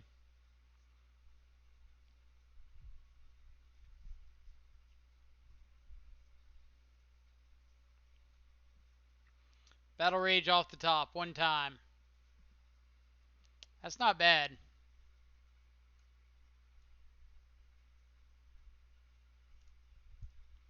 That is not bad.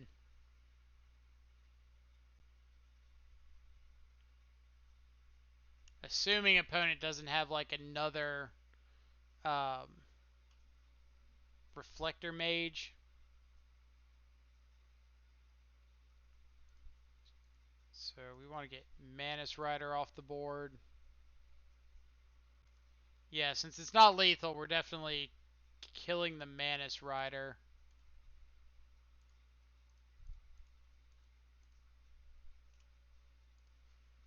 Go. Don't have another Manus Rider, please.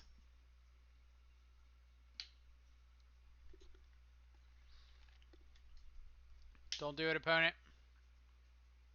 Opponent's never had a Manus Rider in their life. And the verdict is... Ha ha ha. Silly humans players. We did draw a lot of threats that game.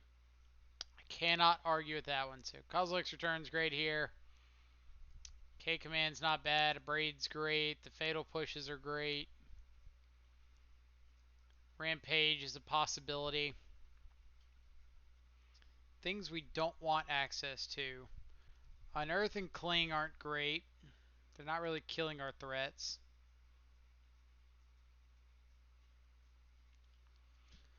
So, if we have to narrow down our sideboard plan,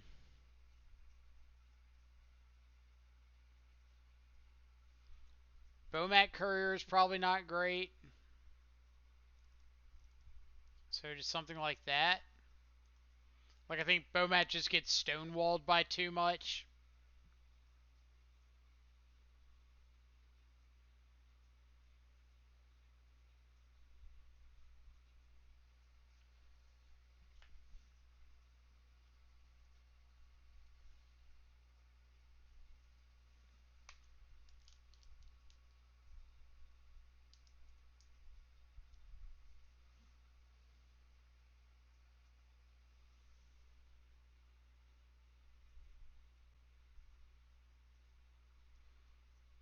Come on, phone.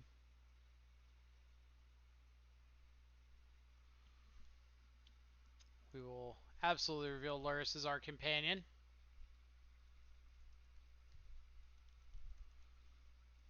So, the typical, our opponent's not guaranteed to deal damage to themselves hand. Alright, we'll keep this. Bottom K command, I think. It's kind of like the slowest interactive spell in our hand. We want to keep Kozilek's Return as an answer to, what's that stupid thing? Auriok Champion.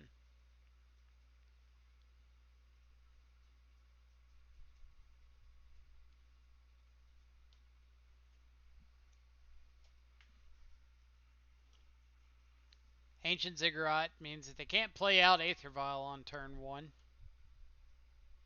Or like dismember a Swift Spear or something like that. So let's go Blood Crypt, play Swift Spear, Bobble, always yield, Bobble. McBarrigan, thank you so much for the follow. Hope you're having a fantastic Tuesday afternoon, evening, or morning, wherever you're at in the world. Appreciate you coming around, hanging out with us a bit. So, opponent is drawing Champion of the Parish. And then next turn, they are drawing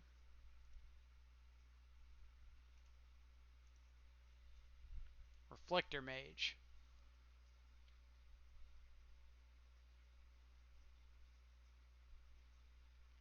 Is this the old Auriok champion? Never saw it coming, opponent. Not even once. Ooh.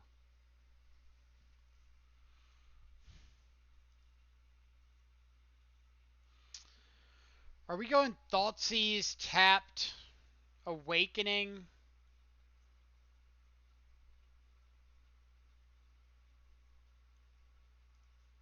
Like, our opponent's drawing into Reflector Mage.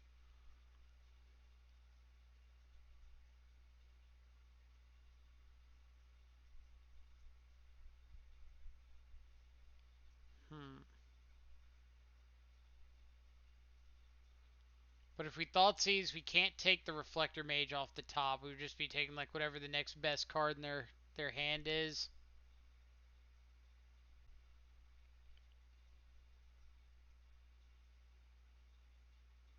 Best case scenario would be they play.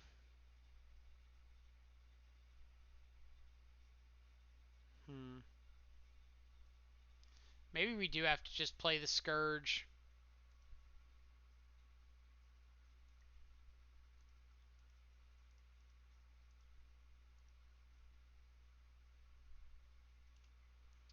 They can dissolve a Scourge with a few creatures entering. But if they're playing out a few creatures and it's playing into Kozilek's return,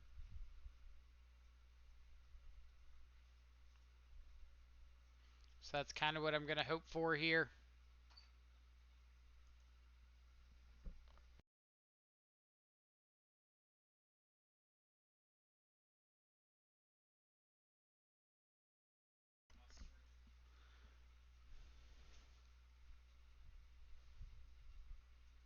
Is this second Auriok champion?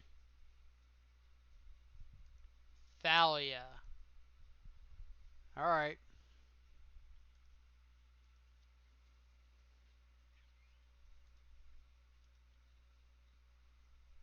So we can attack with both. Or no, we have to dismember first. Yeah. And then we can attack with both.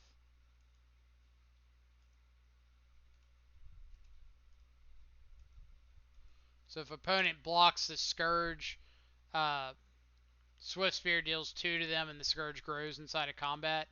Just like with Death Shadow the other way.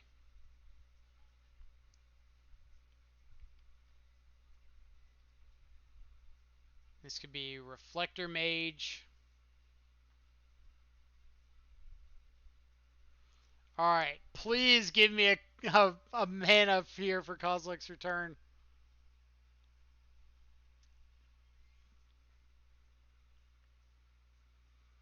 Like, I'll give up this Scourge if I can get a land for Kozilek's return.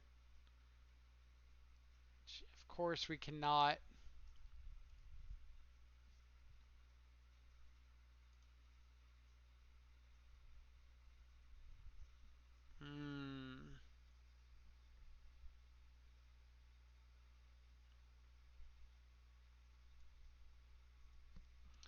So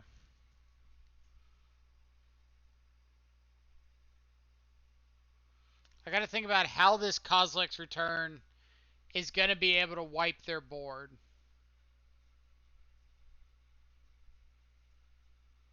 And it's kind of like we take Reflector Mage. They Thalia's lieutenant. No, we just can't. We can't have them go double lieutenant because if they get these Auriok champions above 2 toughness, like there's 0 chance we have a winning. So we have to take Thalia's lieutenant. They can reflector mage. We can like fatal push the reflector mage, untap and have land Kozilek's return.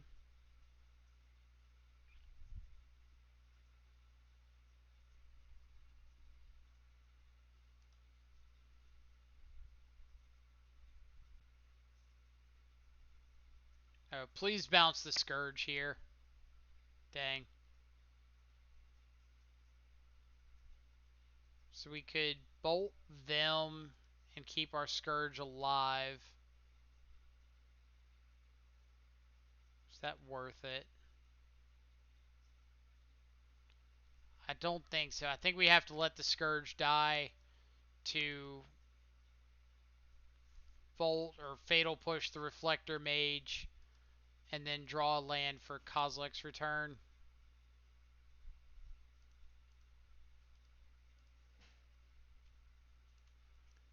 Land. Land off the top. Thank you.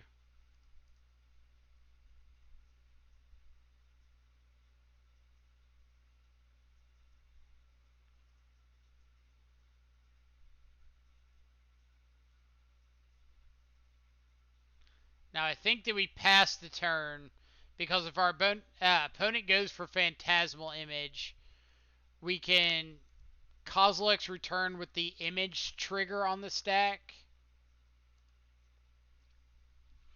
Or if they draw like a Thalia's Lieutenant, we can respond to the trigger and wipe that extra creature as well. And if they don't do anything, go to combat, then we just get to cast the Kozilek's return.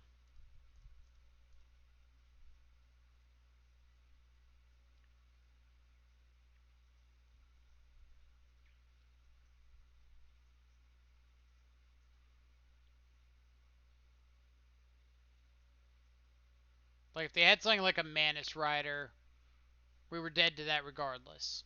Couldn't do anything. So we don't really want to play around that. Alright.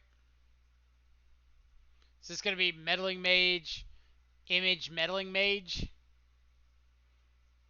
Because if we get like another 2-for-1 out of this Kozilek's return, that would be pretty sweet. Or this second Kozilek's return. If they name like Scourge, Image the Mage, named Death Shadow or something.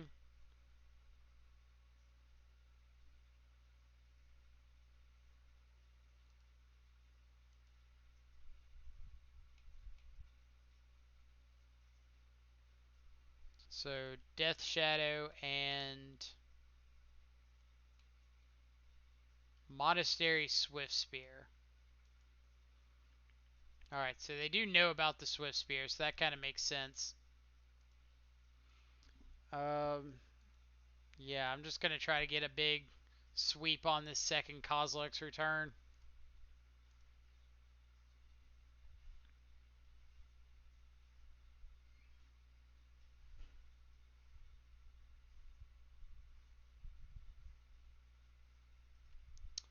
Remember when I said I wanted a big sweep on the second Kozilek's return? Yeah. So do I. So we can get a basic swamp here. Second Kozilek's return. Hiya. So let's get Luris into hand. I'm not going to play out the Swift Spear here because I don't want to just be dead to Manus Rider off the top. Like we're in pretty good position to be able to turn this game around as long as we don't just like give our opponent the win.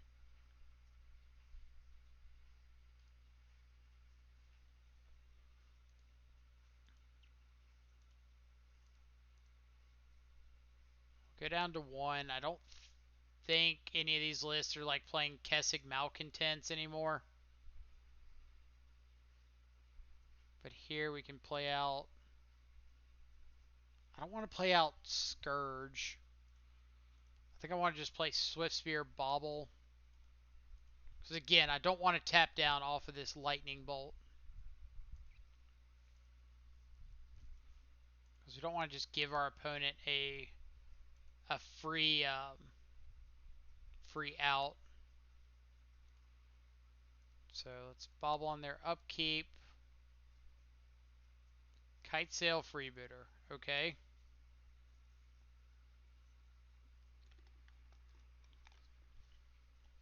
So if they freebooter, we do get to bolt it. Another Thalia. Alright. So this is good. We can gain some life. We can gain a bunch of life.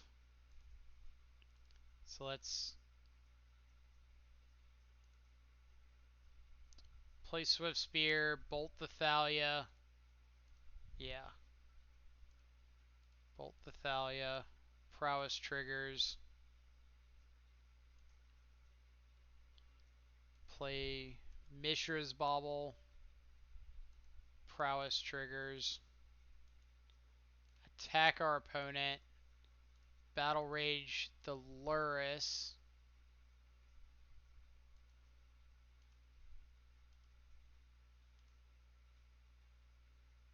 And say go.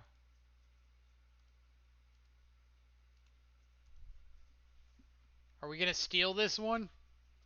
Camball. Oh, baby. Ha ha ha ha ha. Nice. That was one we couldn't have beaten if they'd top decked while we were sitting there with our Lightning Bolt. But can't play around everything. Miss Lethal with TBR. Yeah, I mean, I guess we could have TBR'd a Swift Spear, and that would have been lethal.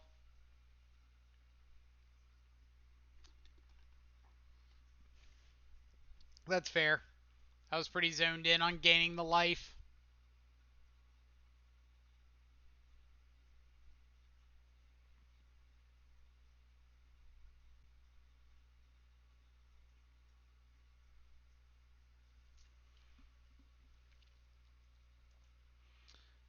What are my impressions of the deck? Uh,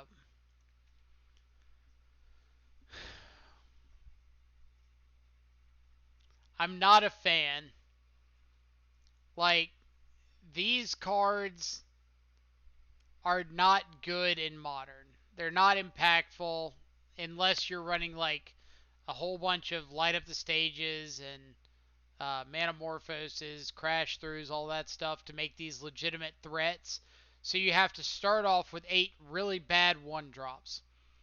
And then the catch up is we hit these mid-range creatures like Shadow and Scourge that if you don't see them, again, these are bad. If you do see them, then you have to follow them up or have to have them follow up one of these, which is not great.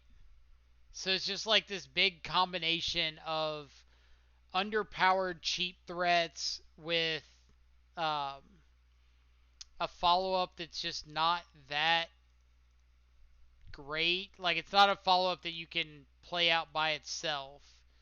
And like, you're cutting Thought Seizes, which are, or not cutting Thought Seizes, cutting Inquisitions, which are uh, pretty crucial to the Death Shadow plan in general. Like, it seems like the kind of deck that's really good at attacking specific metas and just not great otherwise. Like, I don't know how we beat Tron.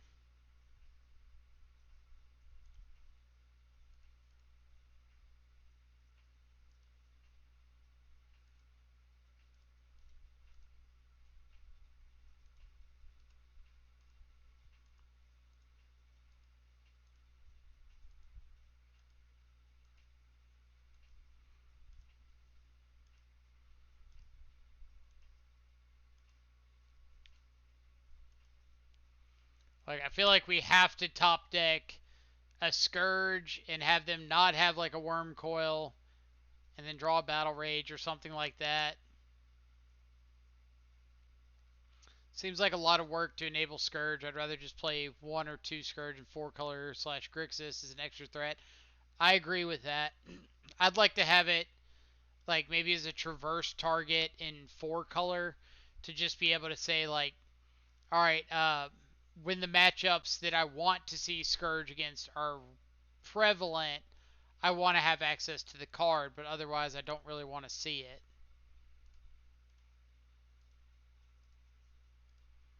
So here I'm getting this attack and then sacking this Bowmat because the rest of our hand is pretty bad. And like here, I want to play. I'm playing out the Swift Sphere, but like I can't play the Bauble because I need the prowess triggers because these creatures aren't going to finish the game by themselves. But I don't want to play the Bauble, or I do want to play the Bauble now because I need the extra card.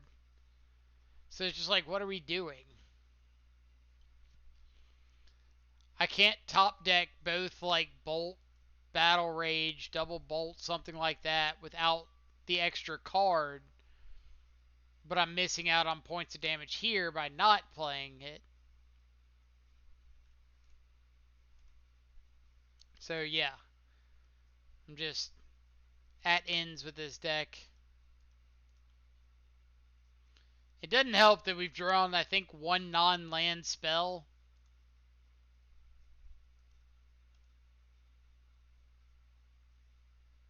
Teamer Battle Rage on top. So I guess we're taking that and just putting Luris into our hand.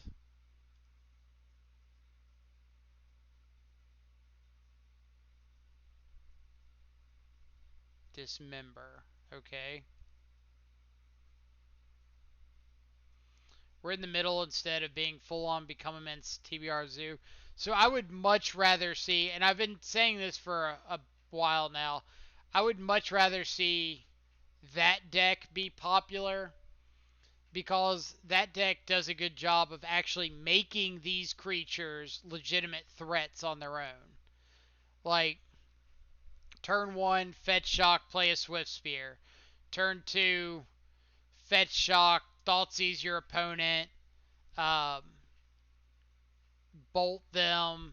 Turn 3, Fetch, Battle Rage, Become Immense is just lethal. And I think that's far more likely to win games consistently than hoping that these guys are able to get across the finish line if you don't see your Scourge or your Shadow. Like, this is what I mean. We've seen the life loss. We've seen our 1-drops. We've seen the Battle Rage. So theoretically, like, we should win this game by just playing out a Scourge or playing out a Death Shadow or something like that. But we haven't seen that aspect. So we're just like not doing anything.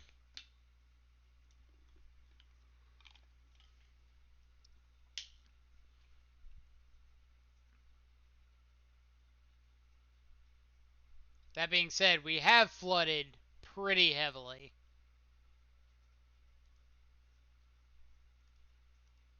At least it's not a worm indeed. I didn't even know we played this many lands, honestly. Um,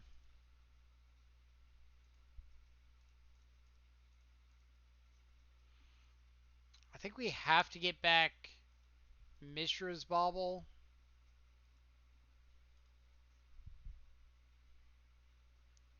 And we're just kind of at the mercy of our opponent's next 3 draws.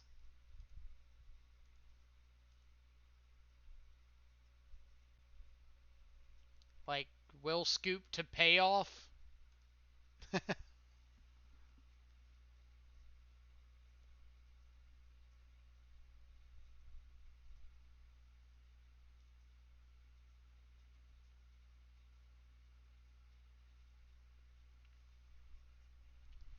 I can't imagine an opponent doesn't have will scoop for a granola bar. You're not wrong. Somebody redeems a granola bar channel point option. I thought about adding that option that you see on like some other gamer streams of just in the stream, like 100,000 points. We just walk away. We just go do something else.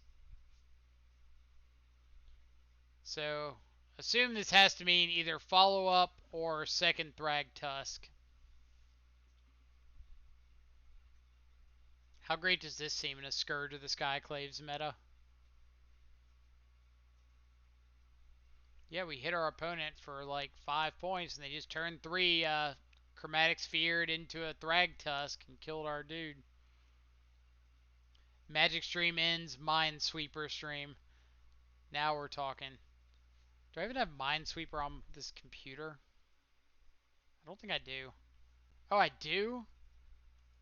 Oh no, I have to like go download it. What do they do? All is dust? Oh man.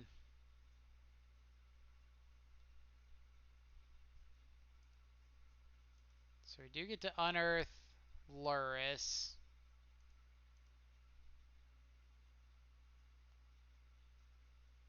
Come on, OP, it's not that hard to get matching Tron lands. It's really not.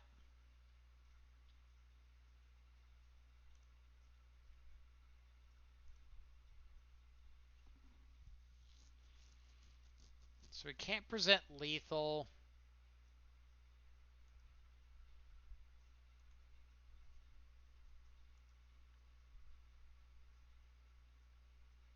But this Thoughtseize isn't doing anything for us. Golos.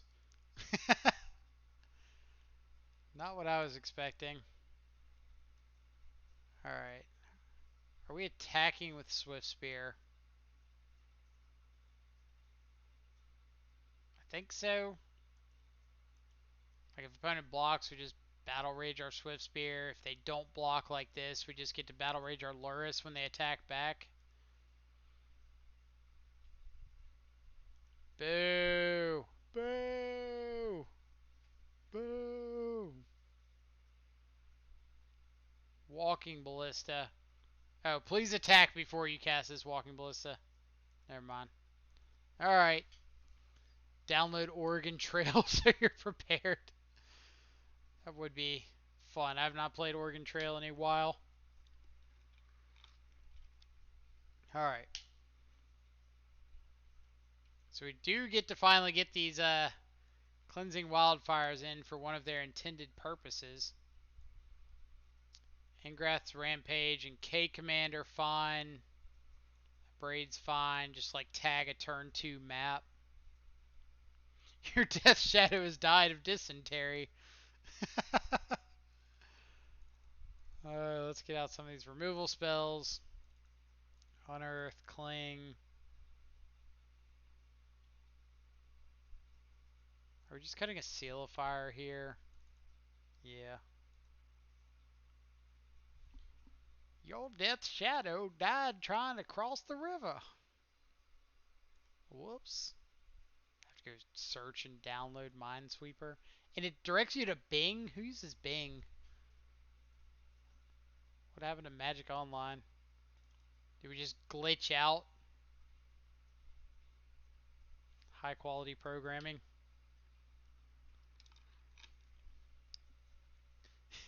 Your Death Shadow's been mauled by a bear.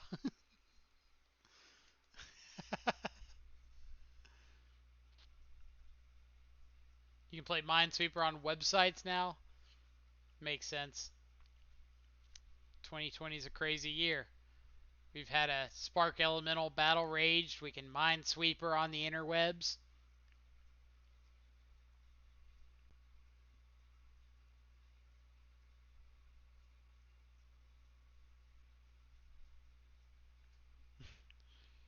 Yo, Death Shadow's been bitten by a rattlesnake.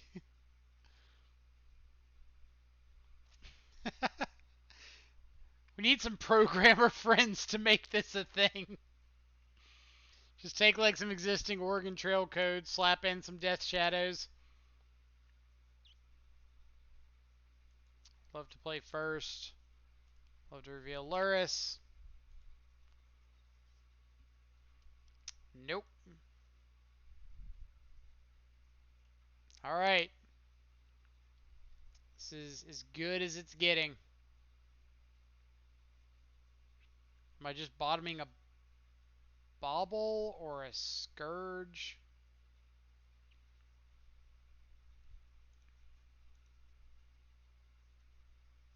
Opponent's mulliganing to at least 6. So,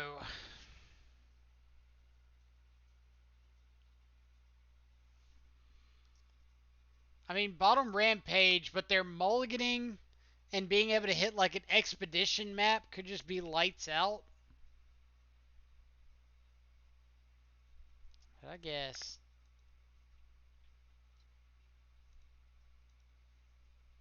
Just know I'm not a huge fan of it. I mean, we do want to play Scourge on turn 2, but if playing a turn 2 Rampage would just stop them from playing Magic, then that's kind of nice.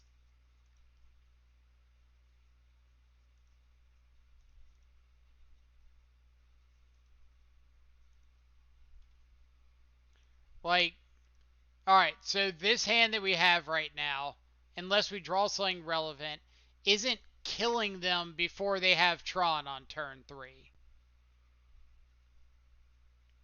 So we're going to have to deal with whatever their first big payoff is. Where if we had...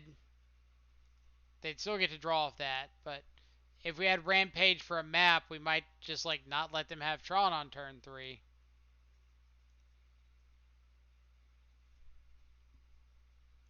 Ooh, that's a pretty good one. Opponents never had a dismember in their lives. Bolt doesn't enable Scourge, or Bolt to enable Scourge doesn't feel good. Yeah, that's a lot of the lines out of this deck that I'm not a fan of. Like, you're just doing things to enable this card, and all of the things that you're doing aren't good.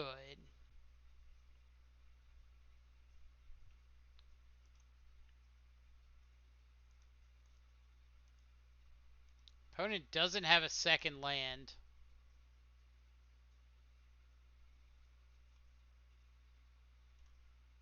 Alright. Surely one of these is going to stick, right?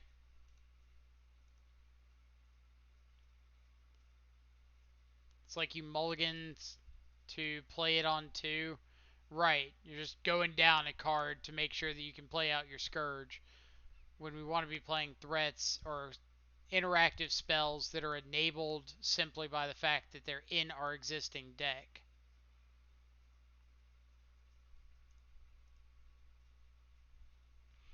Alright, so I'm not playing Wildfire here because they're at least still 2 Tron lands off.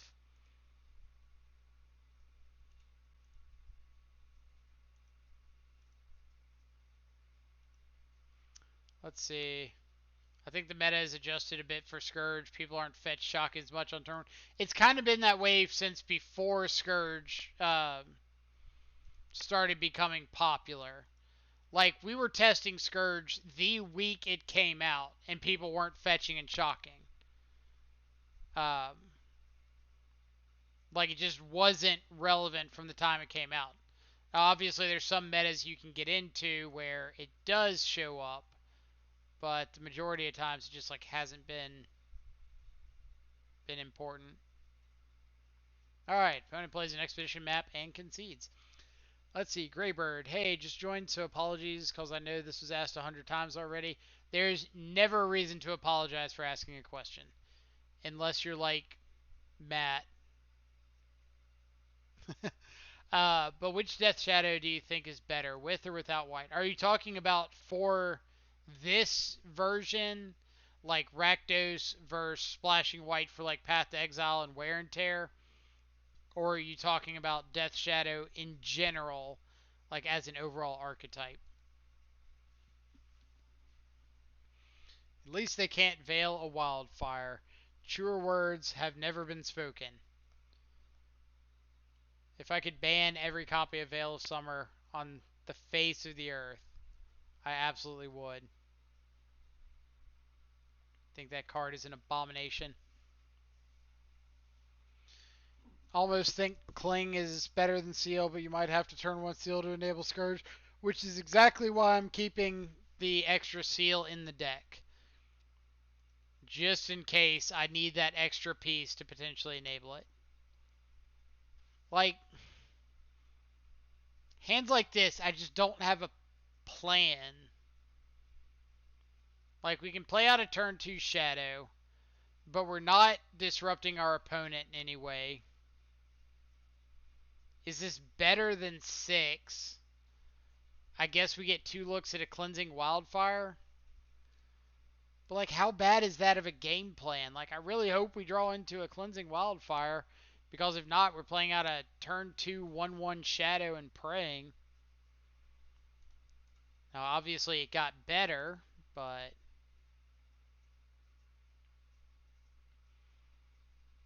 so we're definitely wanting to play out this Shadow on turn 2. So we could bobble ourselves. If we like it, Blood Crypt, Thoughtseize. If we don't like it, shuffle it away, Thoughtseize. Because between the Thoughtseize and the Seal of Fire, we can still play out the Shadow on turn 2. Mutagenic Growth, I don't think I want. Let's see what our opponent is drawing into. O-Stone.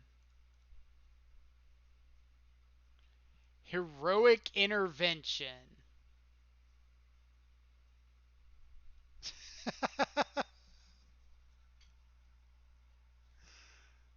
Oh, man. Heroic Intervention.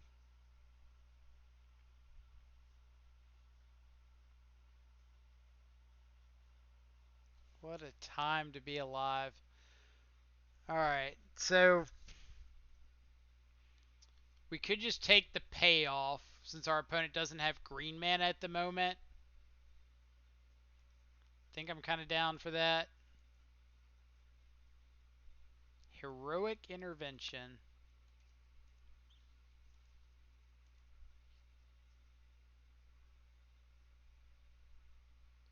I mean, we can disrupt them off Tron.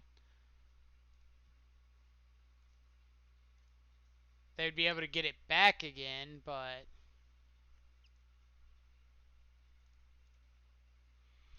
alright.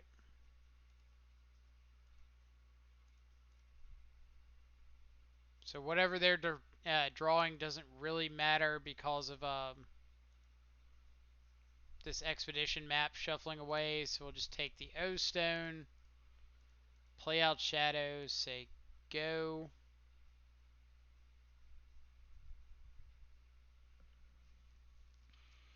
We've got lethal if we draw like Mutagenic Growth. We can seal ourselves, go down to 8, Mutagenic down to 6, make Shadow a 9/9, shock in, make it 11, kill them.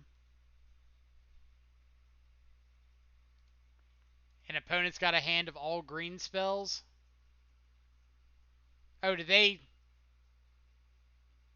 Gotcha. They literally map for the green source. All right.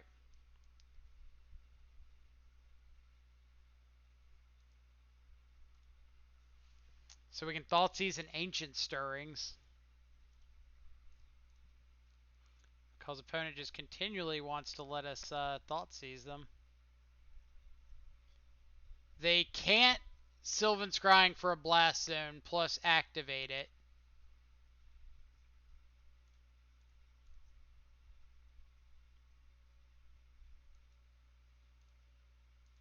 Is there any reason to hold up the Seal of Fire?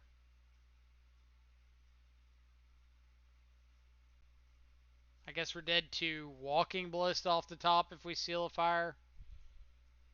like last Tron Land Walking Ballista. So maybe that's enough of a reason not to cash it in here. At least it's not a Gilded Goose. Alright, opponent. Hopefully this means you're dead. Get Blast Zone. Alright. This looks pretty dead to me.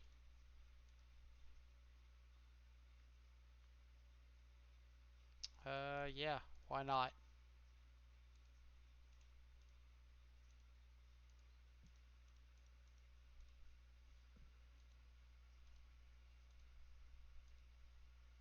Shadow Power. Ha ha ha ha ha. Oh, Winder Tim 1, thank you so much for the follow. Hope you're having a fantastic Tuesday morning, evening, or afternoon, whatever time it is, wherever you're at in the world. Do we want to crack some chests? Why not? We need play points. Play points fiend. We need play points. How about a $1.25 of them? And a dark steel plate. Ah, come on. Indestructible. Equip creature as indestructible. Equip for 2. What if we strapped up a Death Shadow with one of those? Against all these Fatal Push, Abrupt Decay decks. And Ulamog. Ulamog's pretty sweet. And a Bolus's Citadel. But most importantly, an Ulamog. Alright. Back to the list. So, what do we think about this deck?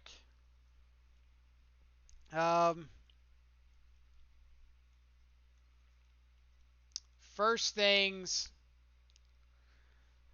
I liked the inclusion of the 5th Shock Land out of d00mwake's list. Because I think there's a lot of times that you just want that one extra little punch and you need it to kind of get across the finish line and actually kill your opponent. So I did like that change. I don't know how relevant or irrelevant the white was, but I think it would be kind of nice to at least keeping an eye on results for that.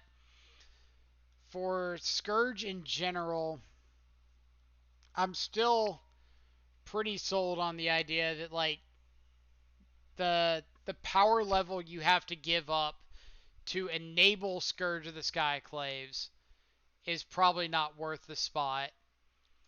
What I mean by that is in order to get a Scourge down aggressively, and in Modern, especially with decks like No Land Spy and Charbelcher running around, you have to get your threats down aggressively. And to do that, you've got to play like Bomat Couriers and Swift Spears, or Swift Spear and Soulscar Mage, or Lightning Bolt or Seal of Fire your opponent. And none of those are good by themselves. Like, you have to follow it up with more. So if you're playing these things to try to enable like Scourge or Shadow, and you don't draw the Scourge or the Shadow, these are bad. You're not running enough burn to kill your opponent with that avenue. You're not running enough cheap spells, cheap proactive spells to kill them with prowess triggers on Swift Spear. Bomat Courier, there's a reason it hasn't been playable in Modern ever.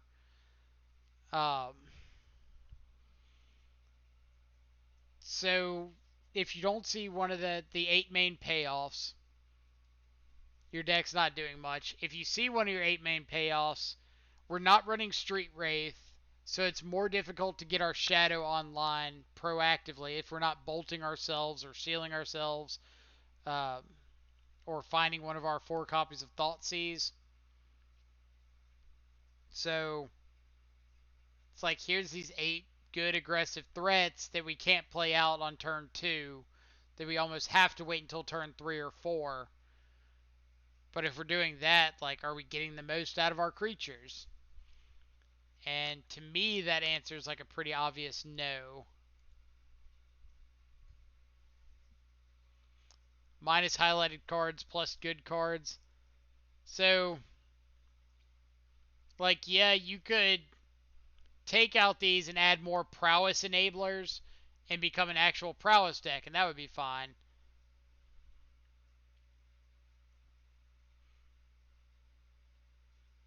Cut the couriers, add 2 Croxa and 2 Inquisition. The issue there is you need the 8 1-drops to enable Scourge of the Skyclaves. Oh, minus those and add good cards, yeah. You need these to enable Scourges. If you start cutting into this, you run the risk of drawing these with no way of making sure that they're online. So you just have like dead pieces of your deck. Like, if I add more Inquisitions and Croxa, then I'm incentivizing myself to play turn 1 discard, which means I can't play turn 2 Scourge unless my opponent deals damage to themselves. If I play Croxa, there's a chance that my opponent just discards a spell, and that's not enabling Scourge. So, like, you're just taking away from anything, anything that actually allows you to get this card online, which honestly wasn't even impactful over the course of this league. Like, I think it won us maybe 1 or 2 games in like the 2 leagues we played it. The games we won were ironically by these guys like going the distance or Luris. Make it more Jund, Goyf and Inquisition over Bomat and Seal. So like if I were making a Scourge of the Skyclaves deck, I would probably cut these for Soul Scars. Like if I wanted to keep the Prowess Shell, I'd probably like cut those for Soul Scars. Cut some of these extra one-ofs and Seal of Fire for like Become Immense. And cut a couple of pieces of removal for like something else aggressive. So it's actually good when it's a Prowess deck and not Shadow. I mean, you're running Shadow threats with no way of enabling Shadow threats. Like, you can't reliably get down a turn 2 Shadow. You can't reliably get down a turn 2 Scourge unless you have the Prowess threats. So, like, the games that we didn't draw a Scourge or a Shadow, we just kind of had to force trying to get there with a Swift Spear. I think Bomat was just a meta call and people undervalued or didn't kill it, so they did work. It's possible. Like, whenever I see Bomat Courier, I value the hell out of that thing because I played it in Standard. But I could see very well other people not valuing it. But really, I think that the deck just gets value from being in specific metas. So, playing against other decks that are intentionally lowering their life total to cast their spells is kind of where this really shines. And if you're not in that kind of situation, the deck loses a lot of potency. But I think I'm going to call it there. I'm going to send everybody over to Basic Landshark. He's currently playing some Mono White Taxes. I'm going to go over there as well because I want to see this deck function and try to come up with a better game plan to fight it. So if y'all can send some love to him from the channel and hang around for a minute, see how he's doing, I would greatly appreciate it. Otherwise, thank y'all so much for coming and hanging out with us today. Looking forward to playing some more Shadow tomorrow, as always. We'll kind of probably be back over towards like 4-color or Grixis, coming up with a plan to attack the current mana base. Or not mana base, attack the current meta with all of these like Skyclave apparitions running around. So hopefully y'all tune in tomorrow. And until then, have a fantastic rest of your Tuesday. Stay safe. Get some good food. Enjoy some good company. And take it easy.